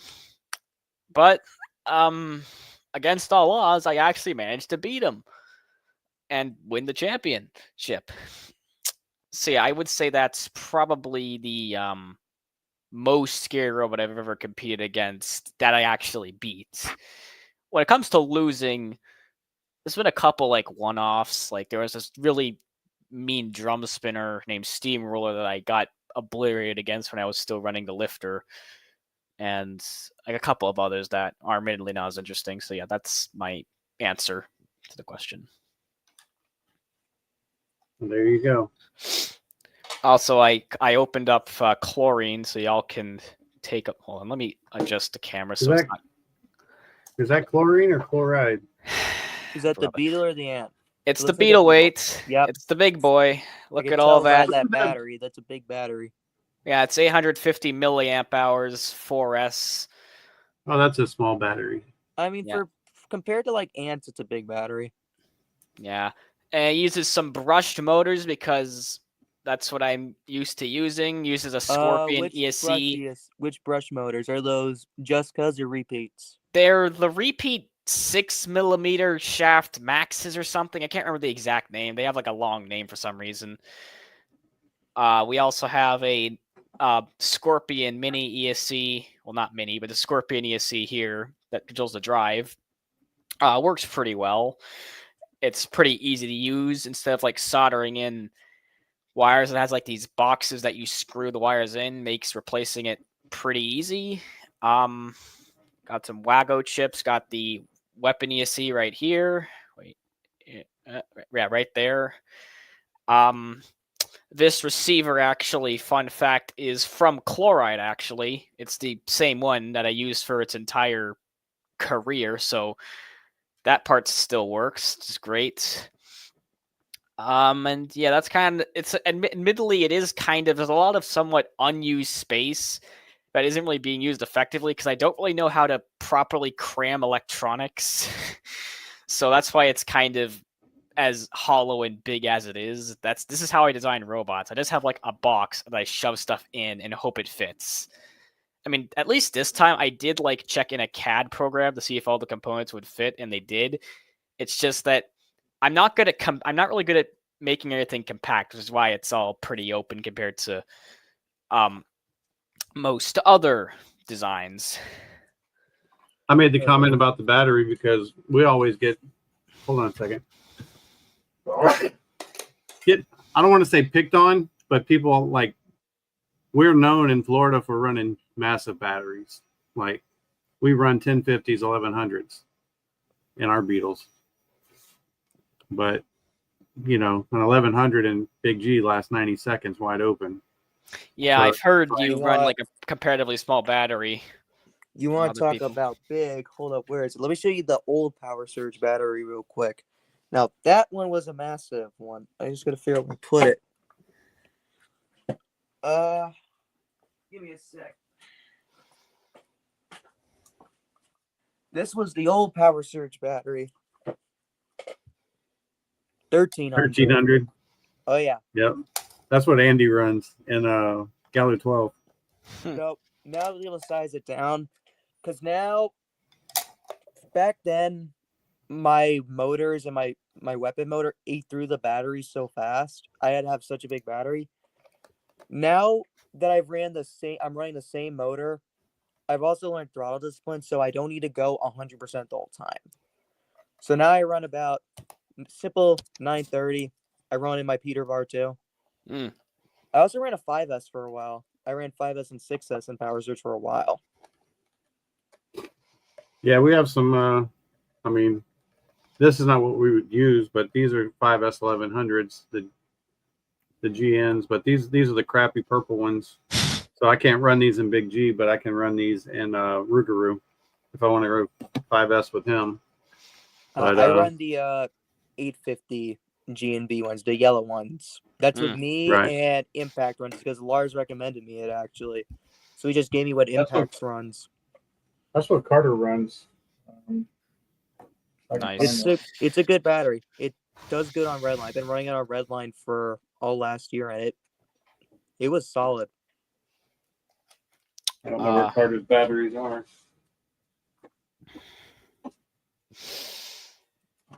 But yeah, that's what we got him the 8. Well, his are the 5S 850s, and they're in like that floral pack, the yellow floral, whatever.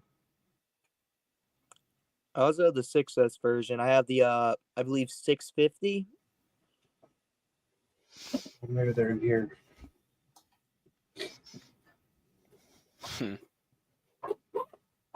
And I got a question. Yeah. Oh yeah. See, What was the craziest moment you've ever witnessed live at an event? You could either be cage side, in the stands, whatever. What is The robot catching fire at the last event? Which one? Like give like St. Lucie. Jeremy's robot? Yes, Jeremy's robot catching fire was probably the most. He was charging without a balancer in the pit, in the robot, and it just went up. Yeah, we had this video of it. Steve here filmed it, but managed to catch it. It's pretty cool. I'll have to see that. Because he was interviewing me while it happened. That was pretty good coincidence. I remember that. I remember seeing that event recap. Oh, that's pretty cool. Yeah, it was pretty awesome. Well, yeah, it was kind of awesome. Carter says the 3 IPO fires in a row at NHRL.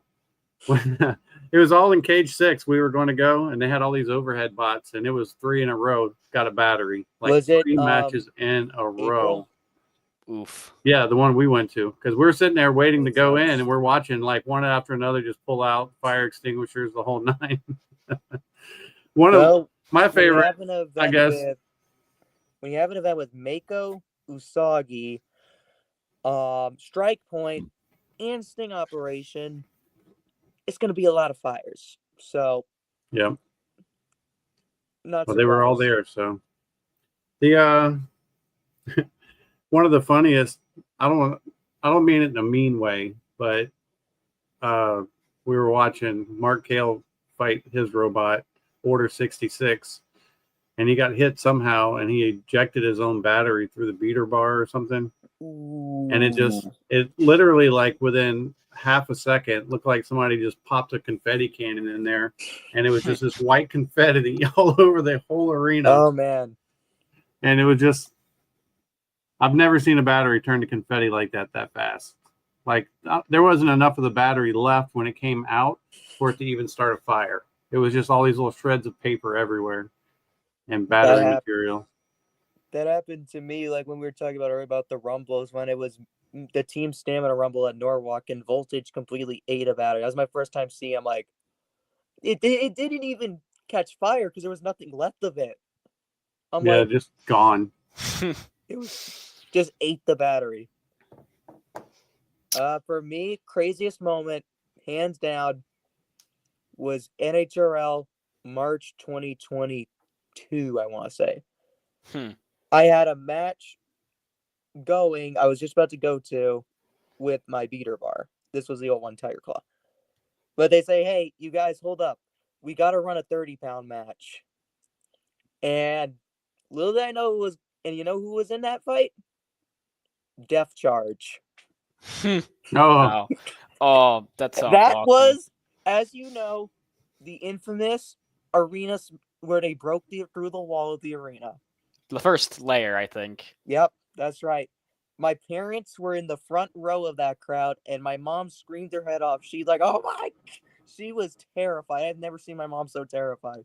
She thought she, her light. I think her light flashed before her eyes when she saw that. Because she like it's like a 50-pound bot with two massive horizontals, just breaking through the glass, going right at your face. Like, it's pretty terrifying. But you know, the fact that I got to watch that it was right next to me because my match was immediately after. I got the full scene of it. It was hands down the craziest thing ever, and I have such a vivid memory of that. It was a memorable one for sure. I can see why too. We all remember that, and we weren't there. Right? Like, I feel like that's like one of the fights synonymous with robot combat. It's in the Hall of Fame of moments. Yeah, I remember that fight. I really want that. I really want Death Charge to one day actually show what it can do with moving. I really want that thing to work desperately. I don't know what's the deal with it. They haven't competed in years with it. Oh yeah, they have. Competed in like 2 years or 1 year. It's been a while. Of the Terminator fights? I never heard of this robot, so I can't really say anything about that. I think he means the Termigator. Oh yeah, Termigator. Oh yeah, I kind of have to be positive about that. That's my team. Well, that's like the team I'm somewhat part of because I go to UF. I liked it. I think I think the first fight was unlucky with the ESC smoking out, but they had like how many fights did we have? I can't remember. That's the problem. It's been a while since I watched the stream. They had the fight where they smoked the ESC. Then they had another. Did they have another fight, or did they just have two? No, they had at least three because they made the bracket. They lost their first one, then they won one, and that got them into the show, I think. I can't remember that second fight for some reason. I think it was Emperor in one of those. No, Emperor was their last fight. Yeah, that's the one that separated their whole beater bar. Yeah. Hey man, no shame in that. Emperor's terrifying. Yeah, I watched that fight. They were winning that fight up until that last hit. They were on top. They were doing amazingly. They just got like one unlucky hit, and then the robot split apart. They were winning, and I genuinely believe had they gotten past Emperor, they probably would have swept the entire bracket because I've seen the amount of work that's gone into that robot. They were ready for everything. That was the most cursed 30-pound field I've ever seen. I know. Really I'm waiting for Carter to chime in. Carter, he's pretty good about who fought and how many fights. Man, no shame in losing Emperor, though. Emperor is terrifying. That bar is nasty. I have seen that thing, and I've known that team before they were even competing at HRL. I know them back before when they were refs at HRL. The amount of work that goes into Emperor and the amount of weight in that weapon is terrifying. I have tried deadlifting that bar a couple of times, and it's really hard. I'm telling you, it really is nasty. It's a nasty bot, man. Jillian Linden really did good work with that thing, and I think when they eventually like get that thing like really locked in with working out the gremlins, that thing's gonna be terrifying. It already is terrifying. If they can get the reliability down on that thing could dumpster 100%. Emperor versus Chunky. Oh God. Hey, don't leave Terminator out. I think if they come back, which I'm pretty sure they will, they stand a good chance of dumpstering if they manage to avoid Emperor or fight it again, because they'll probably have something ready for Emperor if they fight it again. Carter's no help. Yeah, I can't remember how many fights Termigator had. I think it was kind of at bad least on me. 3. I think it was 3. NHRL. Because I think the first fight they lost drive on one side. Yeah, I know and that. they had to crab walk. And then the second fight, they actually had full function and had a good fight, I think. And then the third one, they got split. Yeah, I'm just trying to find. But I don't remember where the not prime time. I'm trying to find the qualifier stream. For Pete's sake, I could probably. Yeah, that's true. Who was the second fight, Carter? If you check the bracket. Prelim to last. Actually, I forgot. Norwalk is next weekend. I don't know if you guys looked at who's fighting at Norwalk this weekend or next weekend. Apparently, it's going to be a really, really big one there. A lot of the big names are going on this one, especially in threes. I heard the 3-pound class is probably the nastiest 3-pound class we've had in a while. Oh yeah, they did. They won a fight against Barracuda. There you go. First of all, good name. I gotta give him points for the name. I forgot what was Barracuda though. I think it was a Drum beater spinner bar that didn't work. Beater bar. That's what I mean. I can't. It had spin up issues. I remember. I think they fought Kratos, where they just both would not spin up. I can't access the fight though. I don't know why. Oh, whatever. I'll say though, Whatever. Kratos is sick. I want to see Kratos at an event where it works, because that thing is terrifying. Like seeing videos when it was actually spinning up. And I really love like if you ever watched the NHRL segment they did on the whole custom motor they made. It's actually really cool. That's the one that looks like Bloodsport, right? Yeah. The MIT team. I watched that video. And they have that whole custom motor they made. I'm not gonna lie, that was pretty awesome. And I do think once they get it working, I think Kratos is going to be an absolute unit. It's going to be an absolute threat. Should be. Yeah, hopefully. I'm also just waiting to see Synthesis finally win a dumpster.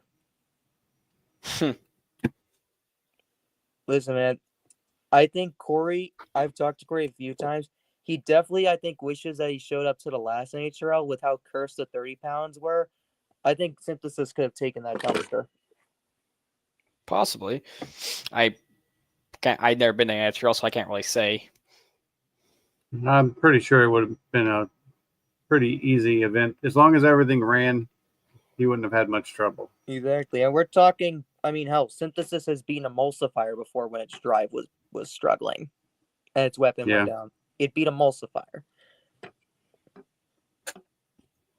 All right, guys. You got any last comments, thoughts? I think it's getting late. I can't really think of anything. Unfortunately. I figure we'll just go ahead and wrap this one up. Fair enough. And like I said, I'm going to try to do some one-on-one interview live streams. That'll be fun. Do something like podcast style, and then we'll still do these on occasion. You know what I mean? Just to keep it going, keep the group together. You know what I mean? Yeah. Yep. I think this is a good thing. Like when there's week before an event, when there's multiple events leading up. Like example, we have the Florida event, I have G Scroll, and on top of that NHRL. Week before a bunch of events is a good way to do it. Yeah. I just think that when we do these before an event, we need to stay more focused on talking about that event. And I'm not talking about anybody in specific, but when you start going on tangents about how to announce and things like that, you know what I mean? It's keep it more robot centric.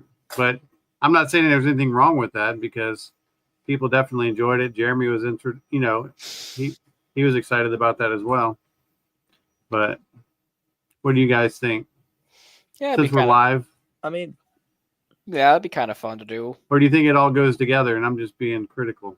Hey, man. I just like talking. These are kind of fun. Exactly. I like just talking with other builders while working my bots. That's usually what I do. A lot of the people from like NHRL, like I have a community of them where like we are on Discord calls like almost every night, Right. talking stuff while catting, building. It's just a good way to pass the time. Well, then no changes need to be made. Yeah. I figure as long as there's conversation going, you know what I mean, and people are watching, then it's all good.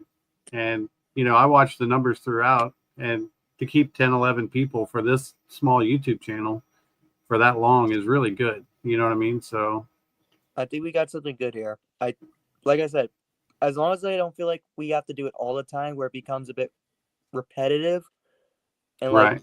but if you, like you said, give us some time between, like week before a bunch of events leading up like that, that helps it go pretty well. And I think there's a lot more to talk about. And it just, the conversation flows better. Yeah. And I think, that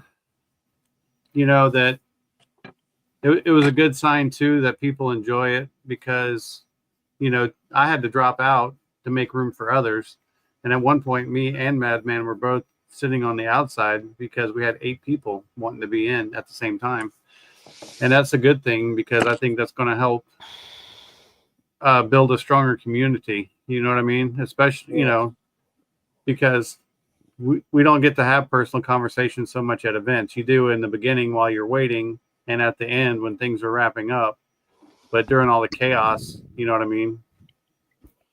So I also think it's good, like the audience was like, or like the chat was staying engaged. They were talking through. Like it's good, like not only here, but like the chat was, I would say, a lot engaging a lot, and I think that's also pretty good. yeah. Okay, I just wanted to kind of feel you guys out to see what y'all thought about things straying, because if it gets too far off topic, I'll reel it back in. But it's people like us that are watching, and so I'm just trying to get a feel for what people want to watch. And I mean, it's all good to me. Yeah. I've done this how many times, and this is like the earliest that we've ever stopped.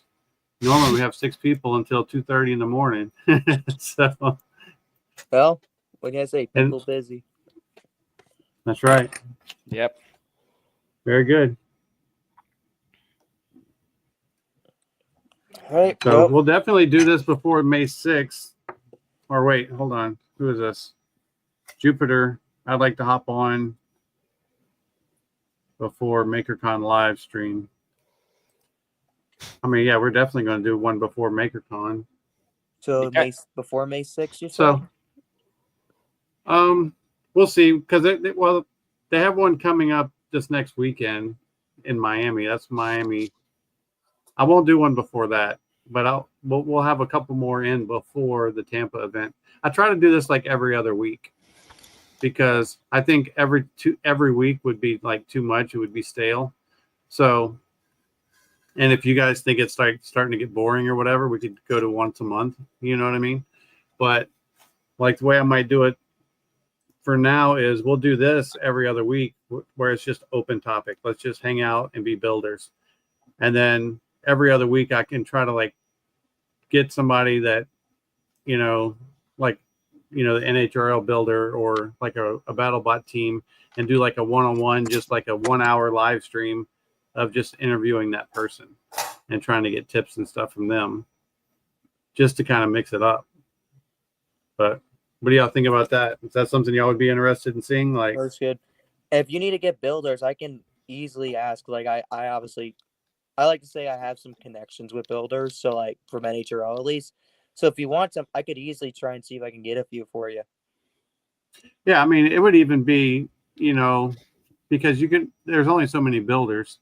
So like one night it would be, let's feature Power Surge, you know what I mean? And it would just be you and I, and you could introduce the world or whoever wants to see the Power Surge and talk about what you're doing with Power Surge. We could do, chlorine and fluorine, one time.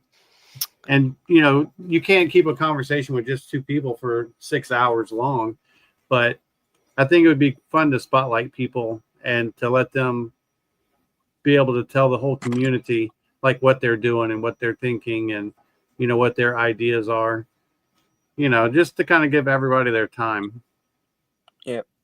Those are pretty fun. I've actually done a few like podcasts before, like builders and stuff. Like I did Outside of the Box. I've done Behind the Bots.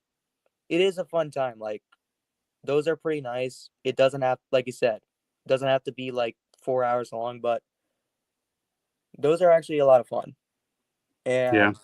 I think a lot of people would be down to doing that because, like I said, Behind the Bot, Outside of the Box done it. I've done it. It's a good time. Everyone that I know has had a good time doing it.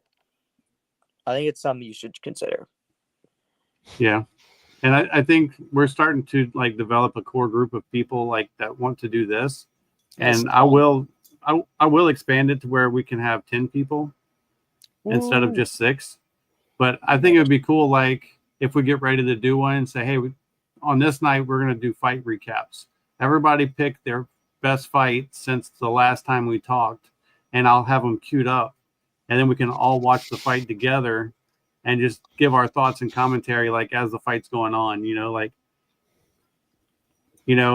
like say if it's an NHRL fight and you're there, Chris, you can say, we can speculate like, oh, must have been what happened. And you might have inside information as to, oh, well, yeah, I talked to him after that fight. And what actually happened to the robot was this, you know what I mean? And just as fighters, watching fights together can be fun because it's basically like a bunch of football people sitting around watching a football game, Yeah, That's a pretty much good idea. Simple sport thing. I mean, Or if you want to show off, if you had a good fight since the last time we all talked and you want to show your fight, we'll queue up your fight. You know what I mean? And say, look what Power Surge did.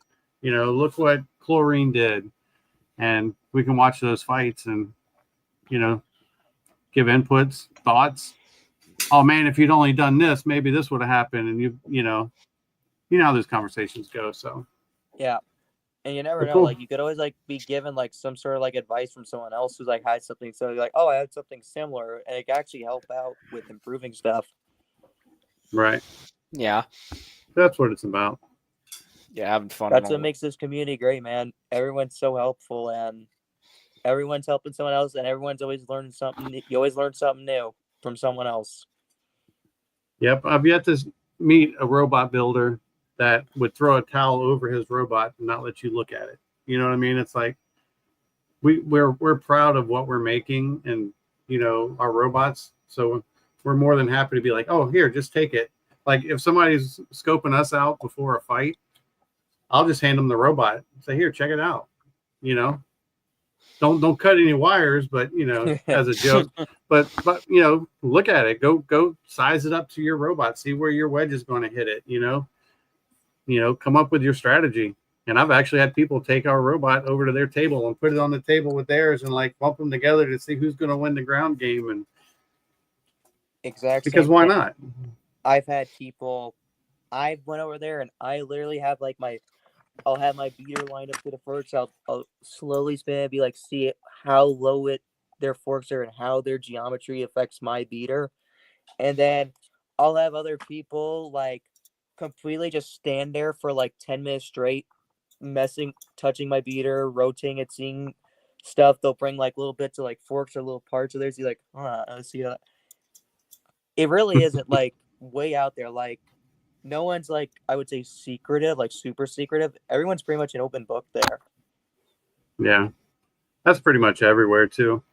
I mean, we all have like, I don't want to say secrets, but sometimes you don't show all your cards, you know what I mean? But it's like, as far as components and stuff like that, there's only so many options out there. You know what I mean? We're an open book.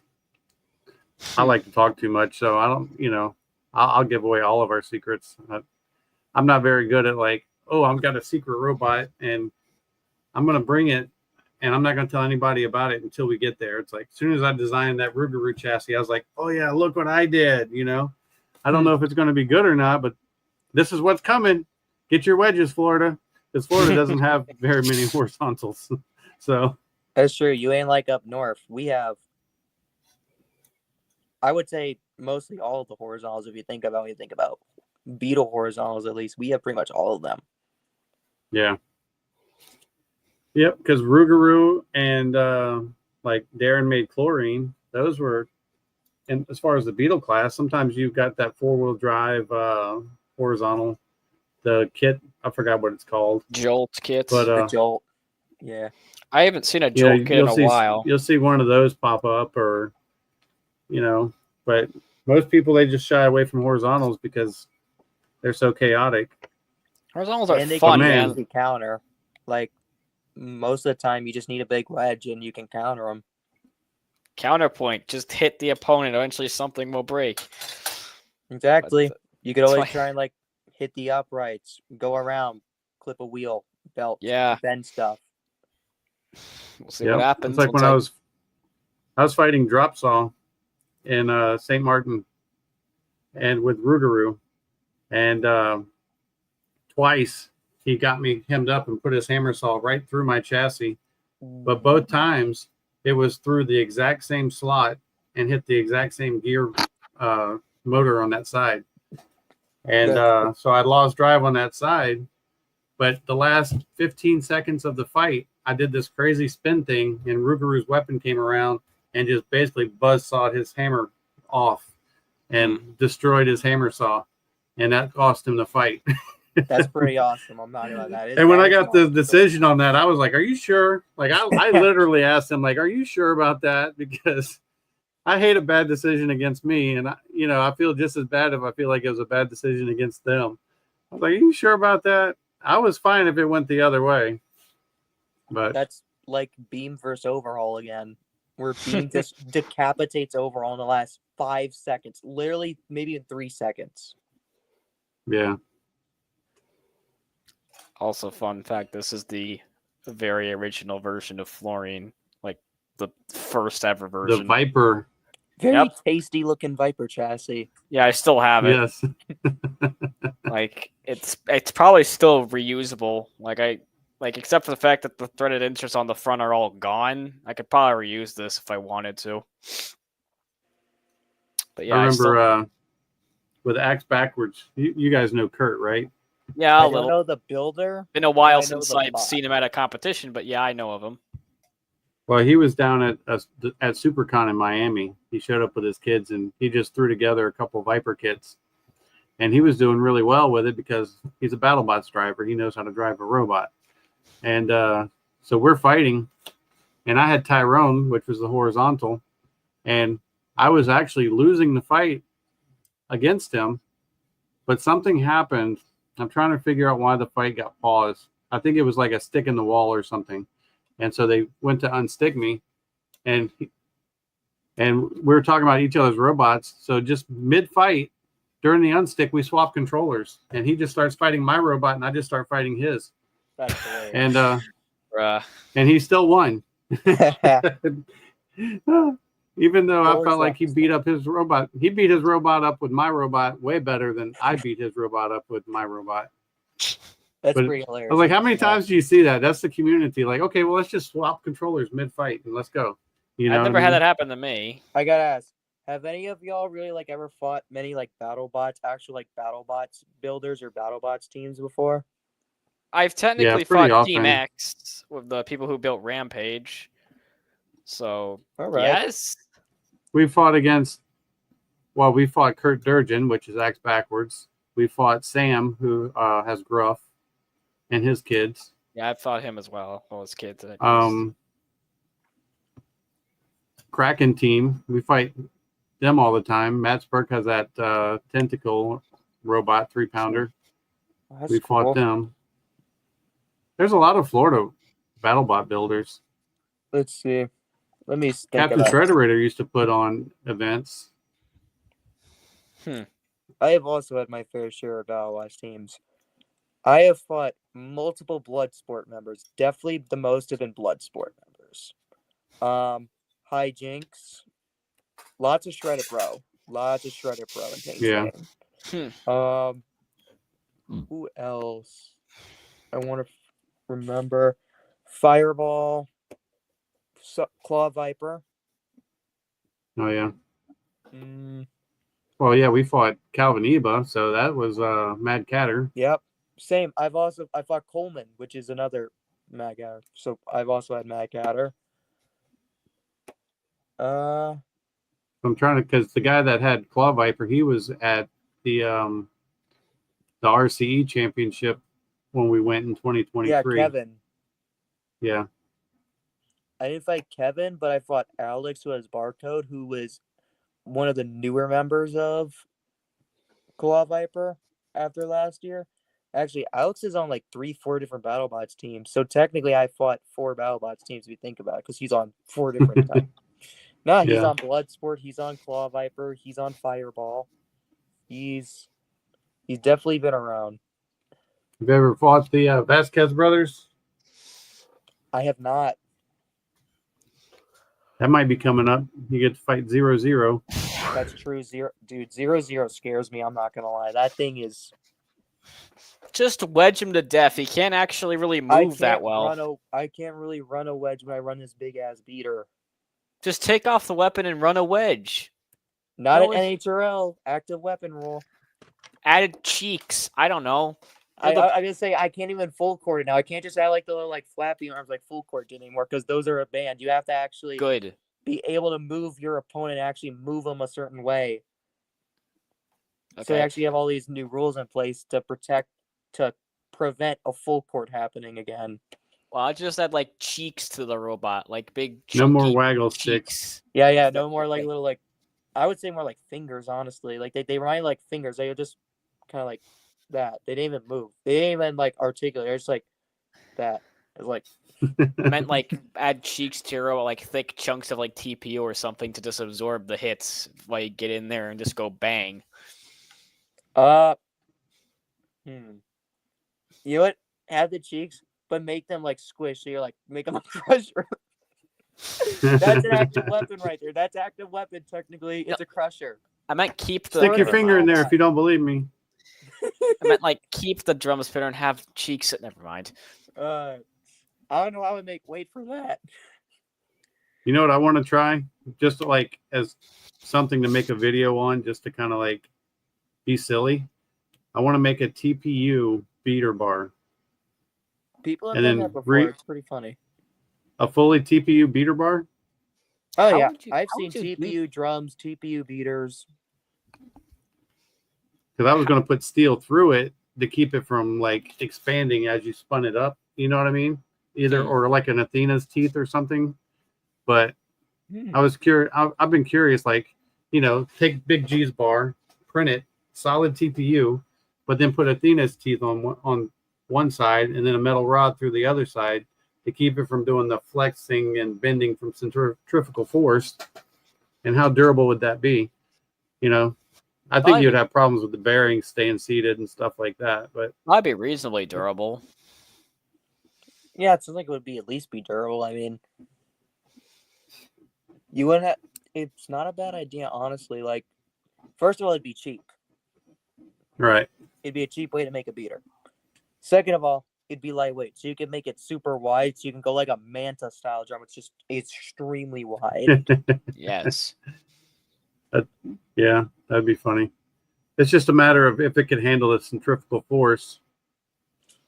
What's crazy is Money Shot hit Big G so hard that on the armor, it didn't look like that much damage on the front of the armor, but when you open the armor and like did like, you know how you can turn it inside out, it had split the entire inside of the armor all the way through. Like, you know, almost like one of those high pressure hits. I wonder if I could find it.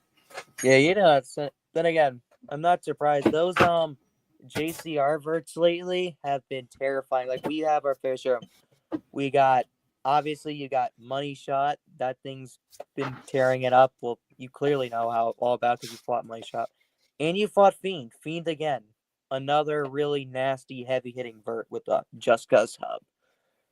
And what makes Fiend dangerous is that thing can grind. Like Dima even said, when she designed her Blade of Mine, she designed it to not only hit hard when she gets a big slam, but when she pins you, she'll start grinding, and that thing can carve up a TPU chassis like a Thanksgiving turkey. Like, she cuts deep through TPU when she pins you. If anything, I think that's what makes Fiend more dangerous is, yes, it can hit big, but that thing cuts. so freaking deep when it pins you, and it just grinds. Mm, You mean like this? Exactly. yeah. That's your just typical Turbo Fiend experience. Just a perfect little bite taken out. That's what it does. I'm It's gonna- just the geometry of the tooth on Fiend's disc is purposely designed for that. All right, this is the one. You can see where right here. That's where Money Shot hit the front. Mm. Can you see that? Yep, we can. Nice little bite. It just looks like a little divot, right? But if you look on the inside, I'm trying to position this where you can see it, but you can see that it split it. Ooh, And I went damn. right. I know it's hard to see. No, but I can see somewhat. I see it. No. But you can see that it just split all the way. Like you can see on that front right here that it split it like this. And this is a hefty chunk of TPU, but it split it all the way through this whole piece into the side armor. Yeah, no. Money Shot. Those JCR verts are no joke, man. Seth made a hell of a motor. I gotta hand it to him. But we did bend Money Shot's weapon blade somehow. He's like, I've never had my weapon blade bent before. I was like, well, I don't know how we did it, but our weapon was dead half the time. But somehow. Yeah. He was a really cool guy. Oh, yeah. Craig's a good dude. Craig's been... And the thing is, Craig's never really had, like, a ton of success, but, like, now he's really starting to find his way with Money Shot. He's been doing Money Shot, I think, for 2-3 years. Like, since I started, like, he's been around for a while. So it's good seeing him finally get somewhere, you know? Yeah, it's good to see. Yeah, it's always good. Like, it's crazy. I'm seeing all these builders who started before me, and now they're surpassing some of us. If you think about, like, Julian and Dima, man. Julian and Dima, they only been here for, like, 2 years. I remember when I was in, like, my year 3, year 2, and Mako was just an SSP kit, and Fiend wasn't even a thing. Dima started competing with Friend, which was a blue lifter, for a couple of events. Yeah, I Now remember those Turbo two Friend. are just, of course, no Turbo Friend. I fought Turbo Friend with Power Surge. That was the way I figured or learned who Turbo Friend was. They did some crazy NHRL thing where they did like a King of the Hill. That's right. Or whatever. And Turbo Friend kept getting on top and was defending top of the hill or whatever. Never heard of that before. Yep, I remember that one. I believe I was there. Yeah, I was there at that event because I had Redline. That was my first event with Redline. Yeah, no, that was a fun one. Who else? I got a shout out Nick. He has Bagheera. That thing has only been around for not even a year. And it just went undefeated at Sword over in Pennsylvania. And it beat quite a lot. It beat a few experienced bots. Went on an undefeated run, smoked everybody. Hell, even my little brother. He fought my little brother. He sent my little brother home in pieces. That thing is vert. Once again, it's another JCR vert. Super hard hitting, and that thing cuts. Well, Carter wants this to be his new vert. Ooh, okay. It's a big Little boy. That's the repeat. The 800 kV repeat. We're repeat shills. We kind of work with Peter on things. Nice. I mean, same. If I were to do it, I'd probably get a repeat just because Peter. Also, like that's the only reason. Well, run repeat stuff. I know he sponsors Lars. Yeah, we're technically, I guess, sponsored by him, but it's not like we get free stuff. We just get discounted stuff as long as we are promoting repeat. And the main reason I guess I gravitated towards Peter was Seth has never come to Florida and fought at Makers Fair or hung out with us, so none of us really know him that well. We all know Peter really well. He's been down a couple times, and it's just that probably that component that he's actually come and hung out with us and fought with us, and you know what I mean. So we're more familiar with him. But I don't know Seth Schaefer, so I can't say if he's good or bad or whatever. But I know Seth's a good Peter's guy. cool. I've fought Yeah. Seth before. I've met him. Though, I go more for Peter because, like I said, I would say I'm closer with Peter. Well, first of all, I'm friends with his sister. Right. Because Alicia also fights, and I'm good friends with Alicia. She's amazing. And I've been friends with Peter since like the first event I met him, which ironically, we have a funny story of how I met Peter, honestly. So he was looking through the pitch trying to get someone to so they can lend him their transmitter. And he comes to me. He's like, hey Chris, can I borrow your transmitter? I'm like, sure. I mean, I'm not using it. I'm not fighting for a while. And he's like, okay, cool. Next thing I know, he wins a couple of fights, and he had the predecessor to Repeater. It's called Hyperlinks. It was 2-pound lynxes. And next thing I know, we have to fight each other. So it was ironic because I had to give him my remote because he didn't have a remote. And now we have to fight each other. And I proceeded to blow apart Hyperlinks.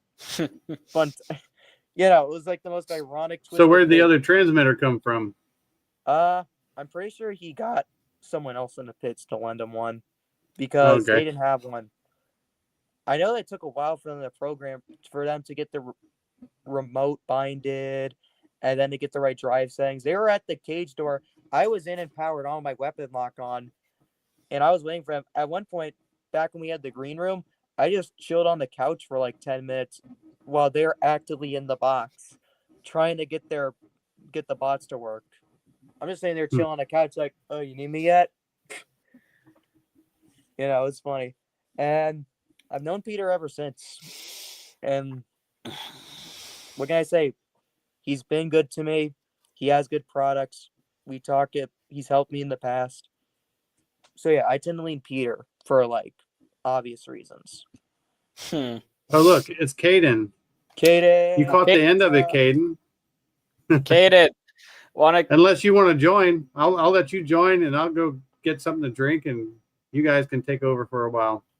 Yeah, that's what's funny is everybody gets talking, and I just start doing stuff. It's like, where's the host of the channel? Oh, he's doing something. I'm always listening, but I think it's fun to let you guys go. You know what I mean? It's free watch time for me. It's like you guys get to entertain. I just get to hit start, stop, and try to focus on who's talking at the time.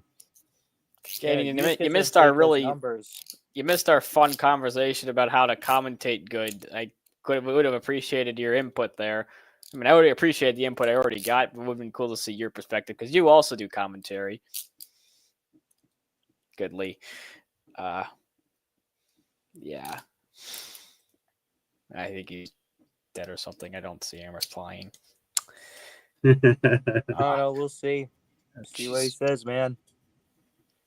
I mean, hey, it'd be cool to chat with him. I mean, good guy. And he actually helped me out with Power Surge after our last talk.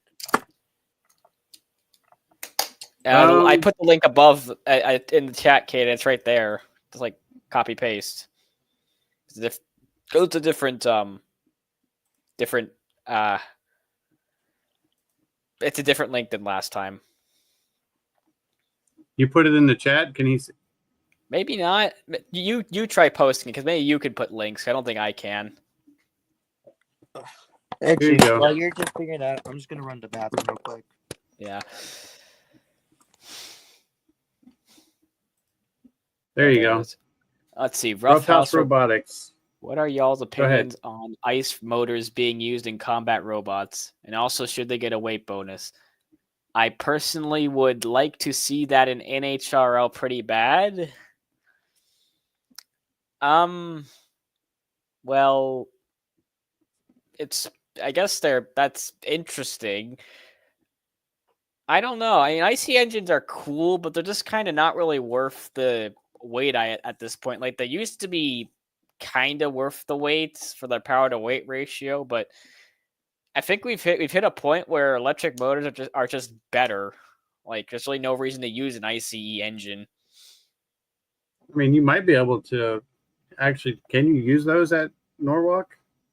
I Their don't ventilation know. system? I honestly don't know. I haven't checked the rules for if you can in ICE. Look, Hi, it's him. Caden. Ah, there we are. Hello. What do you think about internal combustion engines? Should they be allowed, and should they run them at NHRL? Ooh, okay. Wow, good question to start off with. Wow, I just jumped in here.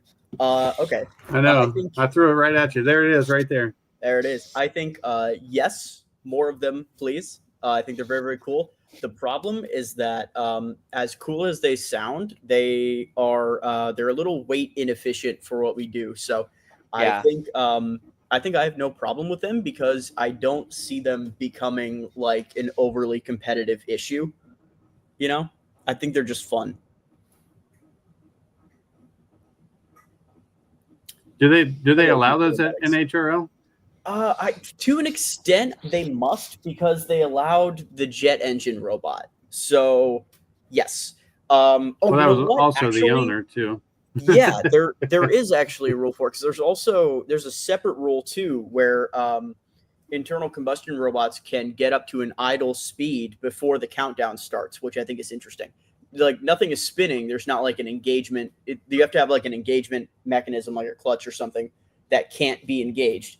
But the actual like combustion engine itself can get up to an idle speed. That way, it's not hindered versus an electric opponent for like spin up time, which I think is cool. Right. I mean, just need the old-fashioned centrifugal clutch, like the go-kart clutch. Yeah, sorry I'm late to the stream. There was some family time followed by a viewing of Star Wars that's back in theaters for a while. So. Oh yeah, I heard about that. Yeah. It's been good. So sorry, I mentioned what conversation did I miss? A lot. Yeah. Okay. So let me attempt to recap the past 4 hours. So first we talked about, I mentioned I made a wiki entry for fluorine so people could more easily learn about the history of the robot. Then we kind of talked about the upcoming event, and we tried to sort of scope out the opponents for that event and give our thoughts on them. Okay. Then we tried to like pick who we thought would be on the podium for each of the weight classes. Oh yeah, I wish I was there for that. I love doing that. We can do it again if you want because you're now here. Which event are you talking about? Tampa or Miami? Tampa. Yeah. Then we talked a bit about like on Builders DB, or is that? Yeah, it's on Builders DB. Builders DB. All right. And then we talked about like how to do commentary good, which I wish you were here for that because I kind of wanted to hear what you had to say because these chaps had some insightful how to not kill your voice at events. Because my question was, how do you not kill your voice at an event? And they start talking about commentary. I just do. My voice is always dead the next day. It's fine. Good for you. Well, then we just 12 fairies registered. Yeah, I was surprised by that as well. I haven't seen 12 fairies, I think, ever. Hell, not even Moto had like 12. I think right? I know that's crazy. This Killer Bee robot, this is a fairy weight? Yeah, it's a drone. Doesn't look like a fairy weight, dog. Yeah. Look at that. That's like a 3 mil shaft with like that's like a regular ant weight size. Does this guy know that it's fairy weight? Oh yeah, I completely forgot. Hi, Kaden. I never actually said hi. Hello, what's up? Yeah, I didn't either. Sorry, I got immediately distracted by questions. Oh, we also. Yeah, I think he's doing awesome. It's a kit? I don't know. I haven't actually looked much at the fairies. I'm not familiar with any fairy weight kits because, well, I would be, but we just don't do fairies here. So yeah, I remember someone here said that if I tried building a fairy, I'd get kicked off the team. That sounds like Brooks. That sounds like a Brooks thing to say. I mean, listen, same up here. The only fairy event we have is Moto.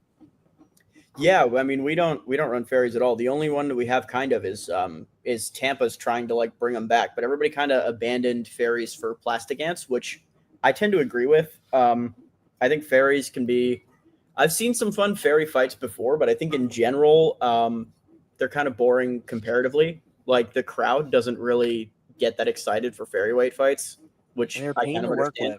Yeah. And yeah, they are a pain to work with. It's a problem because 1 pound is where you start if you're beginning.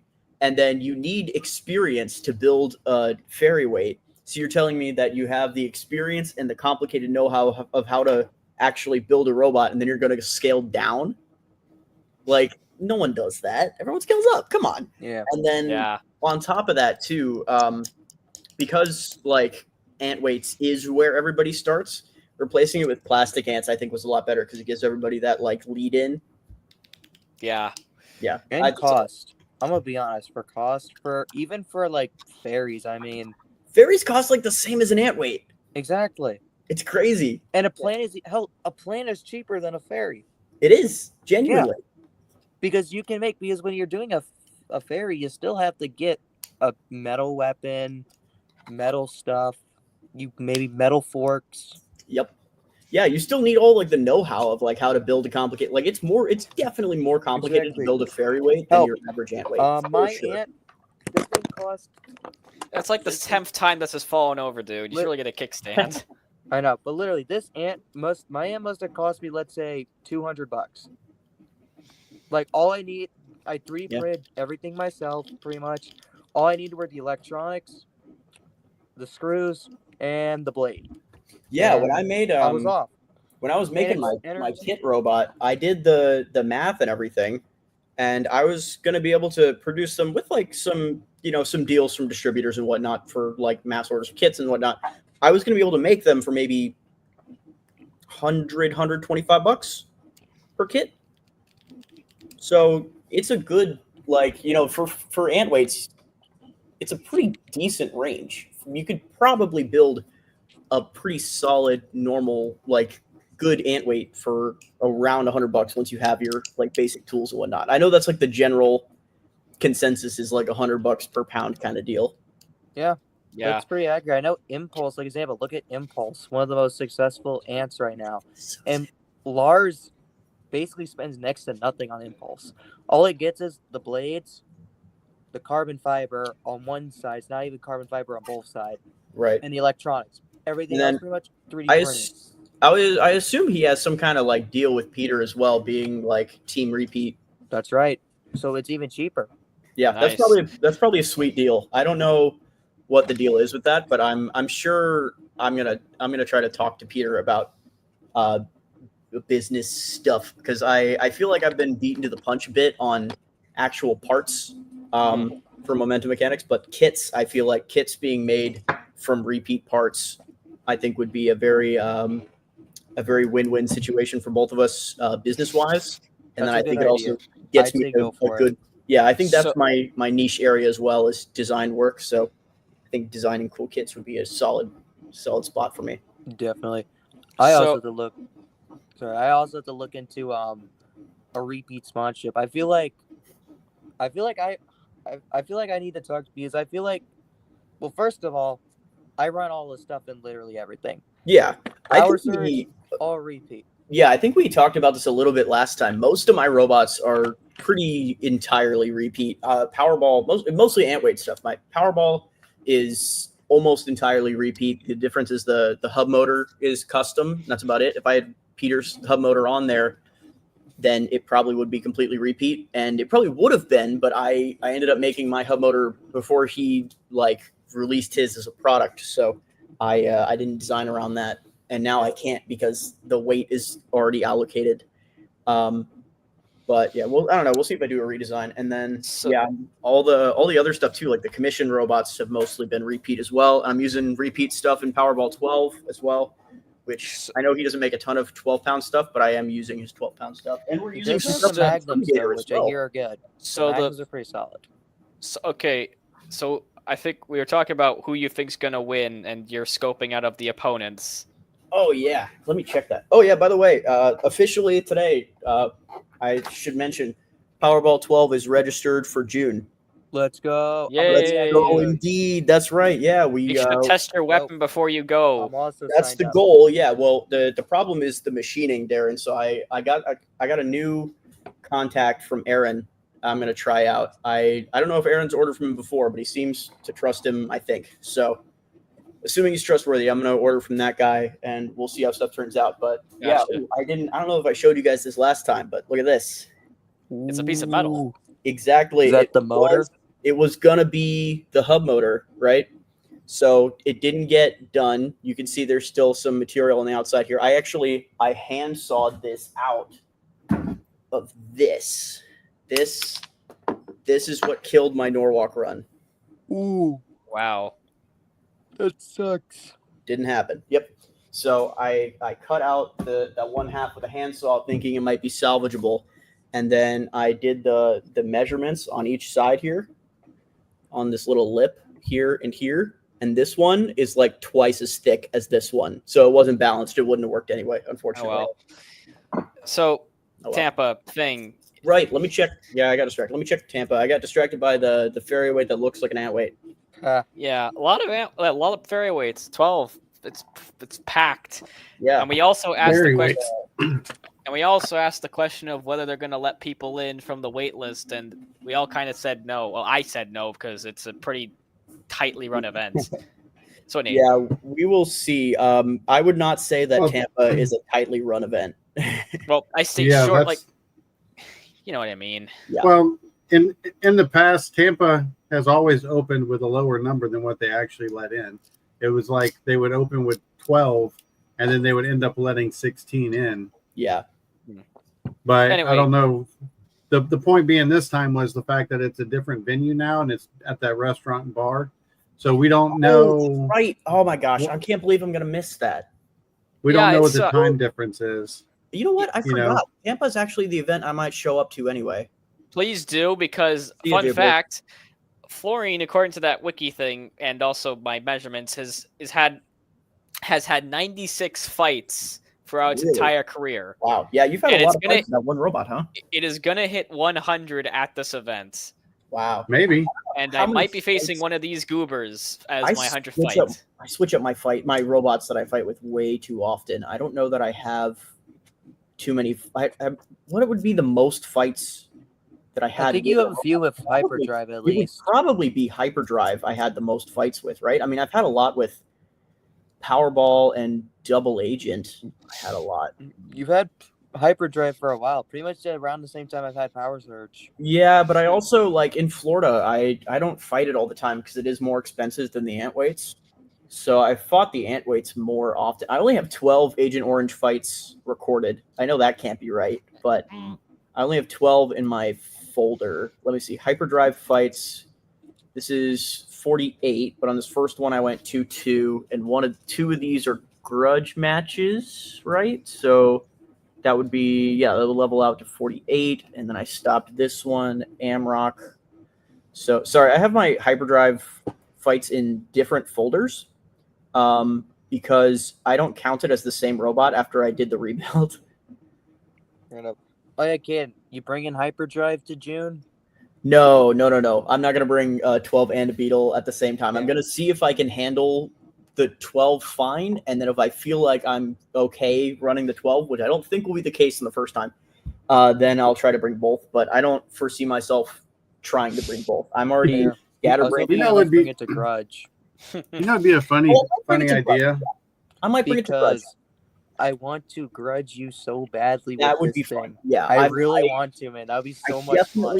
Yeah, that would be really fun. I definitely won't bring it like to do bracket or anything. That's all Powerball 12 because like, given just how much money a stupid 12-pound is, and the fact that I'm graduating now, like, and I'm throwing all my own money into it for this event, I definitely am going to take a break from the 12 after this because also I know I've said this before, but it's also stressing me the hell out. So, I'm probably break from the 12. We'll see. I kind of want to do little top downs of hyperdrive and Powerball, and then I kind of want to do like a little revamp on one of the agents as well. And then there's just a lot of stuff that I want to mess with. So we'll see. I just had a crazy idea that I think would be fun.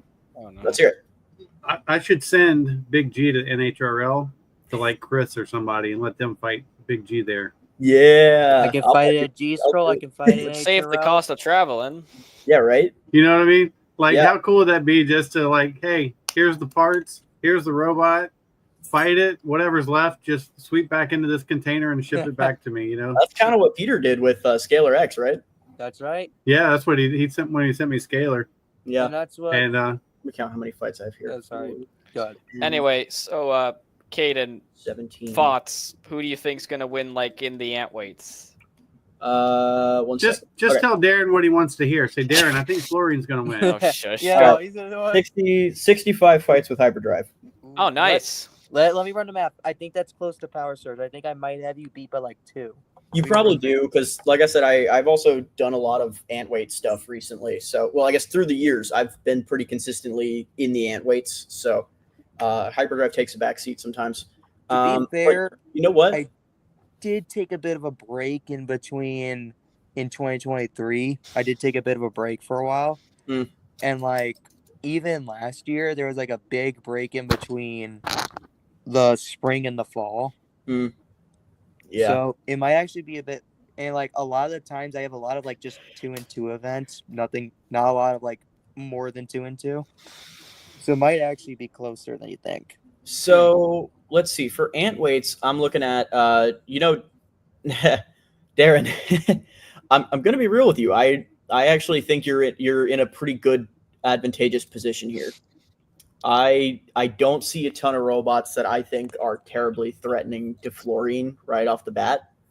The most scary quote unquote robots that I see are probably like the scalers. Obviously, are always big threats. Yeah. There's a lot of robots I'm not insanely familiar with, but the fact that Florine can take out the scalers, I think is going to be huge, because scalers will take out most like first levels of bracket, and then yeah, Florine will be able to take those guys out at higher bracket levels. And I don't see anything else that I think is insanely threatening. I mean, there's like some modified Vipers, some scalers that aren't going to be able to reach you. There's a the one that looked really good. I'm liking the look tonight. Go ahead. I'm sorry. I'm liking the look of this Banshee robot. Yeah, Banshee. That's the one I was just going to bring up. Yeah, I'm liking it. Cool. He was on the stream tonight. Oh, really? Yeah, a lot of people were on. You the missed stream. it. We had 8 people at one time. No way. That's awesome. Yeah, we had Jupiter Robotics, the Go-Go team, who have Banshee and Nightshade. I always, after these streams, I Jeremy. always go back, and when I'm working on stuff, I always have it playing in the background, because I think it's good to like get information wherever I can, and it's a nice way to like have robot talk going in the background so I can absorb information while I'm working. Osmosis. So yeah, I'll definitely go back and rewatch the parts of the Also, stream. Caden, look, I fixed the wiring issue. I saw, yeah, you posted that. Nice. Yep. Yeah, that's good. I definitely think, yeah, I'm looking at Banshee here for sure. I think having the Antweight JCR hub motor, I might just show up literally just to see that in action, because I have not actually. I think Chronophage looks pretty bad too. Is that a poly team? It's Robotism. I don't know what team that is. It's not a poly team. Yeah, that does look pretty good. Yeah, my only thing is that it doesn't appear to have any kind of like ground game or wedge setup, which is a little bit of my hesitation with Banshee as well. You can see that the wedgelet thing's there, and maybe this is just like a fork configuration, maybe has a separate wedge configuration, but if this fought a horizontal, it has a lot of those sheer sides that would just get obliterated. And that's a little. And here's the thing: the Banshee guy just started this year. Yeah, nice. That's a really solid robot for somebody that's new. Yeah, it looks good. You can see there's a lot of Beetleweight inspiration for it. So I wonder if he's got into it from NHRL a bit, because I can see there's a lot of Beetleweight inspiration in it. It's not. No, he's a Florida guy. Really? Yeah, his first event was down in West Palm. Oh, really? Would I know the kickoff or whatever? Oh, Gilbert Gomez. Wait a second. I feel like I do know this guy. He had like a plastic full body spinner or something as his first robot that he won the event with. Oh, you know what? I do think I talked to that guy. Yeah, he had that the cool. It was like a ring spin or something that had a problem spinning up at the start, and then he fixed it or something. Yeah, probably. Yeah, I remember that thing. It was super cool. I really liked that. So yeah. Also, I think Pushy is going to be pretty frustrating. Yeah. No, Darren, that's we were talking all about Pushy. Yeah, Darren, I think that's the only robot I see that's a hard counter. They were on tonight too. Robotics. They were on tonight too. Yeah, we saw him building all kinds of people. Pushy's now fluorescent green So my influence is spreading. Classy. Make your robot bright color. It's now my 1 pound wedge spot. It's like Little Mac. My one time deal that I ran a wedge bot. I'm liking this Nightshade robot. Angled spinners Literally, obviously like the 1 pound. are at a bit of a functional disadvantage, but that doesn't stop it from being cool. Yeah, I I think love I actually the- made the comment that hypothetical. I remember when I first built my second ever custom robot design was like a spinner, but it was like an angled horizontal spinner with 2 wheels at the back. Mhm. I only fought it once in a rumble, and I just retired it immediately after because the design was horrible. It's really hard to drive. The gyro on angled spinners is just The physics are insane. Yeah, Exactly. They do some wonky, crazy stuff. This Yeah, but bar will help for sure. I assume it looks like it's printed in this picture, and I assume it'll be made of metal for the actual event. But I love this like wide body, open wheel kind of like with the big horns on the side. I love the way that the self-rider ears are in there. I think it looks really actually, cool. I should about- mention. Are you he still showed talking it, about Nightshade? Yeah, he showed an updated version on stream, and it has Oh, really? now a servo at the back that operates a self-righting That's the mechanism. same guy that has Banshee. I love that. Really? Yep. Wow. Yeah, He showed it to us. It's really- definitely I a really thick like metal what blade. Yeah. What I think you should do is if you combine. You know, I was gonna say it kind of reminded me. It was similar because of the screws and the part that's going out to the side guards. It does still have that like semi Beetleweight style construction. But what I think would be really cool is what if you took Nightshade and like the full body of it and the chassis and everything, and you put on the vert disc like screw on uprights of Banshee on it, and you combined it to take the vert disc and put it on this cool like wide body big side ear style bot. I think that'd be super cool. Yeah. I think Banshee is the sleeper of the tournament.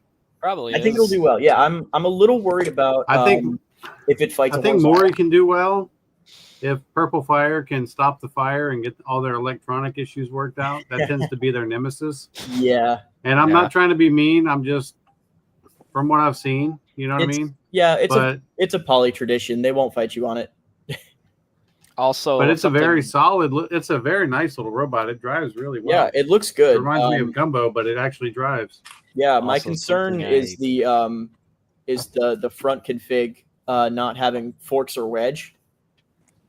The flat configuration like that is really only good for fighting like drum spinners that don't have any ground game, like very specific drums, not like egg beater drums, like drums like Zippy, or like that kind of drum. But aside from that, those can be a little difficult to navigate. So I'm a little worried about that. But if he can, I mean, obviously, if he can drive and it functions, then it could be really, really good for sure. Little mini Peter bar. Love that. Yeah, but I'm going to say, Darren, I think statistically and given the bracket and the counters, I do actually think you're in a really good position to win. Seriously. Yeah, as long as I don't do anything dumb, I think I'll be fine. Yeah, I'm don't do planning on anything getting dumb. a couple spare stuff before the event, so Yeah. I won't. Make sure you have spares. Yeah, I Yeah, I'm gonna, definitely like like- the strategy of don't do anything dumb. I think there's probably going to be a scalar podium here. Probably, if I had to Mr. guess, Breeze? Mr. Breeze. He's really good at driving it. He's really got an understanding of it now. He's been doing really, really well. Typically, when you see a scalar podium around here, it's pretty solid odds it's Mr. Breeze. And I know that I've been talking a lot about the big horizontal meta in ant weights, so I think I'm going to stick with that. And then I think third place gets a little difficult because it's going to depend on how the brackets shake out. I think Chronophage with the repeat hub can probably hit really hard, but the fact that there's no front configs does have me a little worried. And the fact that it looks like it's unibody TPU uprights securing that, I feel like that also concerns me a little bit. But it For Mr. Breeze too, I did do a little bit of design work for him. Oh, really? For him to combat fluorine because of Oh, the reach advantage. oh, I And so see. now he's got one of these. I like love Taylor those. X had. Yes. Yes, Darren, you got to get one of those. Usually I don't have the weight to run that. I'm currently on the weight limit with the robot. Well, you can make the body of the robot smaller because remember, you have all that extra space in there. You can make it a lot more compact. He never said it was classified, but I did CAD this and send him the files for this to protect his belts on the scalar kit. I mean, I never actually defeated Mr. Breeze by sniping his belt. I usually take off his wheels. Yeah, no, Darren, the reach advantage. Well, that's how you beat Tyrone. You got under and you knocked his wheels off when you hit the hubs. Yeah. So, gosh. I mean, you just do what you do, Darren. You'll be fine. Yeah, basically. That reach advantage is really, really huge for you. Make sure you can hit scalar belts and so what do you front towards enemy.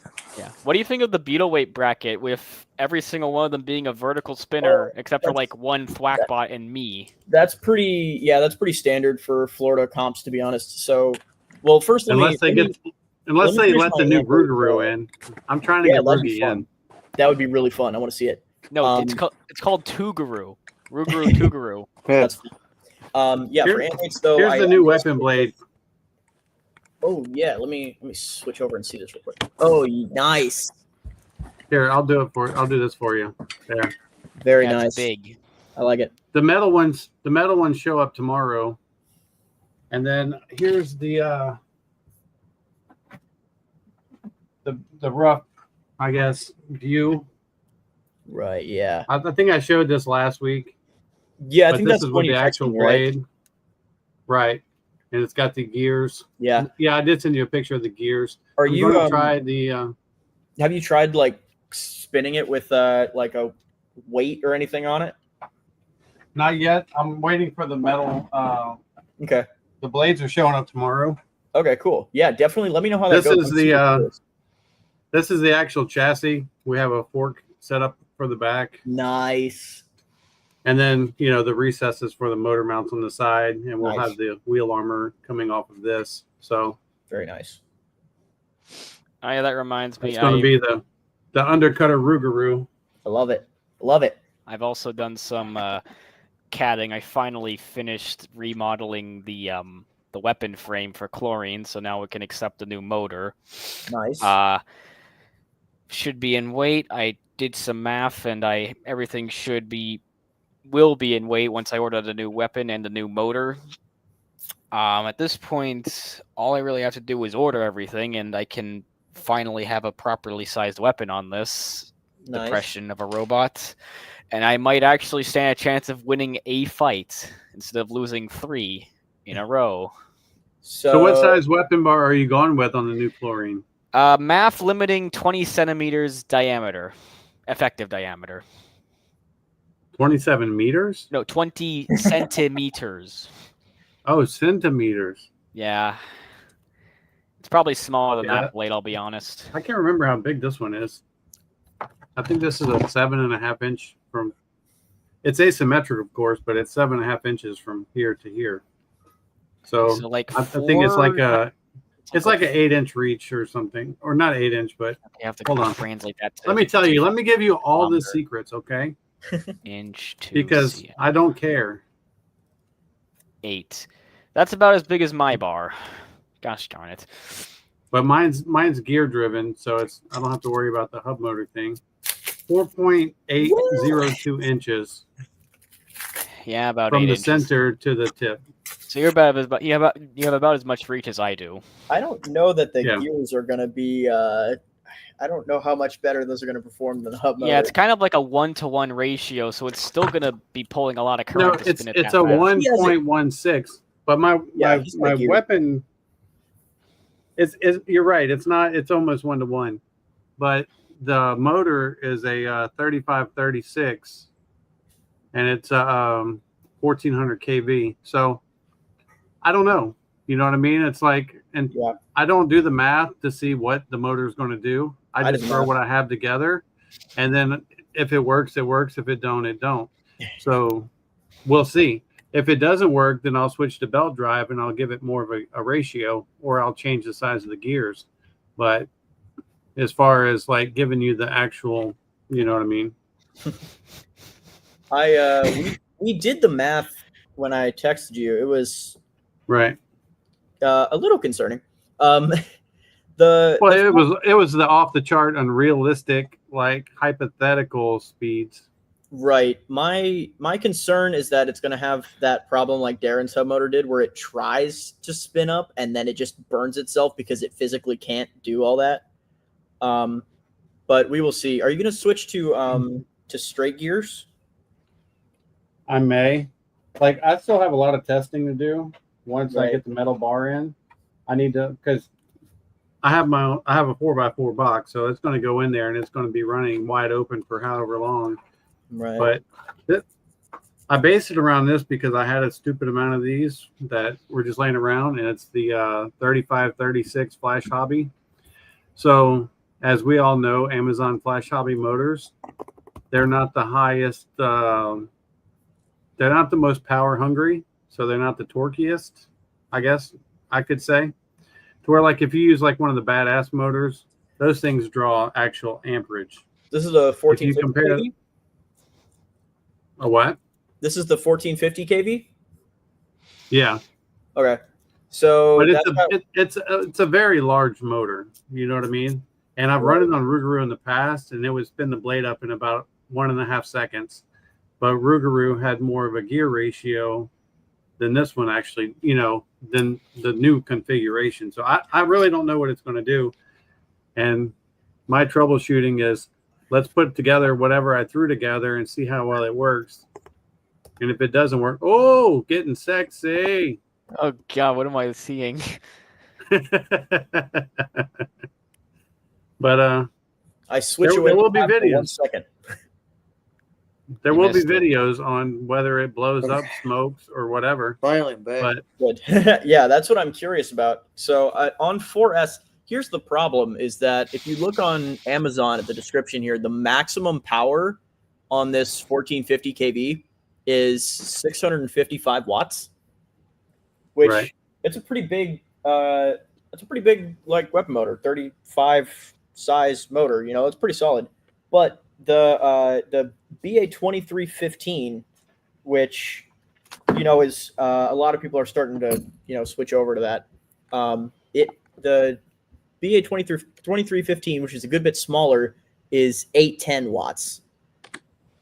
yeah, we have 5 or 6 of them.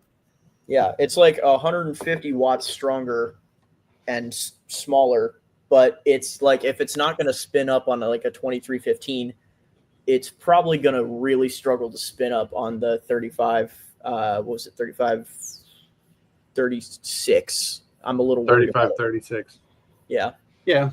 And it's all justified. And, like I sent you the numbers, and if you want to, share tip speed or info, if you still have it, I don't, or I would share it. But it's a lot. the whole fact of the matter is I'm a complete realist, and I completely expect and know that it could just be the complete wrong setup, and it could just go up in smoke, and I have to come up with a plan B. That's always a possibility. I mean, when we put Big G together, it was a 5150 kV motor on 4S, which is insane. That's why we have to run it at 20-30% because it all turns to heat, like you say. You know what I mean? Mm-hmm. But it's when you're not an engineer, and you got to realize Big G was put together back in 2022, starting with a FingerTech basic in runner. Right. You just go with whatever. But I mean, we'll see. So If it runs too hot, I'll cool it down. You know what I mean? Yeah. And I know how to do that. But to me, it's like I have to start somewhere. So these are the parts that I have on hand, and I don't have to spend money. So let's throw this into the robot and see what happens. If it's magic, great. If it's magic smoke, then we change it.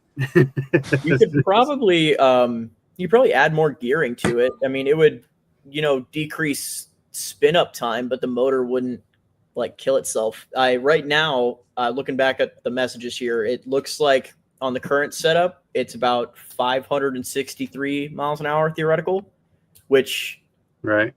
Anything above like 350, I like to classify as a non-starter. Unfortunately, I I mean, it is a disc, so I can it's handle it. easier, but say exactly what you feel. No padding required. Yeah. yeah, no, I know that. I know your methodology is definitely throw it in and test it. So I actually am very curious to see because, like, I don't know, maybe the 35, it's big enough to just kind of like brute force it. I don't know. I haven't used a motor of that size before, so I'm actually very interested to see if it can. Because my alternative, I can find it. I don't think it's this one. Oh, the 2826, the badass 2826 1360. Yeah. That's like a 12-pound motor. I was gonna say that's a 12-pound weapon motor right there. But typically horizontals kind of use the almost the next weight size up anyway, right? What size did you say that was?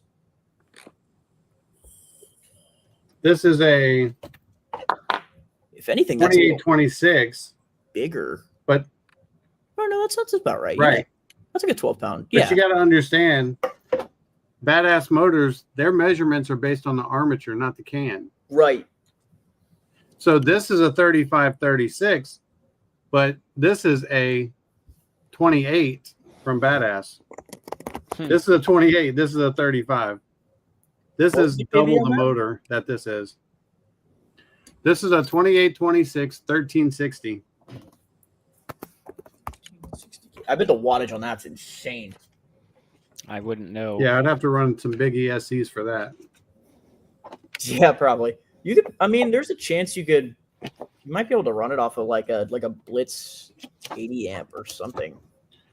Maybe. Yeah, I mean, I could run it, but I'll be honest. The only reason why I'm not running it is because how tall it is. It doesn't fit in my weapon stack. Yeah, that's the unfortunate part. I know. I'm pretty sure Caldera runs a 2816. I can go check that right now. Yeah. Actually. Yeah, I got to scope his robot out. I may be mistaken, but I'm pretty sure it's a 2816. I had a horizontal commission a while ago, and I did some digging into some of the best horizontals, and Caldera came up on my list. 2814, 850 kV. I was close. I was 2 off. 2814 instead. Yeah, no. So yeah, I can tell you this: if this turns into a robot show, like on this channel with us talking about robots, Chris Capps is like the bot whisperer who knows everything about all the different. He knows all the robots, and then you're not wrong. You know, of course, Caden is the technical advisor. Listen, man. And then Darren, he's company relief. I go to a lot of comps. I remember a lot of bots from those comps. That is true. Yeah, you definitely have that like area as well that has a lot of like the big name competitors. That's right. G-Scroll. Yep. Norwalk. Even Sword. Like a lot of big names. For sure. Sword, literally. Like, if you came to Florida, Chris, you would do so well in Florida. You would be like one of our top competitors here. But unfortunately, you're stuck up there in the Northeast and you just get hammered. And hey, you do your share. I'm not saying like you lose all the time. You do your share of hammering. Don't get me wrong. Don't take it the wrong way. I'm just saying it would be an easier road for you down here.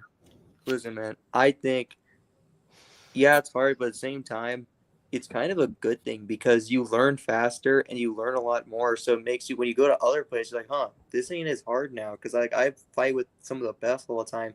You go to a smaller area, you're like, yeah, this was easy. I just blow right through it. And I can tell you, like, from our point of view, I can even speak for Caden and Darren. For you to be in that Mecca area, and it's so easy for you to get there compared to us, that's, like, huge. Like, we would trade. Like, I would love to live within hours of Norwalk because I would see every single one. 1 hour for Norwalk. Every single one. The problem is, like, it hinders our growth so much when we fight the same robots down here over and over and over again.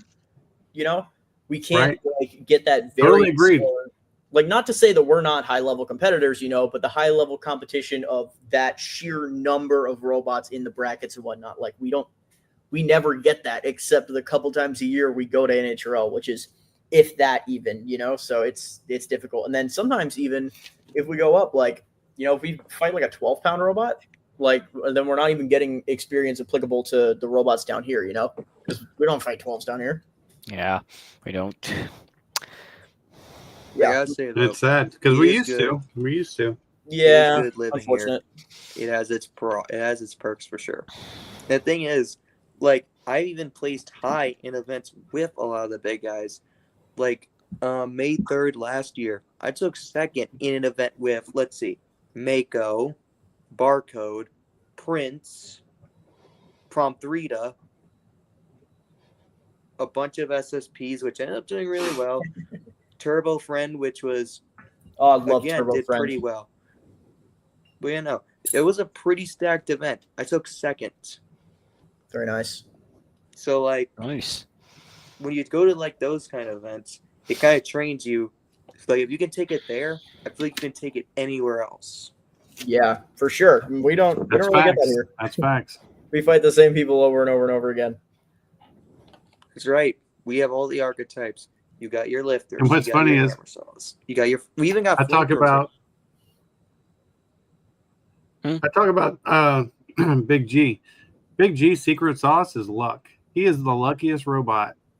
And you can ask Caden, you can ask Darren, like it's like he does so crappy for certain events because just my lack of preparation. I don't want to put that on Carter, but it's like when that robot shows up, he is like the beast. Like you don't want to face him when he shows up.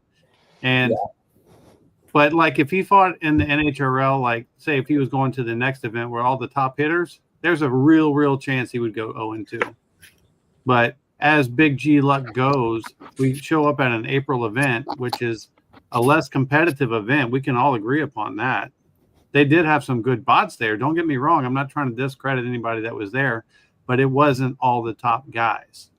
And, you know, that's You're just not the way it wrong. goes. And you talk about like you would want to fight Big G. I think you would stand a very good shot against Big G. I'd like to see that fight.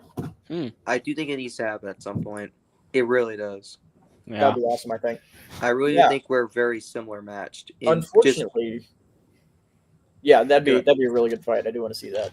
But yeah, unfortunately, we just have like the same robots down here. Like not even just in the fact that we only like fight each other's robots. Like I will basically always see Steve at an event, but also like just the type of robots too. Like we have 2-wheel drive egg beaters, or if you want to get really spicy with it, we have 4-wheel drive vertical egg beaters. And then we have some more vertical egg beaters. Like, okay, wait. We never even got around to predictions for Tampa. I guess you guys already went over them. But yeah, what do you predict is going to win in the fetal weights? Looking over this list, the only one that is not a vert, actually, I guess Hammer of Thor technically I forgot about the Thwack bot. But like basically the only two that have pictures that are verts aren't verts, or Chlorine and Hammer of Thor. Like the rest of them is the usual suspects, you know.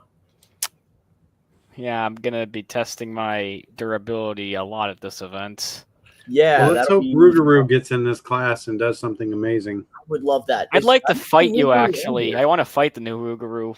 I don't see Rougarou. No, we have to team up and fight all the verticals, Darren. You're getting it back. Oh, right. Yeah, man.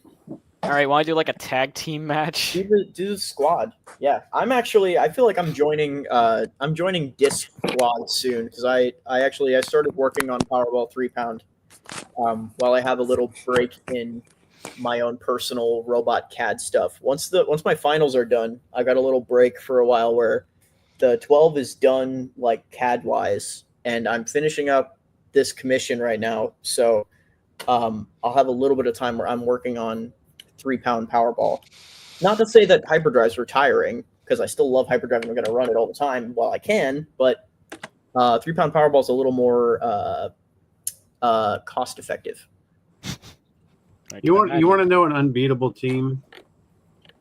It's like this. No, Caden, send me Hyperdrive. Let me build it out with your design, and I'll send it back to you, and he'll be untouchable.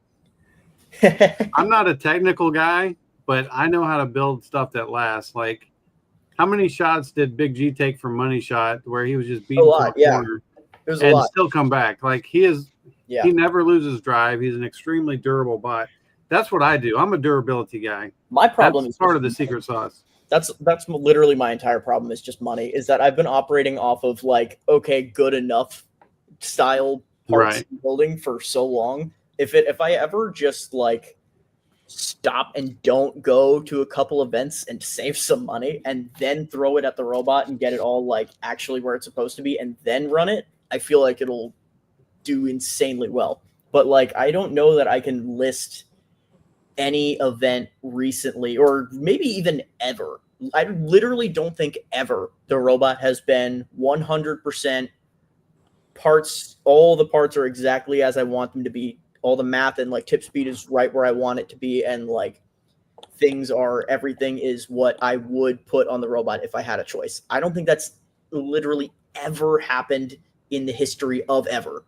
So that's definitely been my limitation. But all the what does it take to make that happen? Money. I wish there was any other. Well, you'll be graduating soon, so do you have a job lined up? I mean, well, we need to do a fundraiser. I literally just got denied from a part-time at GameStop today, so we'll see how that goes. I might have actually been overqualified for that, unfortunately.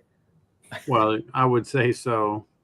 Yeah, I think my salary expectations as far as mechanical engineer stuff was probably a little past what GameStop was willing to spend.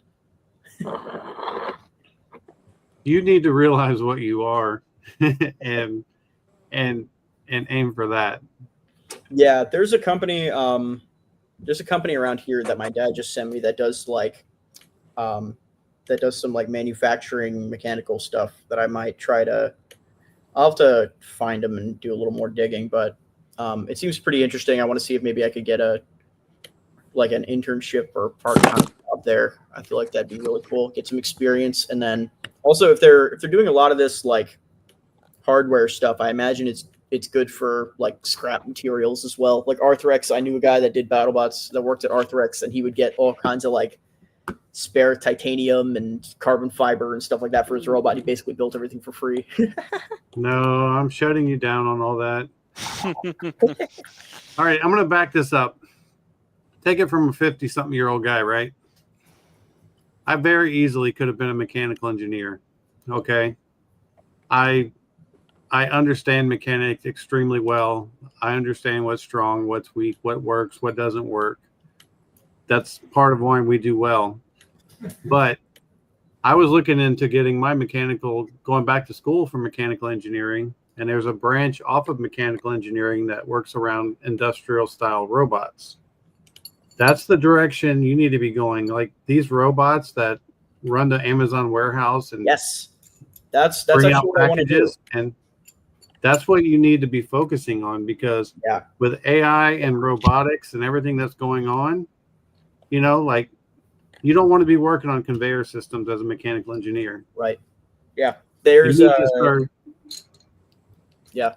Like you're saying, the mechatronics degree is all that. That's what it was called. Yeah. Mechatronics. And and I looked at it and I was like, where is a place close by where I could like maybe someday like do like a master's in mechatronics?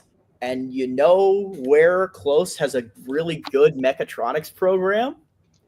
Florida Poly. So you're going to fight for Purple Fire? Gosh. You would roll over. You would have a heart attack. I know. I don't. Oh man, could I do that to myself? I don't know. I'm just saying, industrial robotics and automation is where you need to go. Yeah, that's why I took my last class, I needed to just like boost my GPA a little bit because it was bad from COVID stuff. But I took the stupid Python programming for engineers course instead of an easy A because I'm gonna use this at some point to actually get a good job. I mean, do you know how much of the world is actually just like who you know and not what you know? Oh, I know. It's insane. That is literally how the world works. It really is. 100%. So don't sell yourself short and swing for the fences. When you're as young as you are coming out of school, and the fact that the engineering, the graduation rate of engineers is at an all-time low. And and I'm not going to get into politics, but with the tariffs and things and manufacturing coming back to America, we're going to need engineers 100 times worse than we ever did. Yeah. So you are sitting pretty, my friend. You just don't know it, and you haven't figured out how to capitalize on that yet. Yeah, we'll see who wants to hire me. Right now, the job applications are not coming back super strong at the moment. Yeah, I don't blame you, Well, man. they will. The job market is not amazing right now. Yep, No, it's I don't not. blame you. It's been hard too. I know I was at a job for like a couple months before the chocolate shop I worked at hired me now. Yeah, he works at a chocolate shop. Yeah. That I sounds wish fun. you guys were around this area and you would be going to G Scroll because I'm bringing a lot of chocolate to G Scroll. Next weekend is gonna be fun. Nice. Yeah, I'm lucky that the commissions have been doing okay right now. I still haven't dropped any like big advertisements like anywhere super popular. Like I mentioned it like passively on Instagram once, but like I haven't put out like a big ad there or anything, and I haven't put anything in the Norwalk server either. And I'm probably gonna do that eventually, but they've been doing okay right now. Like for basically all of Powerball 12 for the last NHRL and this upcoming NHRL, commissions are paying for all of it. So that has been nice at least. I'm hoping once the 12 cools off price wise, I'm hoping I can apply that same money throwing towards hyperdrive, and then maybe I'll have an event where it is everything I want it to be on the robot. That'd be wonderful. Okay, well, I have one more question, and it's just me being pushy. Okay, how many times have you applied at an Amazon warehouse or like Coca-Cola or these other huge companies? I have not applied to those, but especially Coca-Cola. My grandfather was an engineer for Coca-Cola, and he passed in 2020 from COVID, and the company was horrible about it. Really, really, really, really horrible. Like none of his family ever saw his pension, and like it's been a terrible time. So not doing that. Well, okay. When I say Coca-Cola, it could be Pepsi, it could be Dr. Pepper. Right, yeah, and I get there's other there's definitely like in that same industrial. The reason behind saying that is, why apply for GameStop when you should be applying for Amazon and these huge companies? Well, right now that was just something where I just needed something that was right next to my house for a part-time thing while I was finishing up classes. Well, yeah, and I get that. For that. Once I graduate, then I'm not. All I'm trying to say is take it from a guy that barely got out of high school and at one point was making $250,000 a month. Okay, that there's money to be made out there. Don't limit yourself. You can do it. I'm with that. Yeah, the dream's obviously to get my money somewhere and then start churning out robot stuff. That'd be awesome, but. Takes a while to build up to that. So no, it doesn't. It does a little bit, unfortunately. Those are quitter words. I tried to get all the kit stock, and I needed a lot of money to get a first set of kits out. Those are quitter words. Where there's a will, there's a way. I'm just saying this because I care for you. Yeah. I'm sure your dad tells you the same stuff. Yeah, he keeps telling me I gotta get a patent on some stuff that I made for him. But patent lawyers are expensive, so I'm setting up a consultation with one soon though, and we'll see how that pans out. It'll work out.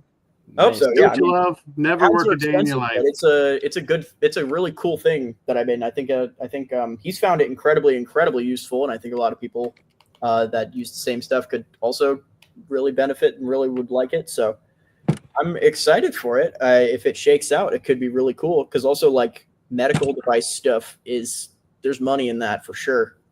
Talk to Bob. It's not the reason I did it, but I actually don't know what does Bob do medical device stuff? I actually don't know what he does. Bob designs medical devices. He's an engineer for medical devices. So That's is Andrea and Mike. Yeah, I know they're biomedical engineers. I think is Will. And so is Paul. Yeah. That's what Yeah, Paul I know does. a lot of that whole like Miami group is all like biomedical engineers. Will, yeah, you're right. Will too. Yeah, that's awesome. That's really what I wanted to do for a long time, and it's kind of still what I want to do. Honestly, I want to end up at Arthrex, and they do all that biomedical engineering stuff, which I really love. I'd really love to work with like that and like prosthetics and like all of that. I think it's so cool. I'd absolutely love to end up doing that. So we'll see. Where life takes me.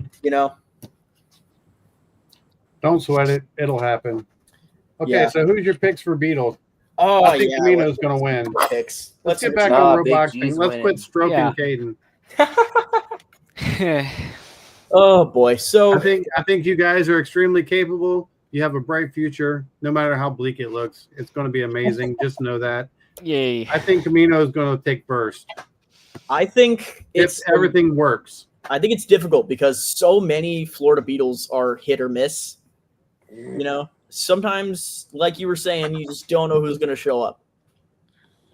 So I think, obviously, Camino's a strong bet.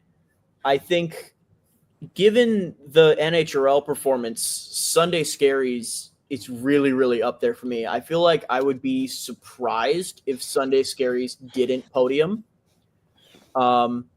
barring some kind of like crazy new issues. Big G, obviously, big solid bet there. Drum Gun is another one of like depends on who shows up. I feel like Systematic Chaos was that. I don't remember its performance as well at NHRL, so I can't really speak on it. I think one you have to watch for too is Cert. Yes, I agree. He's Cert running a 350 gram bar now. He upgraded his bar. Cert has been developing for sure. I agree. The only thing with Cert is that it with upgrading the bar like that, it kind of forces you to sacrifice stuff elsewhere. So like the carbon fiber on it is very skeletonized, and that might be fine. But he's also running like this. You know what's funny though? I'm not cutting you off, but I was talking to the guys earlier about Cert when he said how big his bar was. I'm like, well, exactly like you said. How much structure did he have to pull out of the bot to carry the weight of that bar? Yeah. And what's left over, and how durable is that going to be? Yeah. No, absolutely. I agree. Go ahead, continue. I had that same problem when I was making Order 66. Order 66's bar is, I think, even crazier. I think it's like 390 or something like that. It's absurd. Order 66 is one of the most absurd robots I've ever made in my life.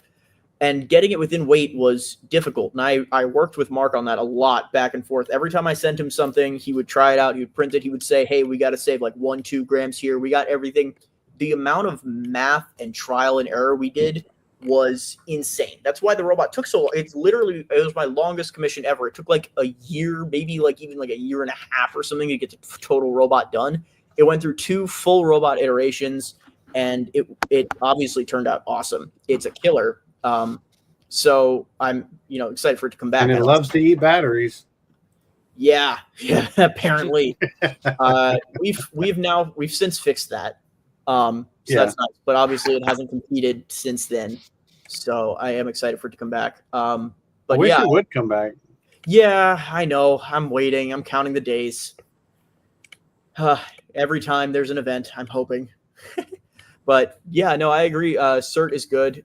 Definitely his forks caught me off guard at the last event. I'm not gonna lie, I underestimated Cert at the last event because at the kickoff I didn't have a weapon and I just like outdrove him and forked him the whole match, and I just won from that. So I kind of underestimated him at St. Lucie, where I had the drive motor dropped in, where I figured it wasn't really going to work, and I had like the wrong screws in the bottom, but I was like, whatever, it'll probably work fine enough. And then I underestimated his forks, and I counted. I think I drove over him, drove just straight over top of him like 9 times or something. And then because I had a fresh carbon fiber bottom plate on hyperdrive, I hadn't countersunk the screw area underneath my motor mount. So my countersunk screws were just sitting out with like this wide like tooth angle on the bottom of my carbon fiber. So they got clipped by his weapon and got blown through the robot, which is why my weapon motor came out. But yeah, the forks on Cert now are really good, I think. CPU ones in the picture, I imagine he's probably not using those in the face of the new ones. But yeah, Cert definitely I feel like could do really well. That guy too, I forget his name, but he's also been like pretty rapidly developing stuff as well. I know he started with like some kit stuff, and then he pretty quickly moved on to some custom stuff, and now he's doing more and more and more custom stuff. It's not like some people who will like get it. No shade to these people either, but like some people will like get a kit robot and then they'll like make very small tweaks to it over time, and then they'll like make an entirely new robot to kind of jump into it after like that robot, their kit robot, like retires basically. He basically went like boom, boom, boom, boom, boom, like went like kit custom, more custom, and like is evolving his actual robot at a very quality high pace. So I think we're definitely going to see a lot more evolution from Cert as well, which is cool because without Order 66 regularly competing, we don't have any wide style 4-wheel drive beater drums. So I'm actually really excited to fight that because I feel like that's a really good style of robot. So that'll be fun. Hyperfixation popped off at St. Lucie. He made a lot of improvements too that I was really impressed with. He's the big sleeper. I was going to list him as my most. I wouldn't even call him the biggest sleeper. I wouldn't even call him a sleeper at this point. No, for sure. He's good. He's good because and I think what makes, Gallo 12, the original that he's running, was a solid bot, and then with his improvements and then putting a beater bar onto it as well, and his drive style of I just don't care, I want to see stuff blow up, really contributes to how well that robot does. Yeah, I really like to be honest. Yeah, I think it's definitely, I think it has an opportunity to do really well. It did really well at St. Lucie, and I think it definitely has an opportunity to do well again. Camino obviously can always show up. It's Camino. We all know Camino. If he shows up, he'll be first. If he doesn't, he won't. Yep, we'll just see what happens. Sometimes with some of the Florida guys, we do that. Sometimes we show up, and sometimes we don't have everything where we want it to be, and we show up anyway. Guilty as charged, 1,000%. Yeah, me too. Same way, man. But the real sleeper, I think, is whatever Deadline is. It's a hammer saw. Is it? I love that. I love that with my whole heart. We need your tie ready. Beetle weight hammer saws around. If you go back far enough in the chat, he actually said what it was. Nice. I'm not giving secrets away. I'm just going off what he said in the chat. I won't let me go back that far. But if I were you, I'd order some tie. Most hammer saws nowadays, you're gonna want at least, I would say, 1.6 at least. Yeah, I use I don't even use that anymore. I use 2 mil minimum for everything. I use 3.2. Well, my actual wedge for hyperdrive is a full 1/8 inch, so it's intense. I don't know that any horizontals are really getting through this. Beetlejuice didn't even like scratch it. It was awesome. Oh, you fought Beetlejuice. Yeah, nice. It was awesome. It did wonders for my NHRL ranking too, because I was not supposed to win that fight. It was a qualifier. I was definitely not supposed to win it based on like the ranking stuff. So it actually did wonders for my ranking. But it was, I think I mentioned it maybe on a previous stream. I think. Yeah, bro. We were talking about this. You beat me. Yeah. Yeah, and then they had to re-safety after because the robot started driving while I was taking my robot out. I think we finished. Yeah. I think we ranked 55 at NHRL with Big G from that one appearance. That makes sense because a debut event where you get like top 16 and you take down. I actually looked it up. I think you are. That's intense. You're 127 all time. Me? No, I was talking about Big G. Oh, Big G. Oh, is that where it's the at? all-time record. Okay. I only look at the active records now. There's just so many Beatles. Here, I'll look at official rankings. I'm pretty sure Big G is 121. If I checked it earlier. It's pretty sure. Let's check. Well, you would know better than me. 127 for Big G. That's active? Hyperdrive is 70. Sounds about right. Yeah, because you went down a couple of spots because you haven't competed this year yet. Yeah, that makes sense. I know I went down. Where'd I get didn't 50 compete in something this from? one. Carter's. I'll have to ask Carter where that number came from. That might have been your seating at the event. Yeah, I don't know. New robot. It doesn't matter. Yeah. We're good for once a year anyway, so I don't expect to be.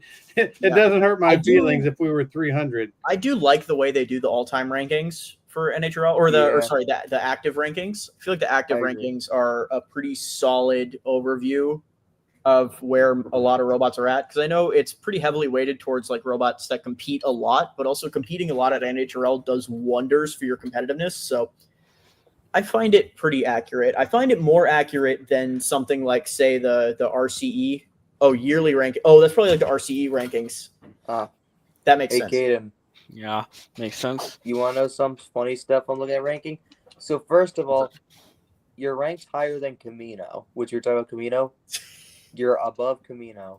It's probably because of stuff like that Beetlejuice fight. You're above me by 11 spots, I think, or 12 spots. That's funny.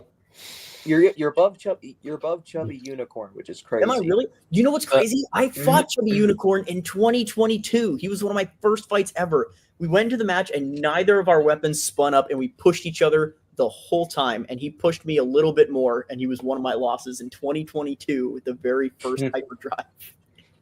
Oh, you are above. What is it? Endpoint? That's the strike point ruler combination. Yeah, that thing's really cool. But it only competed once, right? So, but it did make it top 8. That's true. My best finish is top 16. Same. I have 2 top 16s. Yeah, and then Big G made top 8, which I think that's tied for Florida's highest placement. Oh, NHRL yearly rankings. Okay. Oh, okay. Yeah, 2025 rankings. Yeah, that's right. Honestly, I forgot that was a thing. But yeah, no, you're pretty high up there for you don't do a lot of NHRLs, but no, I know it's definitely crazy. did you well.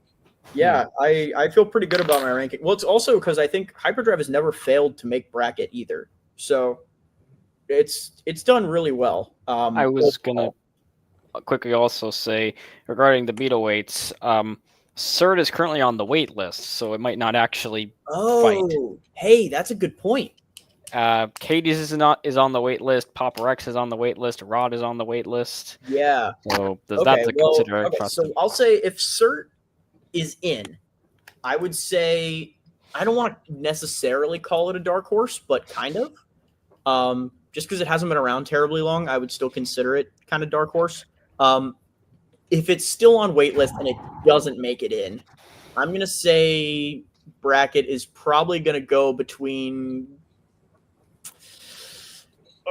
probably Camino, Big G, Sunday Scaries, and maybe a deadline dark horse as well. Because a hammer saw could do wonders in the Florida environment for sure. It's all going to come down to construction and driving. Honestly, it's just without having seen it yet or seen it perform or anything, it's hard to make any kind of call on it. I think, especially if it has one of the JCR hub mode or something like that, it's gonna go through anything. Yeah, people are gonna throw. Okay, I know we talked about this a little bit on the last, the post NHRL wrap up, but I'm not in love with the off the shelf hub motors I saw. For hammer saws, people broke them a lot, at NHRL. True, but I still think they are a solid offering. I'm it is. No, mine's held up really well. The thing is that but for hammer saws, Darren, the thing is that for hammer saws, you have to put the weight class downs hub motor on it. So for beetle weight hammer saws, which is what you mostly saw at the last NHRL, they'll put the 1 pound robot hammer saws on it, the hub motor on there, and use it as their spinner for the hammer saw. And those broke really frequently. And I don't know why this is that we don't see more belt-driven hammer saws. I don't know why that is. It seems like it would be way more durable and you could get the same performance out of it. And honestly, you could probably even throw a Beetle 8 size motor on it. You could pretty easily throw a 2315 on the back of an arm of a hammer saw and have it belt driven. And you could get all the power of a Beetle 8 size vert. So you could also vert mode too. That's the other thing too. If you're running a 1 pound hub motor on there, you can't do the vert mode thing where you turn backwards and you drive into somebody and you can go weapon on weapon or anything. Drop Saw used to be able to do that. He runs like a giant full-size weapon on there and the full-size motor and everything.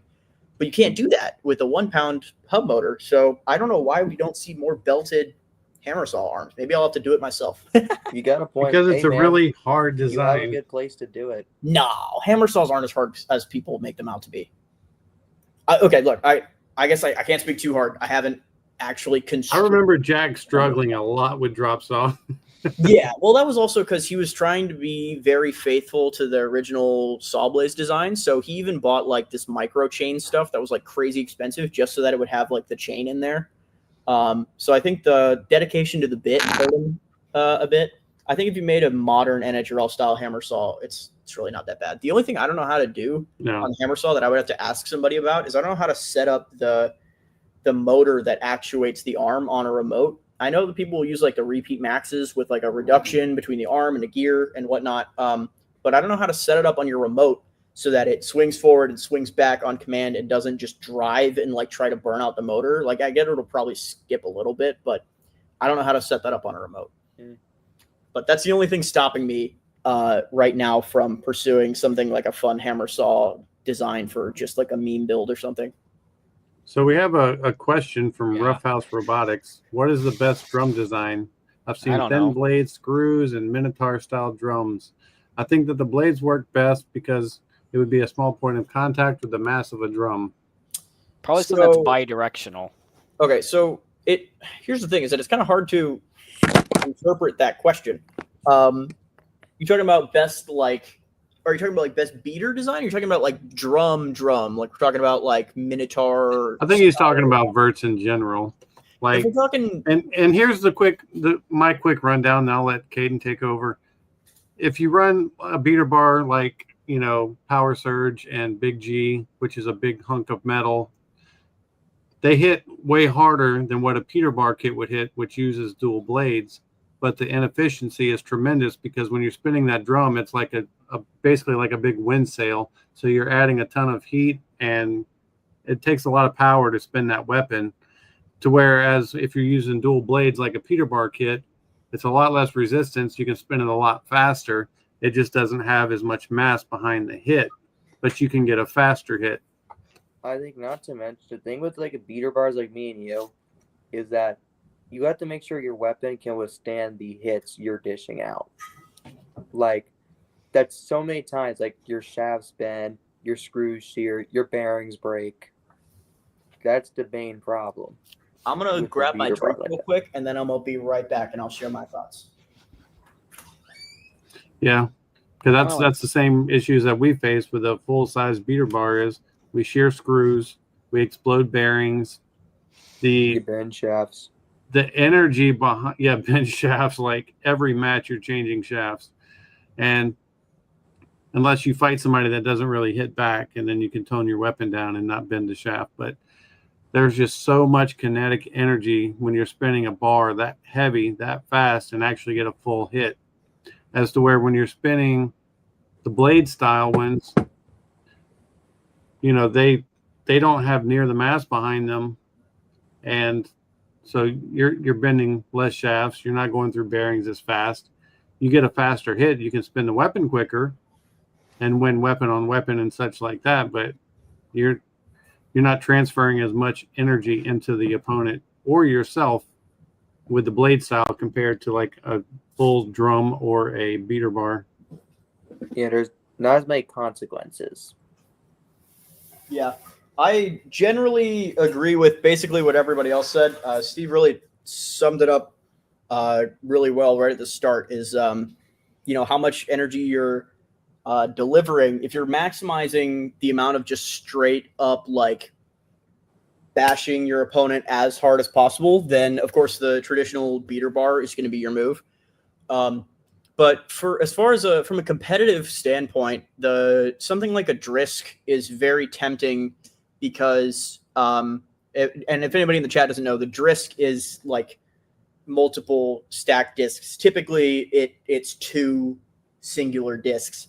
That's where the name Drisk comes from, is like dual disc kind of drum. But the Drisk has a lot of competitive advantages in that if you run it off exactly the same setup as a regular drum, kind of what Steve was saying about the air resistance and inefficiency, the discs are going to be way more efficient, and it'll actually be able to achieve higher tip speeds than the drum would. So it gets closer to that theoretical number that we always throw around. That number is always going to be inaccurate. It's never actually going to hit those speeds, but the discs will get closer.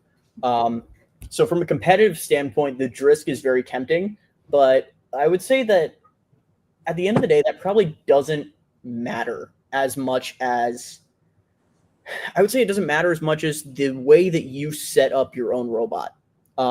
It depends on if you do the math and do the gearing and everything, and you have stuff set up with a certain style of fighting in mind, it's going to do way more for you than any weapon theory probably will, honestly.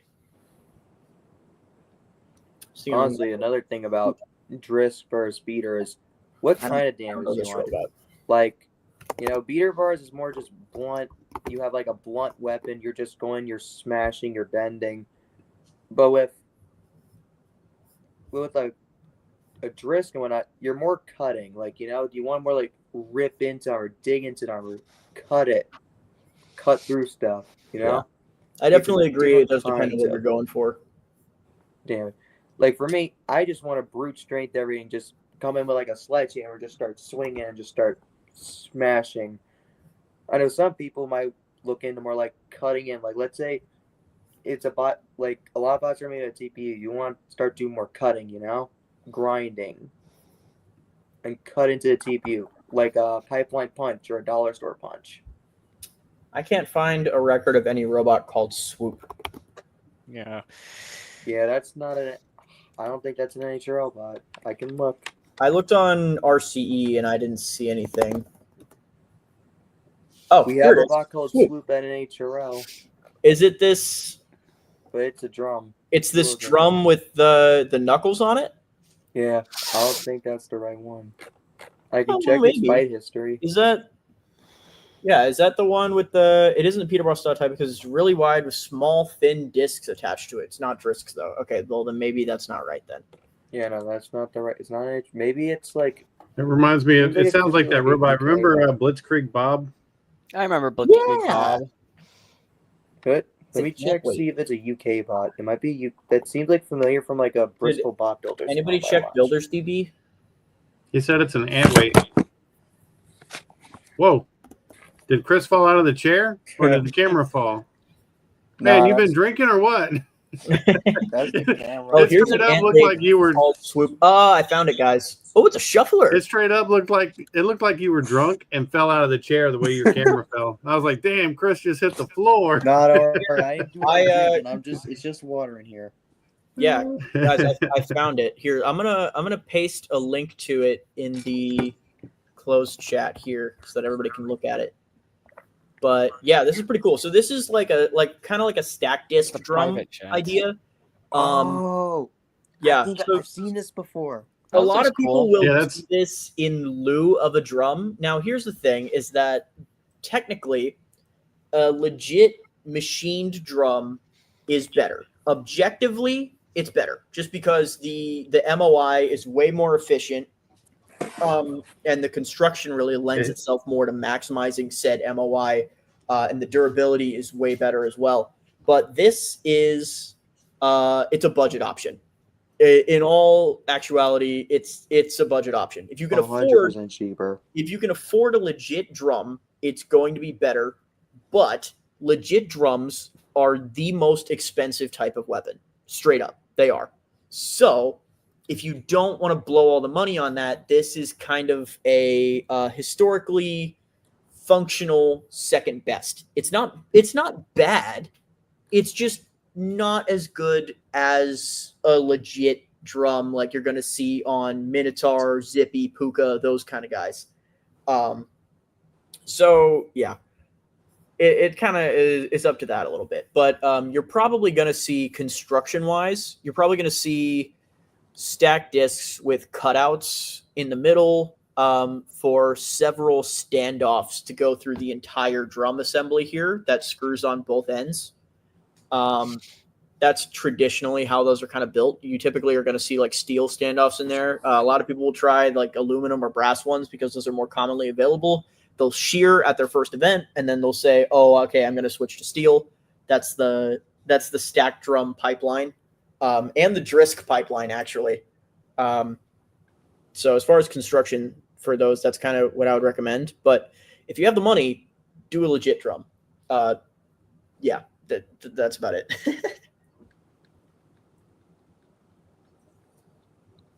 Sorry, it is so hot in this garage.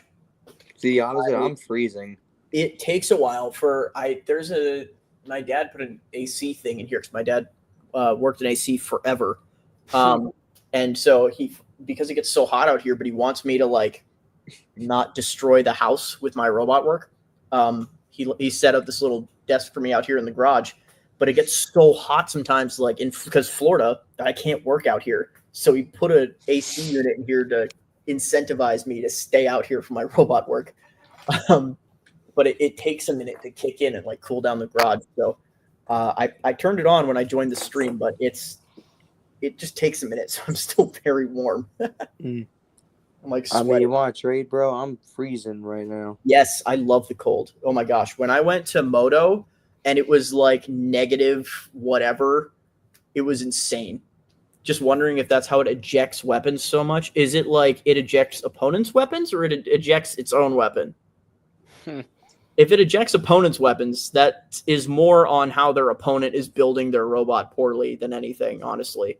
Yeah. If anybody's robot is getting ejected, it's the fault of whoever's weapon gets ejected. And I say that as someone whose weapon has been ejected several times.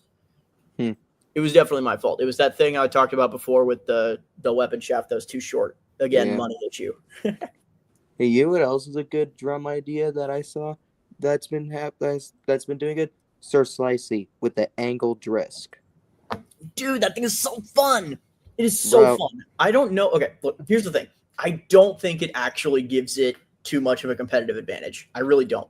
But the robot itself is really fun, and he made it really competitive, and I love it. Oh my god, amazing! Listen, like I said, I know the Sir Spinny, Sir Slicey family for a while. Oh, have you? I just talked to him at the last like 2 NHRLs I went to. He just happened to be there, and I talked to him at the first one, and I was like, "That's such a fun idea." And then the last one, I talked to him again, and I was like, "How do you design that?" And we talked about that for a while, and he seems like a really cool guy. Oh yeah, Sal's amazing. Listen, I've known that family since their very first event at New Bots 2 years ago. Nice. I have been at just about every event that they have, and we pit near each other. So amazing people. I pitted with them at March Spring Smash in New Jersey. That was the weekend before they went on their run at NHRL. And they gave me an in-depth look. I got to hold the weapon. They took it apart almost to show me like the inside and all of that. It really is a genuinely amazingly well-engineered thing. How do I zip this? It's so well driven. Evan drives, the little kid Evan, he drives it so freaking well. Nice. Like, I watched him tear everyone apart at G-Scroll. Ooh, wait, hang on. Did this robot beat Mud Skipper? That's fun. Yeah. I don't know. I don't think ejecting weapons is really a feature of any weapon style. I don't think there's any weapon style that lends itself to weapon ejecting. I really just think if anybody's weapon ejects, it's the fault of the builder who built the robot whose weapon ejected. Unfortunately, like I'm sorry, it's just how it is. If it happened to eject multiple weapons, I don't know. I think it's just coincidence, honestly. That doesn't mean that it's not a factor. I mean, I'm sure it's I looked at it. It's a shuffler where the drum is most of the body, so it's probably just also the fact that it's probably just hitting very, very hard. Given like I'm looking at this here, it looks like we got that's not even carbon fiber top plate. That's printed top plate. It's got printed top plate, printed body. It looks like the drum. But given the thin TPU armor on the outside and the shufflers, I'd say the drum probably takes up a solid third of the weight, if not even closer to half. So it's probably given the fact it's a 1.5, it's probably 1.25, right? Because this is post nerf. The problem with these like the wide disc styles, like that one, how it's got the long drum with multiple discs, is they usually use some kind of standoff inside the TPU. Yeah. And when that gets hit and those bend, it effectively shortens the width of your drum, pulling it out of its connections on both ends, causing it to eject. Yeah, I think he was talking about it ejecting other people's weapons. Is it? I thought he was talking about his own. Yeah, I asked for clarification on that, and from what I understand, I think is the fact that he's talking about his opponent, because he said it's able to eject weapons so easily. And I don't know, the phrasing makes it feel like it's like able to eject other people's weapons, I think. That would make sense. I don't think he ejected Mudskipper's weapon, though. Mudskipper's pretty tough. That would be hard to do, but it is also a shuffler robot. Definitely hard. So if it is a shuffler, then I could see it being the case. Because looking at it here, assuming this is post shuffler nerf, we've got what looks like this is pretty shiny stuff on the side. So this could be AR, but it could be TIE. I don't see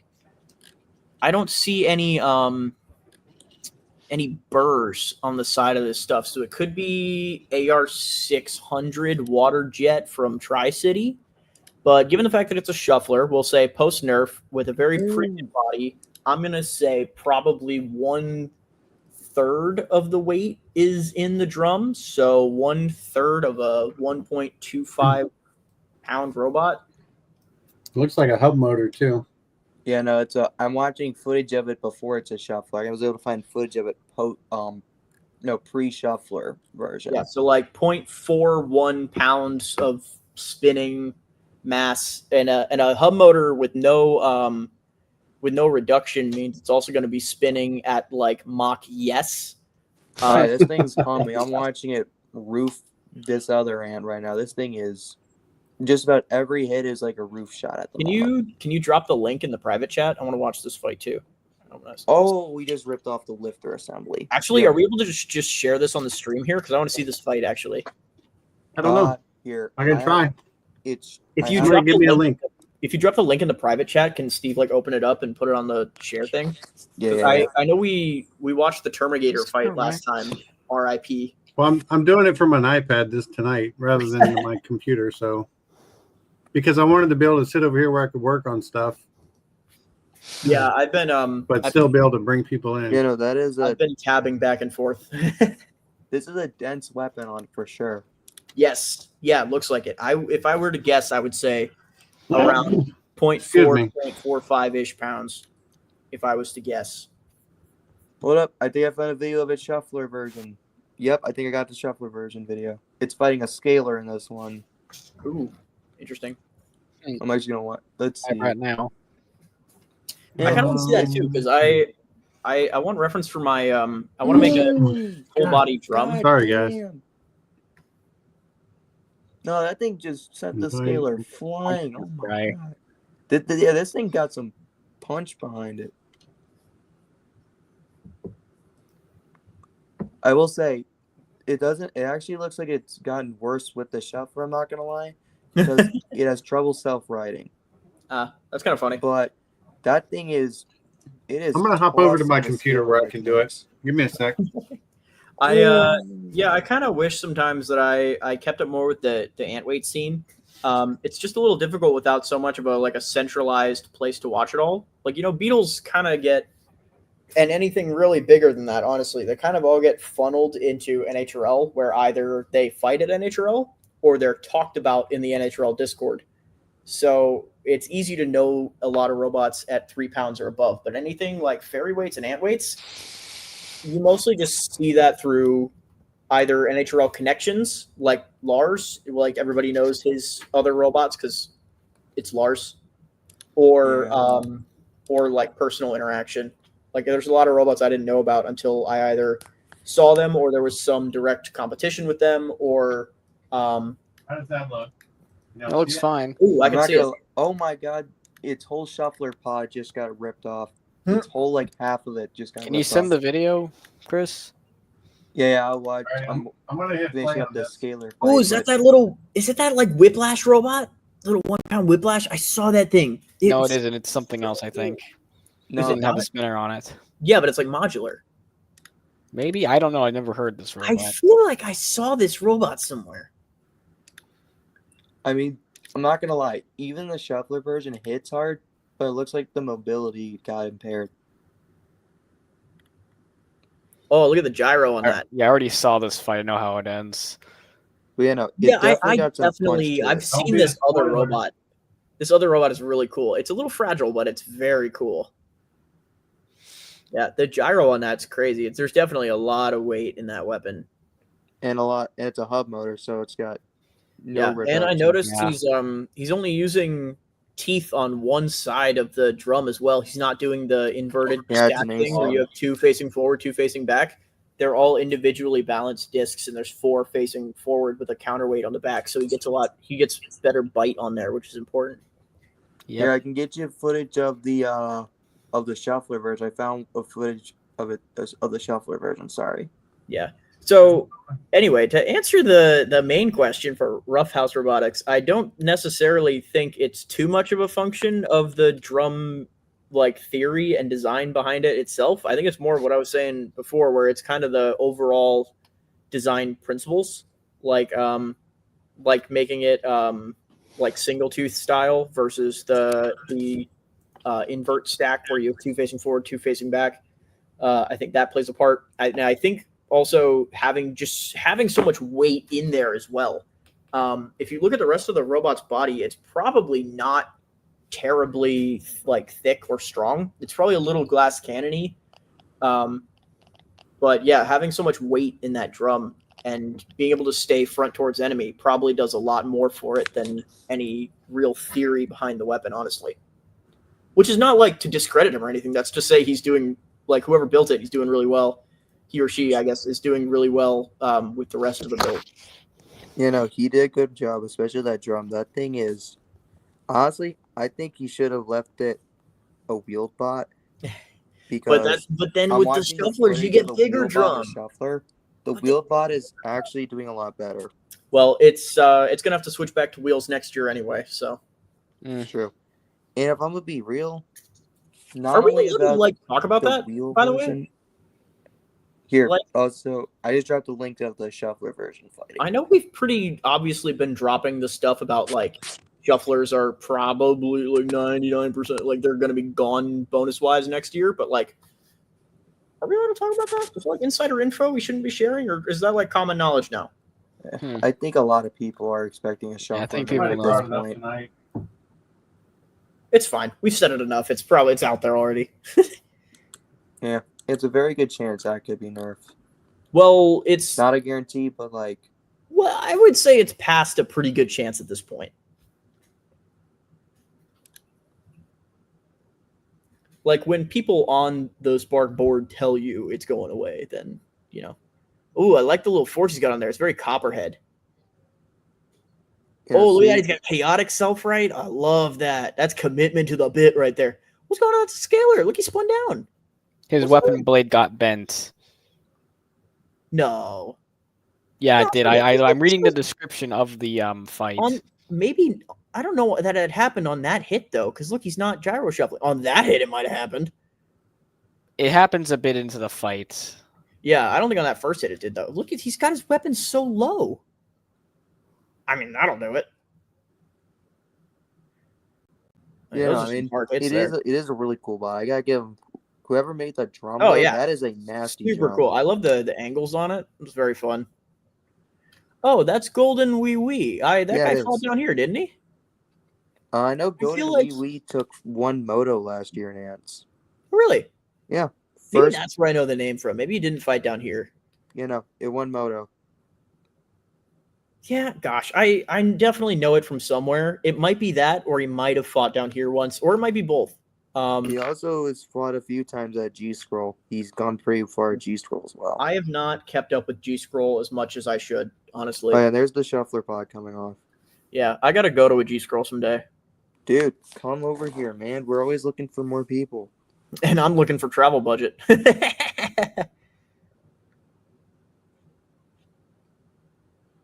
Yeah, Nice. there's this, but Yeah, it's a I have little to give it to poorly him. positioned right there. He was kind of in a bad spot for shufflers to get chopped, unfortunately.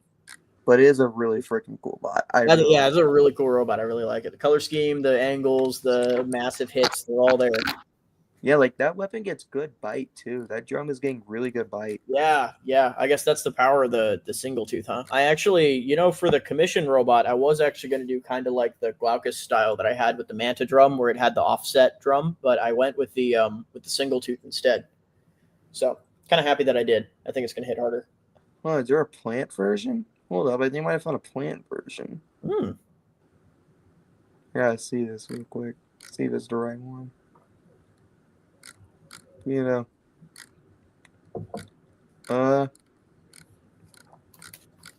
Ooh, hey, this is off topic. Have you guys seen the new Repeat Mark IV brushless? I have not. You know what? I just went to whistle there. My lips were not wet enough. I was super dry there. But point is, these are nice. I just got them in for the commission build here. That was like the last part we needed. Finally got them from Andy. The Peters were out of stock. So I got them from Andy, but look at these things. Look at that. Mm. And here's the thing. Here's the thing that I'm most excited about. It fixes the number one problem with Repeat Minis, which is the wires. Anybody that's used like the Mark IIs or Mark IIIs will tell you if you look at the wires funny, they're going to break off the motor and it's going to kill it completely. We made a rule within the team that if you got the Repeat brushless minis, you had to hot glue it as soon as you got it. As soon as you took it out of the box, you had to hot glue the wires because they were going to break off if you even blew on them. But these ones, look at this. The wires are like in the metal. They got like a nice wrap in there. It's like all guarded. It's not like free moving, and these feel a lot better. And that was like the only issue that I had with Repeat Minis. So the fact that that's solved now is awesome. I am in love with these ones. I definitely plan on switching Powerball to these someday. Very, very, very excited to use these for myself and for commissions in the future. These are So who you building a bot for? there was a guy at St. Lucie. His kid had the Gladiator robot Falcon. He wanted to do something a little more like not the Viper Kit E. So he had to make him a plastic ant, but he wanted something like very, very high tier competitive. So that's what I did. I went with 4-wheel drive drum. So this is Don't give away all of his secrets. I mean, you're gonna see it, obviously. Yeah. It's very good. It's 4S, full brushless, hits like a truck. This is Plastic Assassin. It's got the cool like paddle forks. Love this much glare because it's white, but it's got the cool like Link style paddle forks on there that I really like. That was really sick. And I made him a weapon lock, and it should Looks awesome. really well. Yeah, I'm really excited for it. It's also gonna have spring loaded forks as well, which is really cool. I haven't done like the rubber band spring loading before, but it's the only version of spring loading that's legal in plants. So very excited for that as well. But the last parts I needed to finish it were the FingerTech switches and these. So those just came in. And then I was going to start assembling, like doing the final soldering assembly and testing yesterday. And then I realized that a ton of my tools got mixed into the team bag at NHRL. So I am missing like half my screwdrivers, my solder, my hacksaw, my like all these other tools So I went to go like cut shafts for the 12-pound robot, and I can't do it because all my Dremel stuff and my hacksaw got mixed in the team stuff. I went to do some assembly, and I literally had to borrow a screwdriver from my dad. And then I went to go solder up this guy's robot, and then I didn't have any solder, so I've been like scrambling. I've just ordered like a new roll of solder, and like I'm using my dad's screwdriver, and like stuff will get here tomorrow to finally finish it. But it's been awkward having to work around all my tools being missing.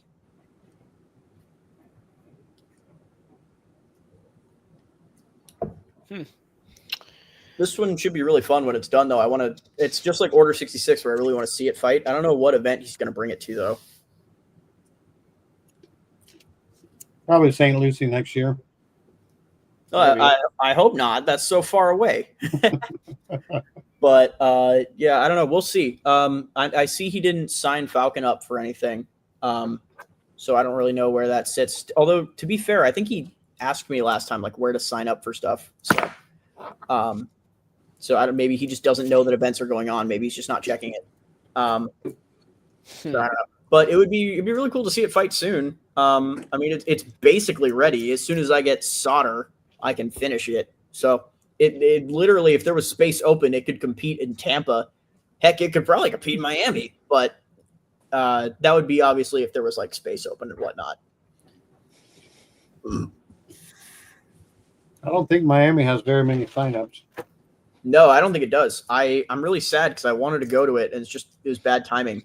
But part of the reason why I like Miami Maker Faire so much is because that's where my friend lives as well. So it's always an event I can get him to go to. But he's busy that weekend anyway, so I guess it's not as big of a loss for me. But I really wish that I could have gone, because I would have done BattleBots on Saturday, and then Miami F1 GP is Sunday. So I would have loved that. But instead, it lands on a relative's birthday, and we're flying up to Kentucky to surprise him for his birthday. So didn't pan out. But that was the robot that I wanted to do the 1 week build and make a YouTube video for it. Yeah, we talked about a bit about YouTube earlier with algorithms and stuff, and how I've heard the algorithm's rough recently. I've heard that the YouTube algorithm is like really rough recently. Oh, it also turned 20 years old like yesterday. Oh yeah, that's right. I saw that. Yeah, the Me at the Zoo video turned 20 or something. Yes. That's crazy. All YouTube cares about is keeping people on YouTube. So if you figure out how to do that, then you're going to do just fine. Fair enough. That's all they care about. The more ads you get people to watch, the more they're going to promote you. Yeah. YouTube algorithm is a strange and mysterious thing. Y'all remember when, like, so in Miami you have Amethyst, Hyperfixation, the Food Fighters, Cert, Rod, Contraption, Suboptimal, and Gallo 12. Yeah, let me look at these. Which website is that on? Is that on? Oh, here it is, Miami. It's on RCE. Yeah. Yeah. There's 8 Beetles, 17 Plastic Ants, wow, 7 Gladiators, and 14 Ant Pros. That is a solid plastic ant bracket. Yeah, the biggest one I've seen. Okay, so except for makers, of course. Yeah, not a lot of people. A lot of people will cap plastics at like 12 or like 14 or whatever the perfect bracket size is there for that.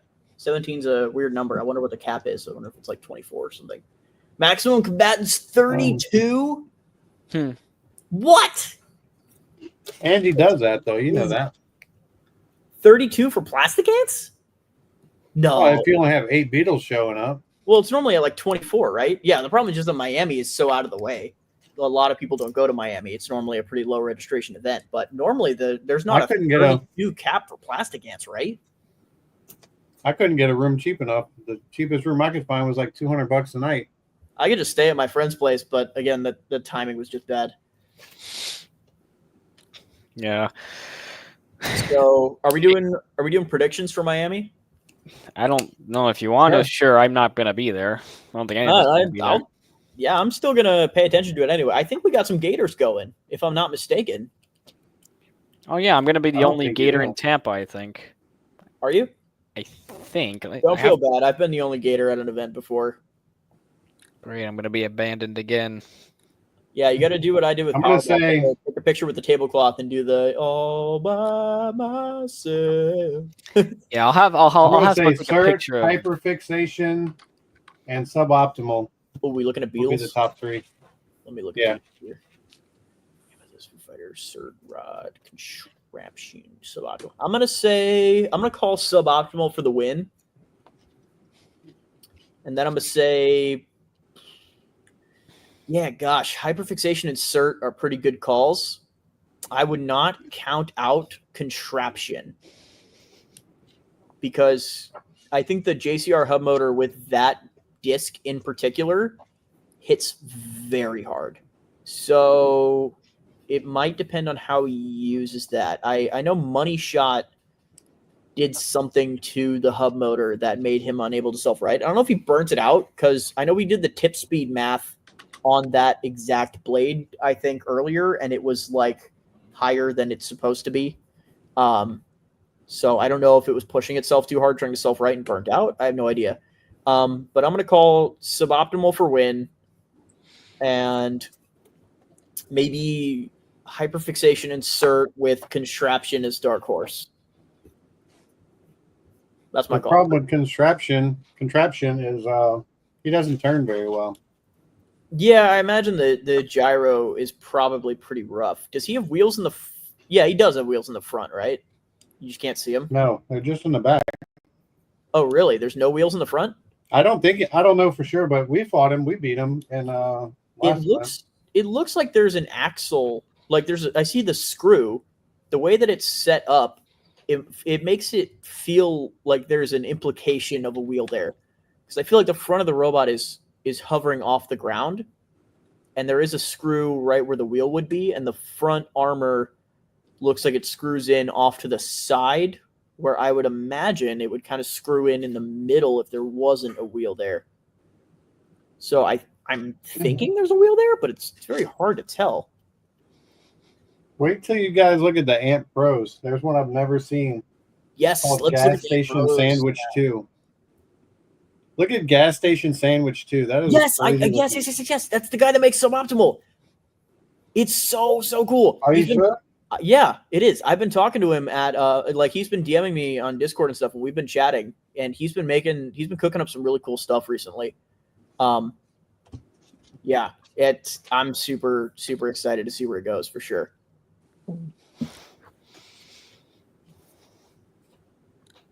I mean, I would love to go, but spending $450 to sleep for 2 nights is yeah, insanity. I don't know about that, Chief.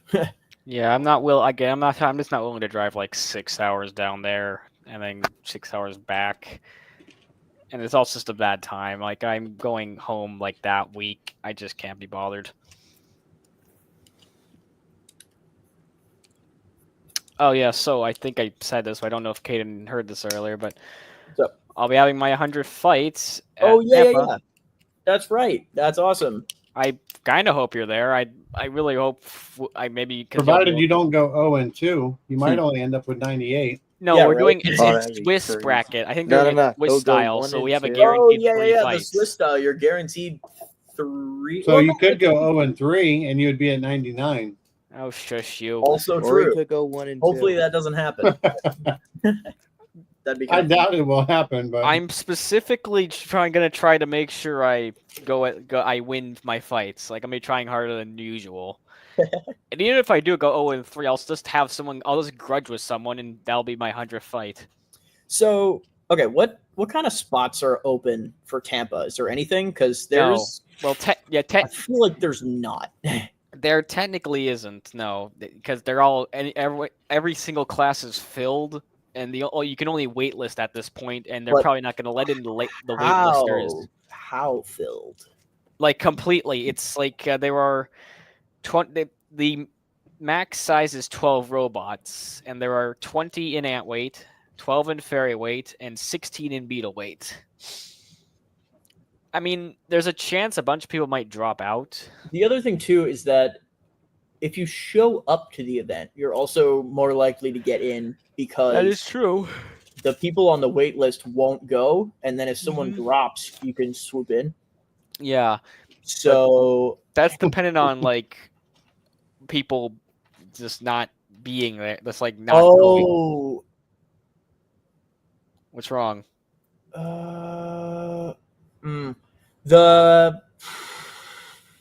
It's May 31st. Yeah.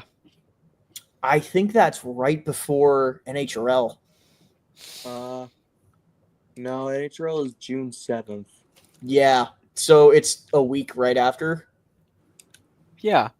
Yeah, I'm not going to do that. Just bring in ant weights or something. That still makes me probably has to get ready for Norwalk. It makes me work on a robot within a week of NHRL. So I don't Why don't you just work on it ahead of time, have it done, and then do this? Well, I am. I'm working on life stuff. I'm working on graduating first, but that's a solid priority. But then after that, issue. Everything's getting thrown at Powerball 12 right now because I don't want what happened last time to happen again. And I am spending a lot of my immediate money right now on the registration deposit, hotel, and airfare.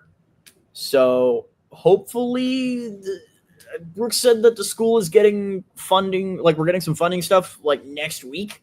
So technically, I won't be graduated by then next week. So I'm hoping we could slide me some travel funds just one last time. But yeah, a lot of the money's getting pretty eaten up right now. So we will see. I can do a lot more testing with Powerball 12.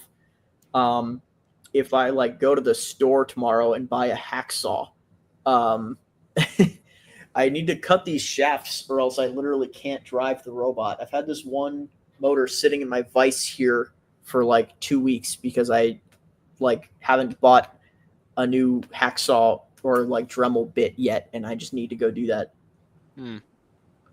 So Carter says contraption has wheels in the front. They're tiny.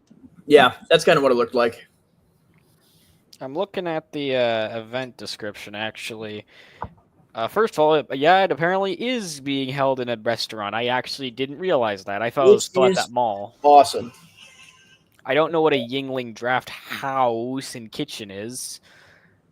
They serve beer. I'm excited. I was going to say, once you get out, you have a great time. You can't do that. Well, unfortunately, I have to drive, so I won't be drinking, but... yeah, I'm also good. Actually, I'll be probably going with my family. Depends on how early you get out. Oh, they have food. That's good. Lobster fries, chili, beer, wings. Okay. Kids menu, good. I'll give this advice for NHRL. Next time I go, I'm not buying any meals. I don't buy the builder meals. Do not buy the builder meals. I bought the builder meals, and I literally threw it away because we were so busy prepping for our fights that the food was delivered and we had zero time to even eat. Yeah, everybody's builder meals are getting like cold on the pit table, and then also like the builder meals, like they're fine, but the food trucks that you find outside are just amazing. They really are amazing. They blow the builder meals out of the water, and they're like the same price, if not cheaper. Don't get the builder meals. Bro, I'll remember that if I ever go to NHRL soon. If you need food, send a teammate or someone you know or someone that's already out. Just ask them to grab you food from a food truck. It's the tacos I had last time were divine. You could pick and choose. I got like 2 fish tacos and like a chicken taco and a pulled pork, and it was amazing. It was amazing. I destroyed that thing. I was starving, and I was able to just obliterate delicious tacos while I talked about robots. Don't get the builder meal. It was great. All right. For me, it is life gets no better. I have been eating the burgers and fries from that food truck for 4 years now. Every NHRL without. It is so freaking good. Okay, but what's better, burgers from that food truck or the Amish Hot Pockets at Moto? I've never had the Amish Hot Pockets. What? I went there one day. Dude. I spent the whole day working on my bot because I made it to day 2 and I had a very busy day 1. Oh, you gotta get the Amish Hot Pockets. Then day 2, they didn't have them. Yeah, they only have them on one day. Exactly. So I was so caught up in having to get my bots working. I'm also noticing that the event doesn't have a finish date. It just says like when it'll start, but not when it ends. Which event? The Tampa it's a one. 4-day event. No, Tampa, not NHRL. Yeah, it just says that fights start at 11 a.m. and fights run continuously. Just continuously. Doesn't really say what. Tampa's have always historically been one day, so I know it's going to be one day, only obviously, but I just know I don't know what time specifically. The only 2 events that I've ever gone, or 3 events that I know that have gone on for longer than a day is Moto, NHRL, but they don't do it anymore, and G Scroll does it every so often. Yeah, we do 2-day events. With maybe it's every like third Often. event is a 2-day. All of Andy's events are 2 days. Yeah, pretty much. Yeah, most. I feel like a lot of them are 2 days recently, which is kind of painful, but it also I don't know. It helps you get more fights. So. Well, see, Andy's whole thing is he doesn't just do an event for just the event. It's always tied in with entertainment, either whether it's at a fair or, you know, a megacon or whatever. So he's usually obligated to provide entertainment for 2 days. Right. Fair enough. Interesting comment here about the NHRL bots browning out. I want to hear your guys' notes on that. Have you guys noted that at all? I don't. I think I recall robots not working that well a little bit. Well, yeah, I the just 12s and remembered. 30s were cursed as shit. I mean, so many of them did not work. Yeah, I remember just remembered something. Someone asked earlier something about Termigator. Yeah, so for sure, I noticed obviously the 12s and 30s at the last event were like cursed to not work. It was crazy how much they were not working. It was actually kind of insane. I feel like if I threw like an ant weight spinner on Powerball and then I just drove into people, I probably could have like qualified in the 12s. Everybody was just so inoperable. But I guess that technically included myself. But yeah, the 40s were like that too. Also just electronically cursed. It was insane. Bro, the fact that Budget Boy qualified is crazy. You know what? Props to Budget Boy. Yeah, good Props job, to Ryan. Budget Boy. Look, is it the flashiest robot of all time? No. But is it kind of like fun in a goofy way? Yeah. And it's reliable. Yeah. Durable, I definitely I've noticed there has been a little bit of a brownout question going on. Because remember, that's what happened to Temporal Terror as well. And then I know the NHRL before that, some people were also asking about like, hey, I feel like there's a lot of robots are browning out in the middle of this event. And Wait, curse. Which cage was it in for Temporal Terror? Was it? What's it? Which cage was it in? It was the stream cage. There you go. See, a lot of the problems people have been having problems with, depending on what you use for your radio. Yeah. They've been having issues where it just stops working. Yeah, that's the thing is I've heard that some stuff they've been doing recently with the streaming equipment has been causing people's robots, like their signals, just to cut out and then it can't reconnect in the fight.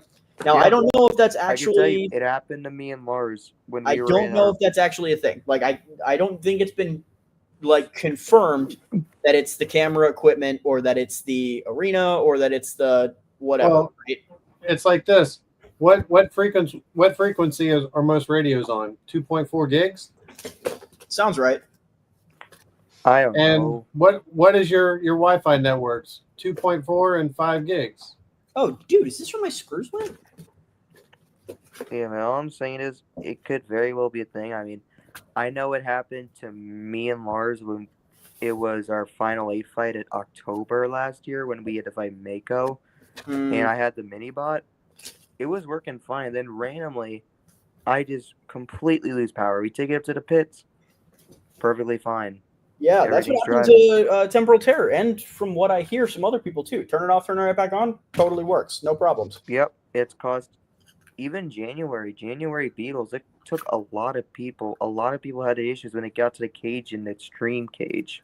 Oh man. Happened to Anubis. I know it ended Anubis's run. It ended a few others people's run too. Yeah. What was it?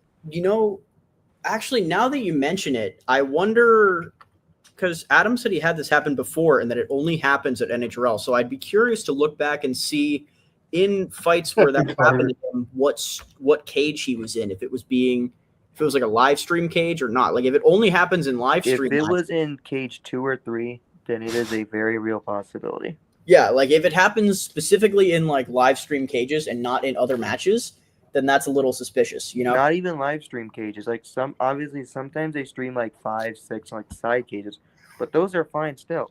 It's specifically the 2 in the bowl. Yeah, the bowl ones are mostly the ones I've seen have issues. Yeah, let's see who else. What are other builders? Mako, yeah, I know Julian Dima have had their complaints. Red Panda. I'm trying to think of some others. But yeah, no. I think Voxel maybe. How the heck are you guys still up? We're talking about robots. How are we not going to be up? Robots are fun. That's why. Yeah. Wait, I'm multitasking. I am actually working on my commission stuff as well at the same time. And I finished my robot. I tested hours ago, like when we just started. Everything's working, so I'm just chilling. Triton versus Manta be like, it's on Termigator's fight. That's What about Termigator's fight? Yeah, I'm looking at the stream from NHL to try and see what the curses are all about. One person commented with a timestamp of Termigator's fight about similarities to the other one.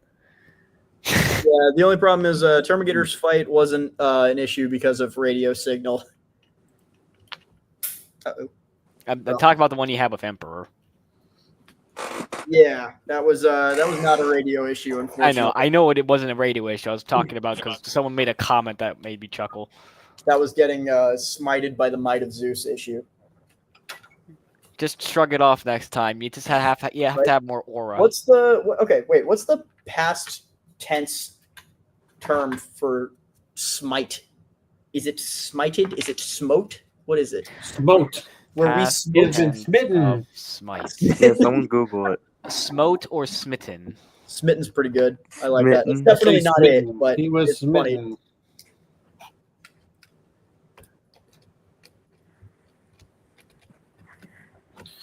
Well, I will say this. It is 2:47, so I'm going to go until 3, and then we'll end it. Fair enough. Yeah. I think that's a Alright. fair number. I was shutting it down at midnight, and then we got talking again. And then Caden joined the club.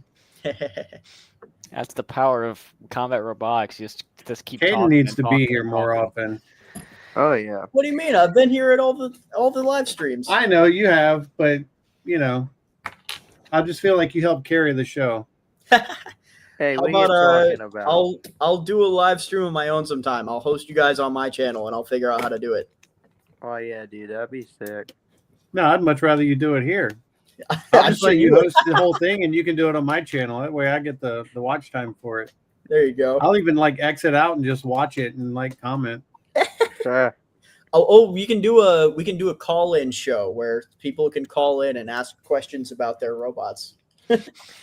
Like car talk. Well, earlier, robots. Yes, I was like putting car the talk. link. We were putting the link in the actual chat, and whoever wants to join.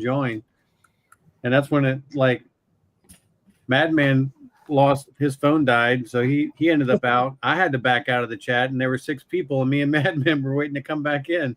That's funny. Yeah, we could do a robot car talk.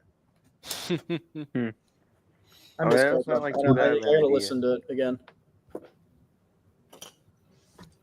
Yeah. Yeah, I was concerned actually because after when we were winding down around midnight, I was talking to Chris and Darren, and I was like, I kind of feel like things got way off track. Talking about announcing tips and techniques and all this stuff, and I was trying to feel them out because I felt like it was for what we're talking about, and they were like, "No, dude, I like talking about that stuff." and Jeremy got into it too. He didn't, he was enjoying talking about announcing and all that. So I was like, well, cool. That's all I need to hear. Like, if that's what you guys enjoy, well, like wherever it goes. And like Chris said, hey, we're just a bunch of builders hanging out and talking. And I was like, well, it's fine with me. I'm not going to try to reel it back in then, we'll just go wherever it goes. I just wanted to, feel everybody out and kind of see like how they felt about how things were going. So if you guys are having fun, then, that's the point. Like, we're not trying to make national news or anything. We're just a bunch of builders connecting and talking and sharing stories. So yeah, these are always really fun.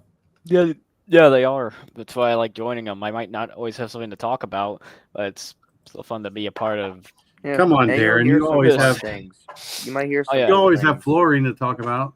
Yeah, your 100th fight coming. Your 100th and hopefully after I place. How many times I heard 96 fights tonight? Yeah.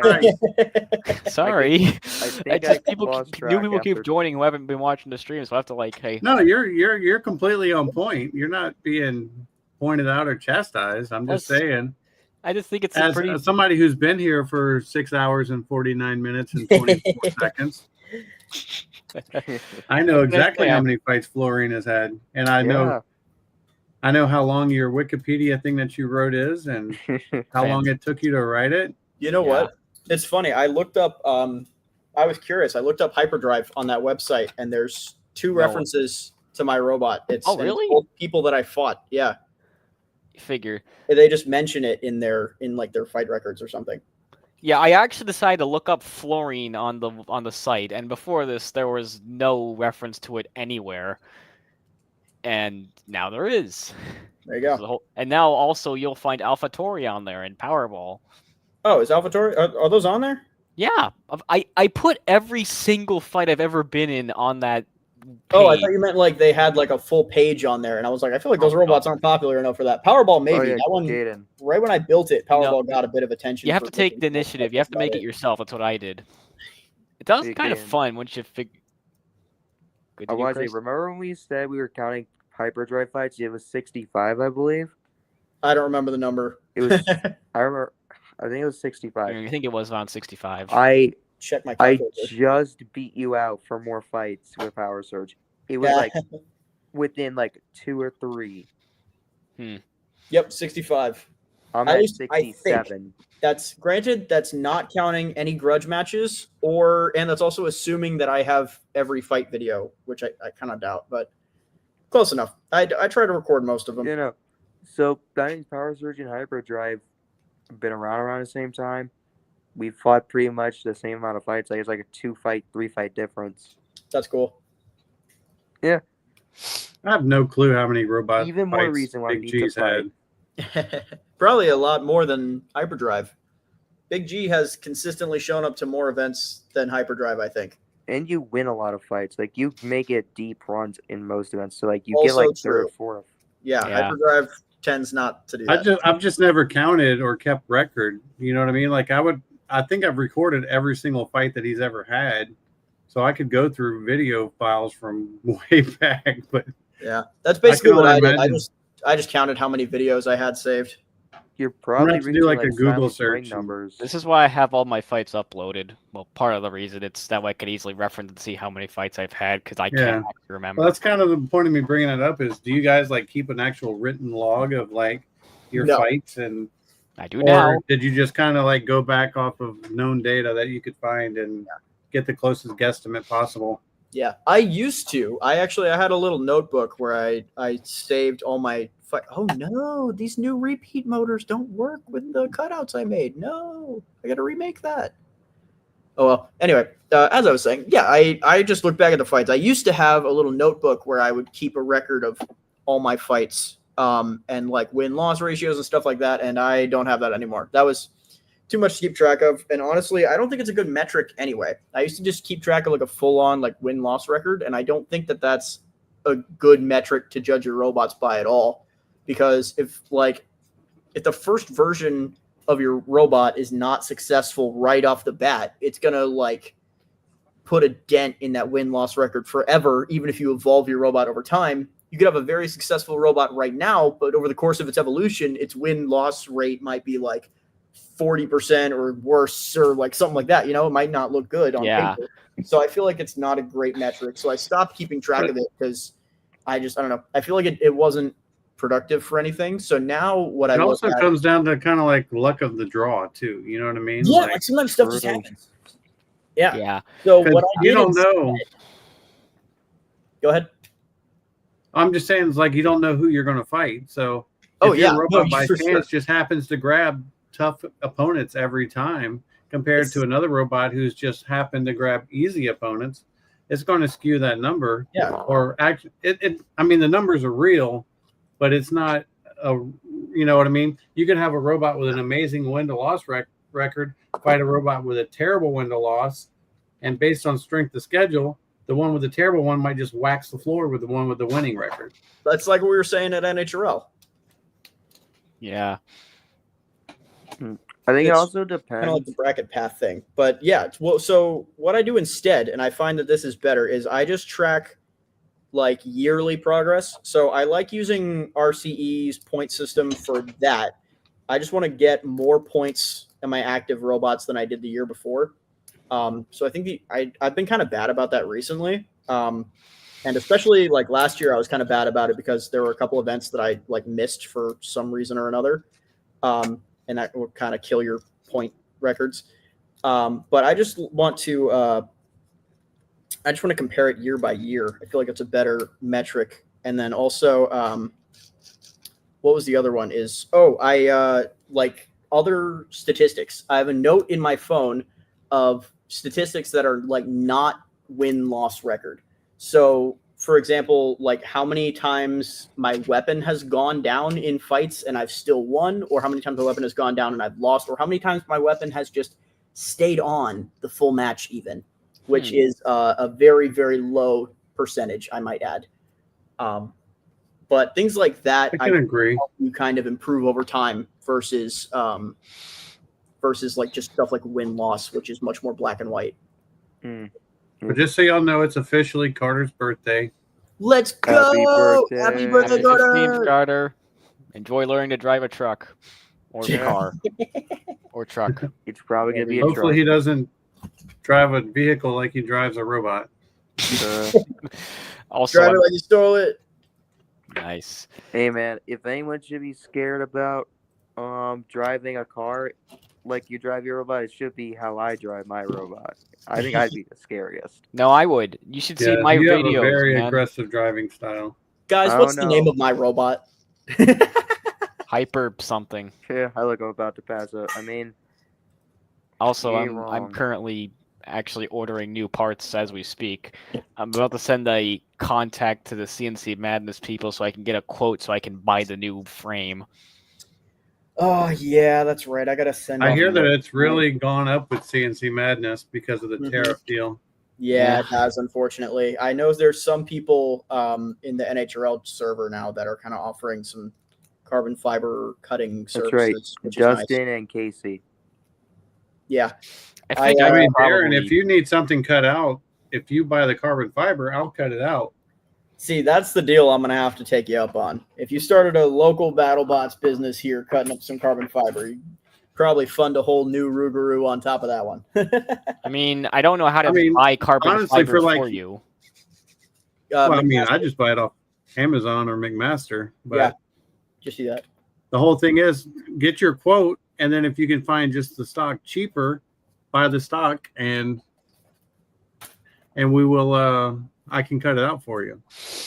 So how do you want, how would that work? Would I send you a link to the stock I find and then send you money via PayPal or something? You could probably just ship the stock right to him. Just buy it and ship it to my house, and then I don't know where you live. Well, I'm sure he'll give you the I would tell you that obviously if we get to that step. Can't I just give you money for the stock and just you buy it yourself? If you want to. My money. I assume you have a PayPal or something. I could probably figure out a way to get it to. We'll figure it out. Yeah. I'm just gonna get the quote, see how much it costs. It probably can't cost too much because it cost $30 for me to get 4 pieces of carbon fiber when I first built this thing. That was pre-tariffs, though. Yeah, but that was 4 pieces as well. I'm cutting the number of pieces I want in half, and even if it stays around the same, I can afford $30 or even 40.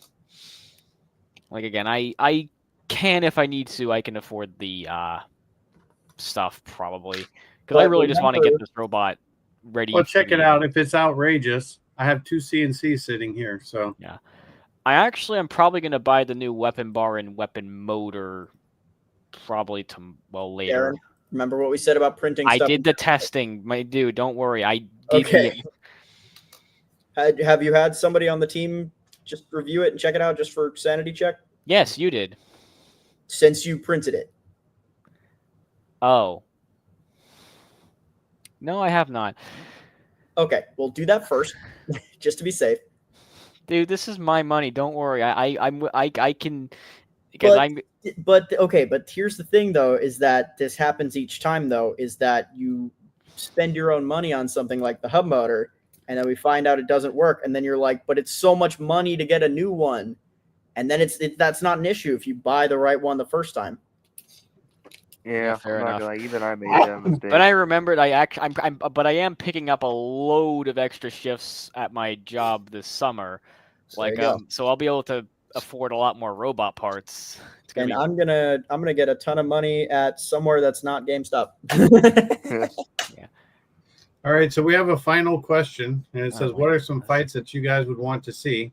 I don't know any of these Rough robots. House wants to see Swoop versus Ampere, Swoop versus Cheesecake, Ampere versus Cuttlefish, rematch Mud Skipper versus Cuttlefish, and Swoop versus Cuttlefish, and Swoop versus Carlton 379. Swoop I and have never Carlton. heard of any of these. Yeah, robots. the problem is that a lot of these robots are not in our area. I do know some of these. I know Swoop because we just saw it. I know Ampere, Cheesecake, Mud Skipper. Actually, I think the only one I don't know is. I feel like I might even know Cuttlefish. Actually, I think the only one I might just totally not know. Cheesecake is a little mid cutter. Yeah, he's got that's good my YouTube that's the one channel that stuff going as well. for years. Yeah, Carlton 379 is a very hard hitting vert, a little shuffler. Shuffler vert. Yeah, I don't know that one. I would love to fight that thing. I feel like if I saw it, I would know it, but I Watch don't know what footage of it. It's very recognizable. I know it because, well, also I like Lars and Alex talk about it all the time because Lars and Alex fights it all the time. This is so cool. There's a little pod just comes right off the side, and then you can slide it in and screws it. It's great. Oh, I love it. That is clean. So, I guess what fights that we want to see? Ooh, yeah. So, okay, I would like to see. I'd like Hellfire to come back. Emulsifier versus Jameson Go. Oh, Emulsifier versus Sawblaze, you mean? Always love to see those. I want to see Emulsifier versus Termigator, for sure. I don't actually. I have. Do you know what? Oh my gosh! Wait, guys, did we talk about June NHRL at all? No, I tried talking about it, but I don't think these guys really. Oh, geez, that's like a month from now. Okay, yeah, but everybody, like, we have a ton of team people registered. I'm registered, and the Termigator's registered, and Temporal Terror is on wait list, but it is registered. Not to And mention I did not check the 30-pound list yet. I didn't check the 30-pound list. So Emulsifier or Megatron or anything might be there right now. Listen. I can tell you who are the big names going. Synthesis 30. How Ares. do you check the list? Yes. Team Panda's bringing something new. Light Force, apparently, which is supposed to be a 30-pound bite force. How do you check the thing? Is it on Robot Combat Events? No, it's going to be under an NHRL chat, under the June channel. It's probably going to be Overlord a list. The Bot Barons bring in their scaled up version of Prince Overlord. It's like ooh, scaled up Prince. That's cool. It's not bad. June 7th. All right, I'm gonna. This is a giant blast of messages. I don't see like where Waddles. the application part is. I'm not gonna lie. I think Waddles would be fun. Kablooey Tango. That's right. Megatron. Oh wait, when is this June? I'm gonna check Robot Combat Events because I can't see it on the chat here. Oh my gosh, guys, we might get Terminator versus Megatron. Just beat him, you'll be fine. I'm so excited. Oh my gosh. Nope, that did not appear at all here. Let me try Builders. You know what? My bad, kid. I got May and June mixed up. Okay. I can't gonna see. say, How do I you didn't see see where anybody people applied? I'm listening. looking on the Discord right now. I don't see it. Here. Let's see. Whack. Ooh, Undertaker. Undertaker's pretty good. Where are you seeing this, guys? You have to be in an HRL Discord. You want me I'm to in just- it right now. you want I'm me to just looking drop at it. the link. I'll just here. Let me just drop the link in the chat. I feel dumb. I'm staring right at the June 7th Here. channel. Oh, Here, Oh, it's a Red Google Doc. No Storm. wonder I didn't see it. Well, it's under the pinned. It's under, Oh, like, no wonder I didn't see it. I didn't check pinned messages. pinned. Okay, what the heck is this massive? Yeah, I gotta redesign this backplate though. It's look okay. Look at this. The 12 pound, 30. the Mark IIIs. Look at this. He Team changed Danby's coming. the angle of the wires. Look, they're angled down now. They're not. They don't stick out the front. Dude, where they there's did some before. decent control bots. You got Wait, Team Danby Is this a and Red two-stroke Storm. a gas-powered full-body spinner? What is? Wait. What is that? Silly Kitty Combat Group 2-stroke Oh, by it's Matthew two-stroke. Yoroko. 4-wheel drive, gas-powered full-body shell/ring spinner. Wait, what weight class is that? I know 30 I know 30 pounds. two-stroke. That's fun. I You know also the have builder. Phenomenon. Phenomenon, really? 4-wheel driver, 4-wheel driver, 4-wheel driver. Not to mention Red Storm. Oh, Red Storm. Mirage, Megatron, Kill Switch, Kablooey Tango, Demon Core, Why am I blanking Undertaker. Banshee, on Anxiety. Mirage. Oh, that's right, Mirage, the shuffler vert. Yeah, okay. Okay, I but would not Kablooey count out Undertaker. Tango is really the one that I think is going to be Kablooey Tango and Megatron. I think are going to be the ones to watch. I don't know, man. Red If you Storm though. just Red beat Red them, you'll Storm be is fine. also crazy good. This is going to be an absolutely banging 30-pound bracket. Like, okay, the 30-pound bracket was like pretty good in April, but this is a banger 30-pound bracket. What's registered for Beatles? Way more robots than we can go over. But does anybody have any specific call-outs for Beatles? Hold up. I'm looking at it right Chlorine now. is not on the list because I I see don't have the Anubis. money to go Anubis. to Anthro. Yeah, I'll call out Anubis, Caldera, Dutch Oven, Yep. Eviscerator. Yeah.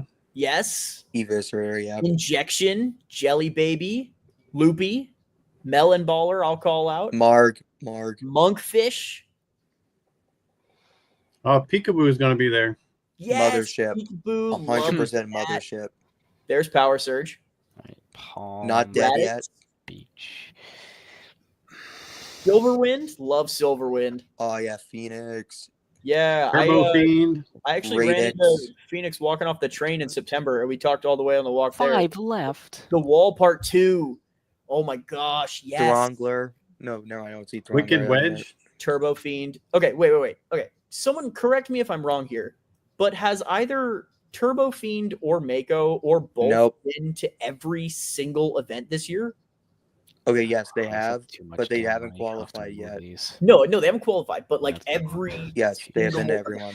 They Are, have. are they registered for May as well? Yes. Wait, there's a May event happening? Yeah. They So have Oh gone yeah, into look at every that. There event. is May 3rd. Oh when I jeez. was talking to them after the big G fight, and Demo was saying that they were gonna like be struggling to get back here to qualify after that event, and Nope. then they're They're registered in for it. the next 2 events. The only ones that are even open. They're registered for both of them. That's good Wow. though. I like those robots, and I do hope they qualify. They're really cool.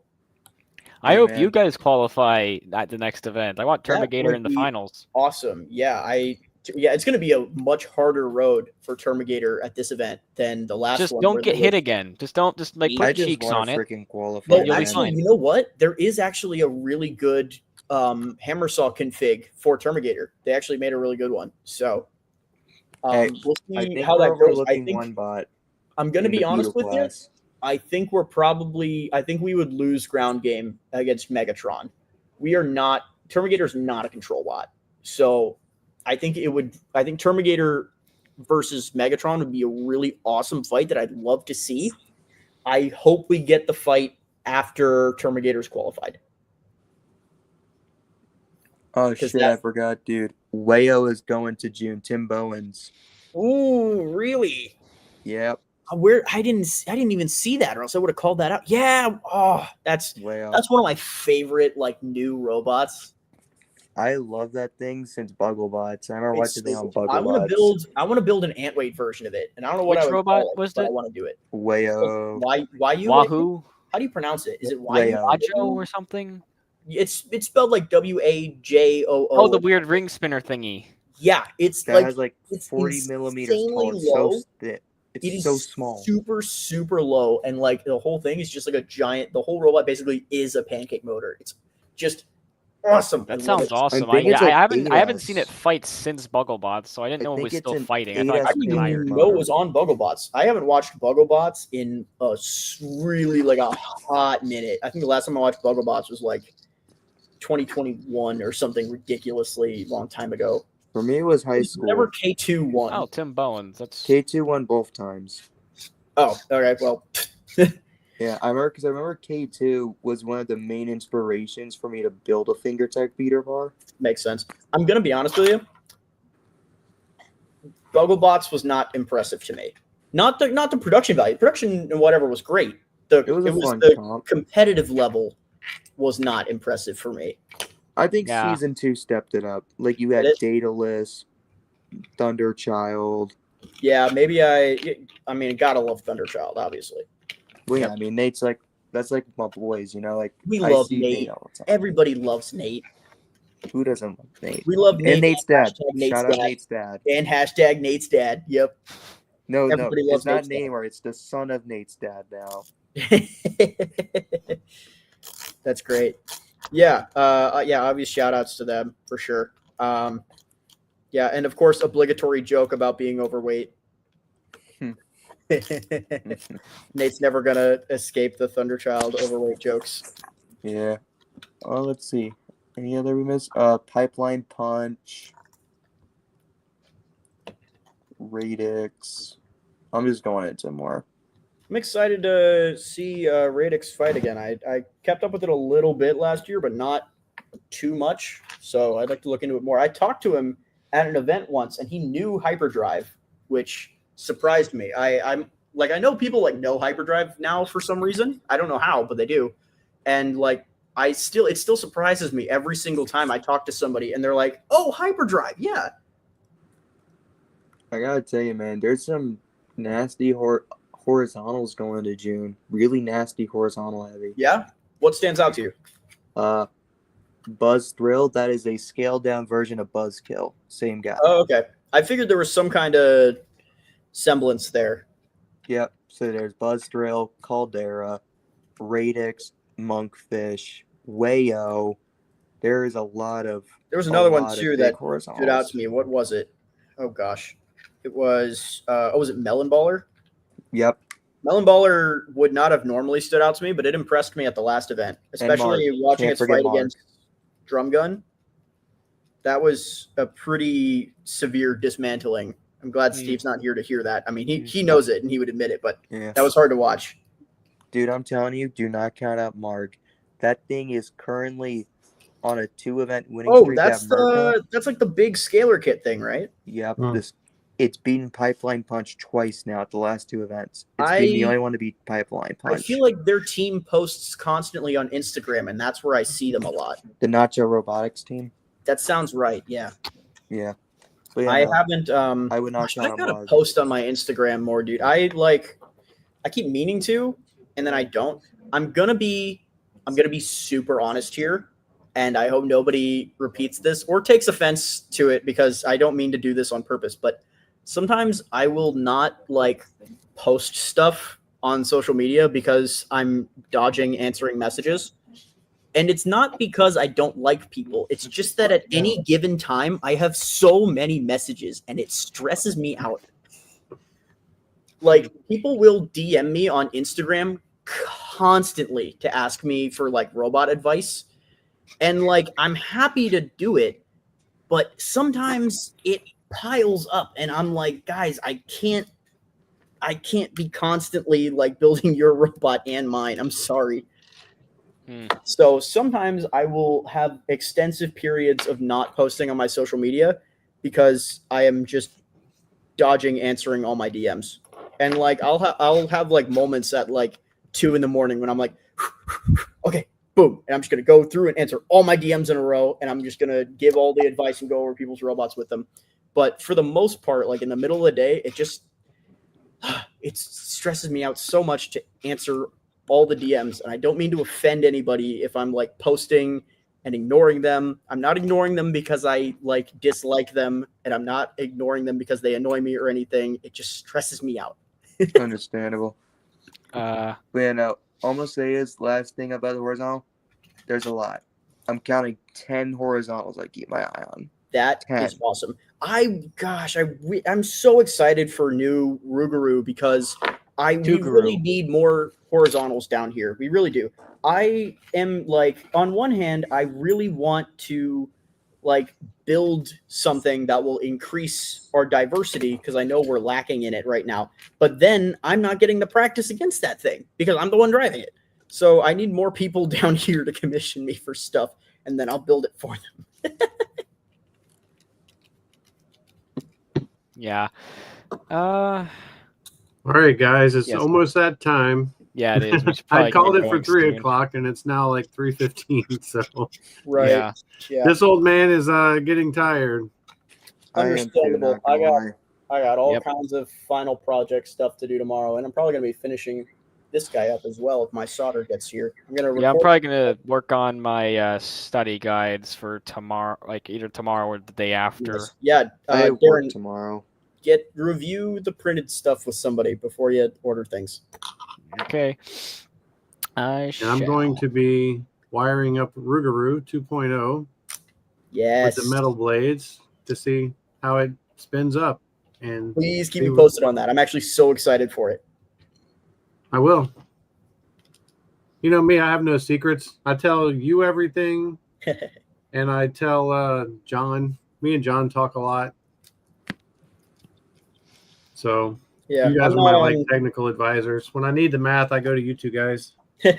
Yeah, I'm not on like Facebook or anything, so I feel like I'm missing out talking to a bunch of people. But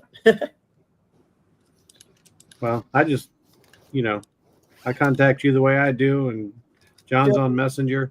I'm not a big Facebook person either. I just use it to talk to people, basically. Yeah, I think I know I must have a login because I have like, I'm pretty sure I made it forever ago to like back up some like app games that I have. They're always like log in with Facebook and save your progress. And like I was like transferring over my phone or something, and I made a Facebook login. But I know I must have one because I'm able to log into Facebook Marketplace. Like it doesn't take me to a login screen or anything; it just logs me right in. But the casual pastime of lowballing people on Facebook Marketplace, I'm not immune to it. So good for you. I know there's something there. Oh, Cold Snap. Yes. Did that say Cold Snap's registered for May? Yeah, May 3rd. Dude, yes. Yeah, actually, he's my winner pick for third. He's my winner pick for this next weekend. I was talking about doing the builder interviews with just any builders, like opposite or different from these like group sessions that we have. Right. And he's going to be one of the first people I target and try to get a one-on-one with for an hour on a live stream, just for the fact that I'm building Rougarou, and Rougarou looks like Mother Ducker and Cold Snap had a baby. He's excited to see it too. He was in the chat earlier. Ever since the first time I saw I saw like a video on YouTube of Cold Snap fighting, and I was like, this thing is awesome. So I've been super, super, super excited I saw it at NHRL. I actually originally I thought it was part of there was some robot that was like, it was a combination shuffler undercutter and wedge robot. Someone had like a Crash Fest and a Cold Snap looking robot, and I can't remember what it was called, but I thought it was the same robot for a while, just like separated up. Are you talking about Scurry Fest? Yes, Scurry Fest. Yes, that's exactly. Scurry Fest is Cold Snap. Someone told me it was the predecessor of Cold Snap, technically. Okay, but right. Okay, it's so the same guy. It's the same like builder though. Yes. Yeah. Okay, then whoever was in that chat that one time lied to me. That's why they look so similar then. Okay, that makes sense. Yep, it's all Miles. I see. Yeah, it's There's actually such a cool robot. he's got a web page up or whatever that you can go to, and it actually shows you the bot up close, and it's like a recap from NHRL, but he shows you like up close views of. That's kind of where I got the idea for the gearing and all that, but that's cool. Because, but I think he runs belts though. Mm-hmm. He runs belts. Did you ever look at do you ever look at like Grudge Frog? At what? Grudge Frog? No.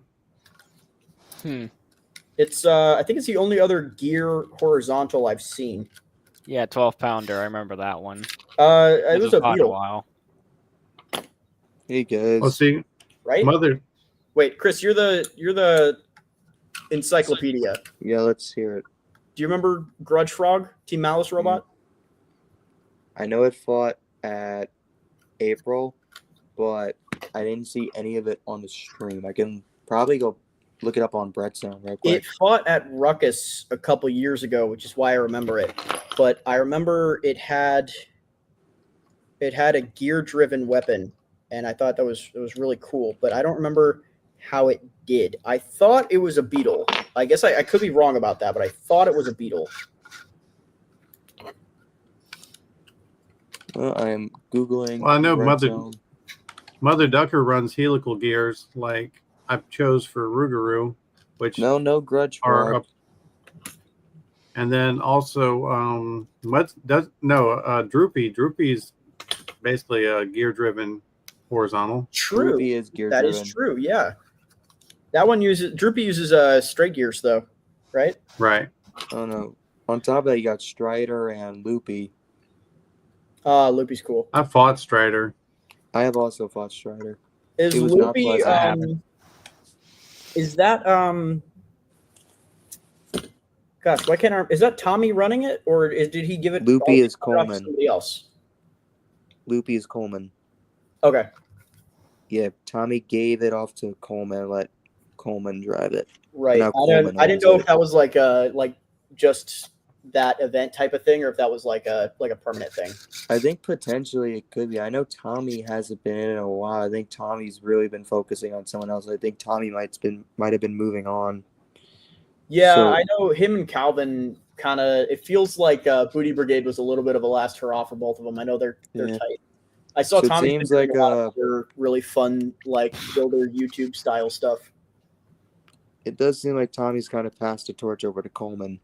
Yeah, that's cool though. I mean, yeah, man, Coleman's doing good. Yeah, and also look, if you build like Lynx or Droopy, like you deserve to like retire at the top of the hill of the sport, you know. On top of that, Coleman's also now on the Mad Catter team too, doing things for Mad Catter now. Oh, sweet. He's normally on like Pandemonium though, right? No, he does full court.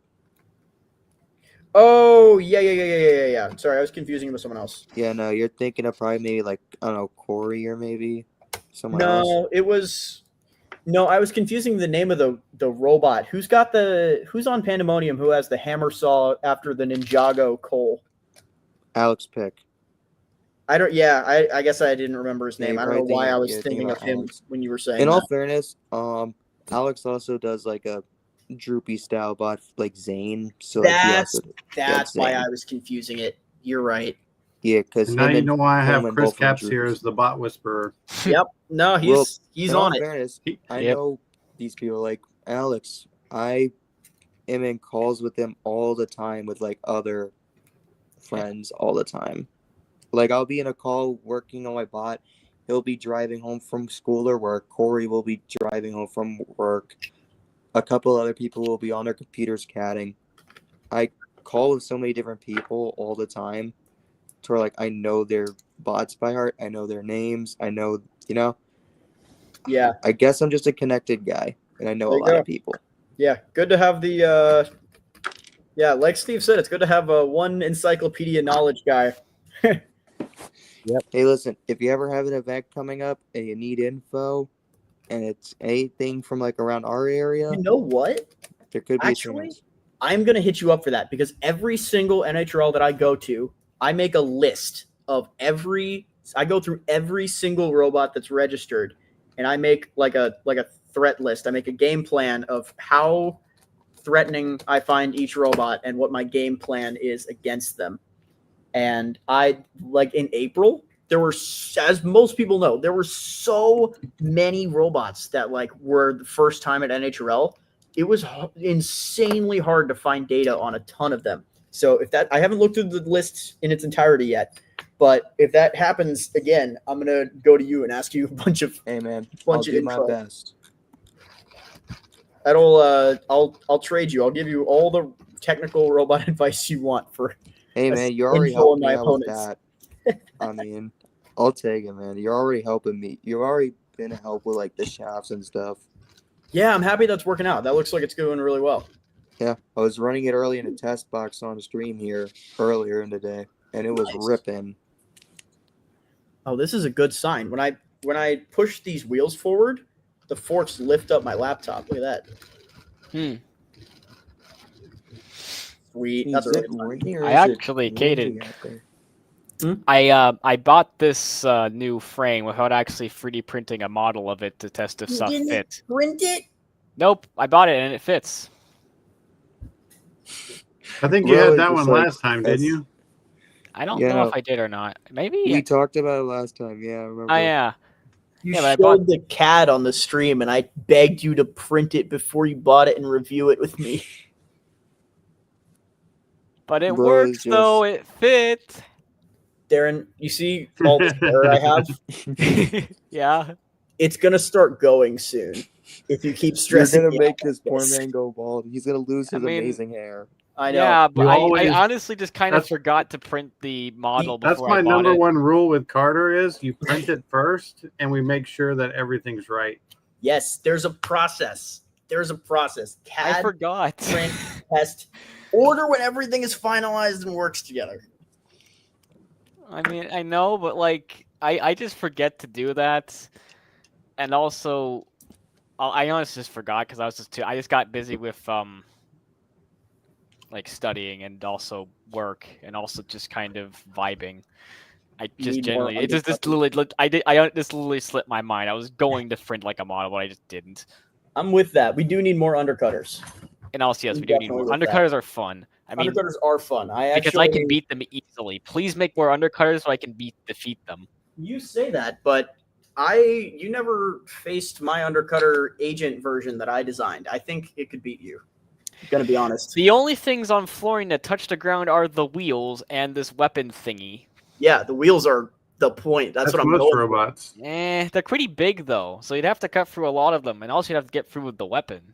Yeah, that's fine. I had a very good anti-horizontal config design.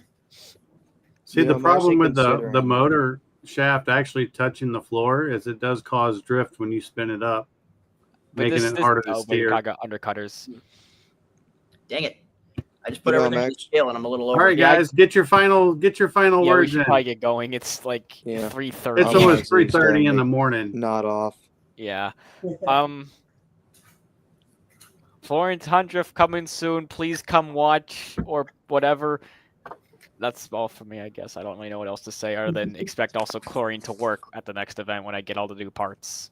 I'm gonna say, wish me luck May 3rd at New Jersey. Hopefully, Power Surge can finally bring home its first win. Get I've been that doing podium, it for 4 boy. years. I want to finally win a freaking event.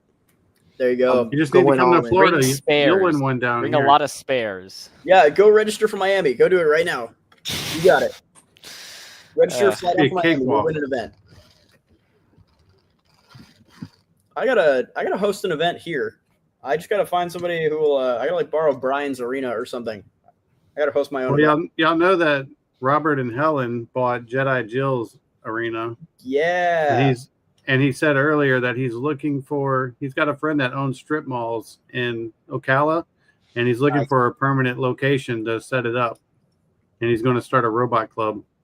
Yes, that would be amazing. And all right, guys. I'm looking for a job. You could hire me. I can work there. I'd be so good at that. Get this All right. man a job. All right. I Well, don't have thanks, any guys. Yeah, But- this was fun. Yes, very fun. I'm gonna have to go back and rewatch the parts of the stream I missed, like the first 4 hours. Don't worry, you didn't Yeah. really. Yeah, it was pretty enjoyable. It was a good one. It was a fun. We'll time. do it again. Like I said, probably not this Friday because I don't want to do it too much, but definitely the Friday before, a weekend before Tampa. So I'm setting a date to do these just community hangouts every other week.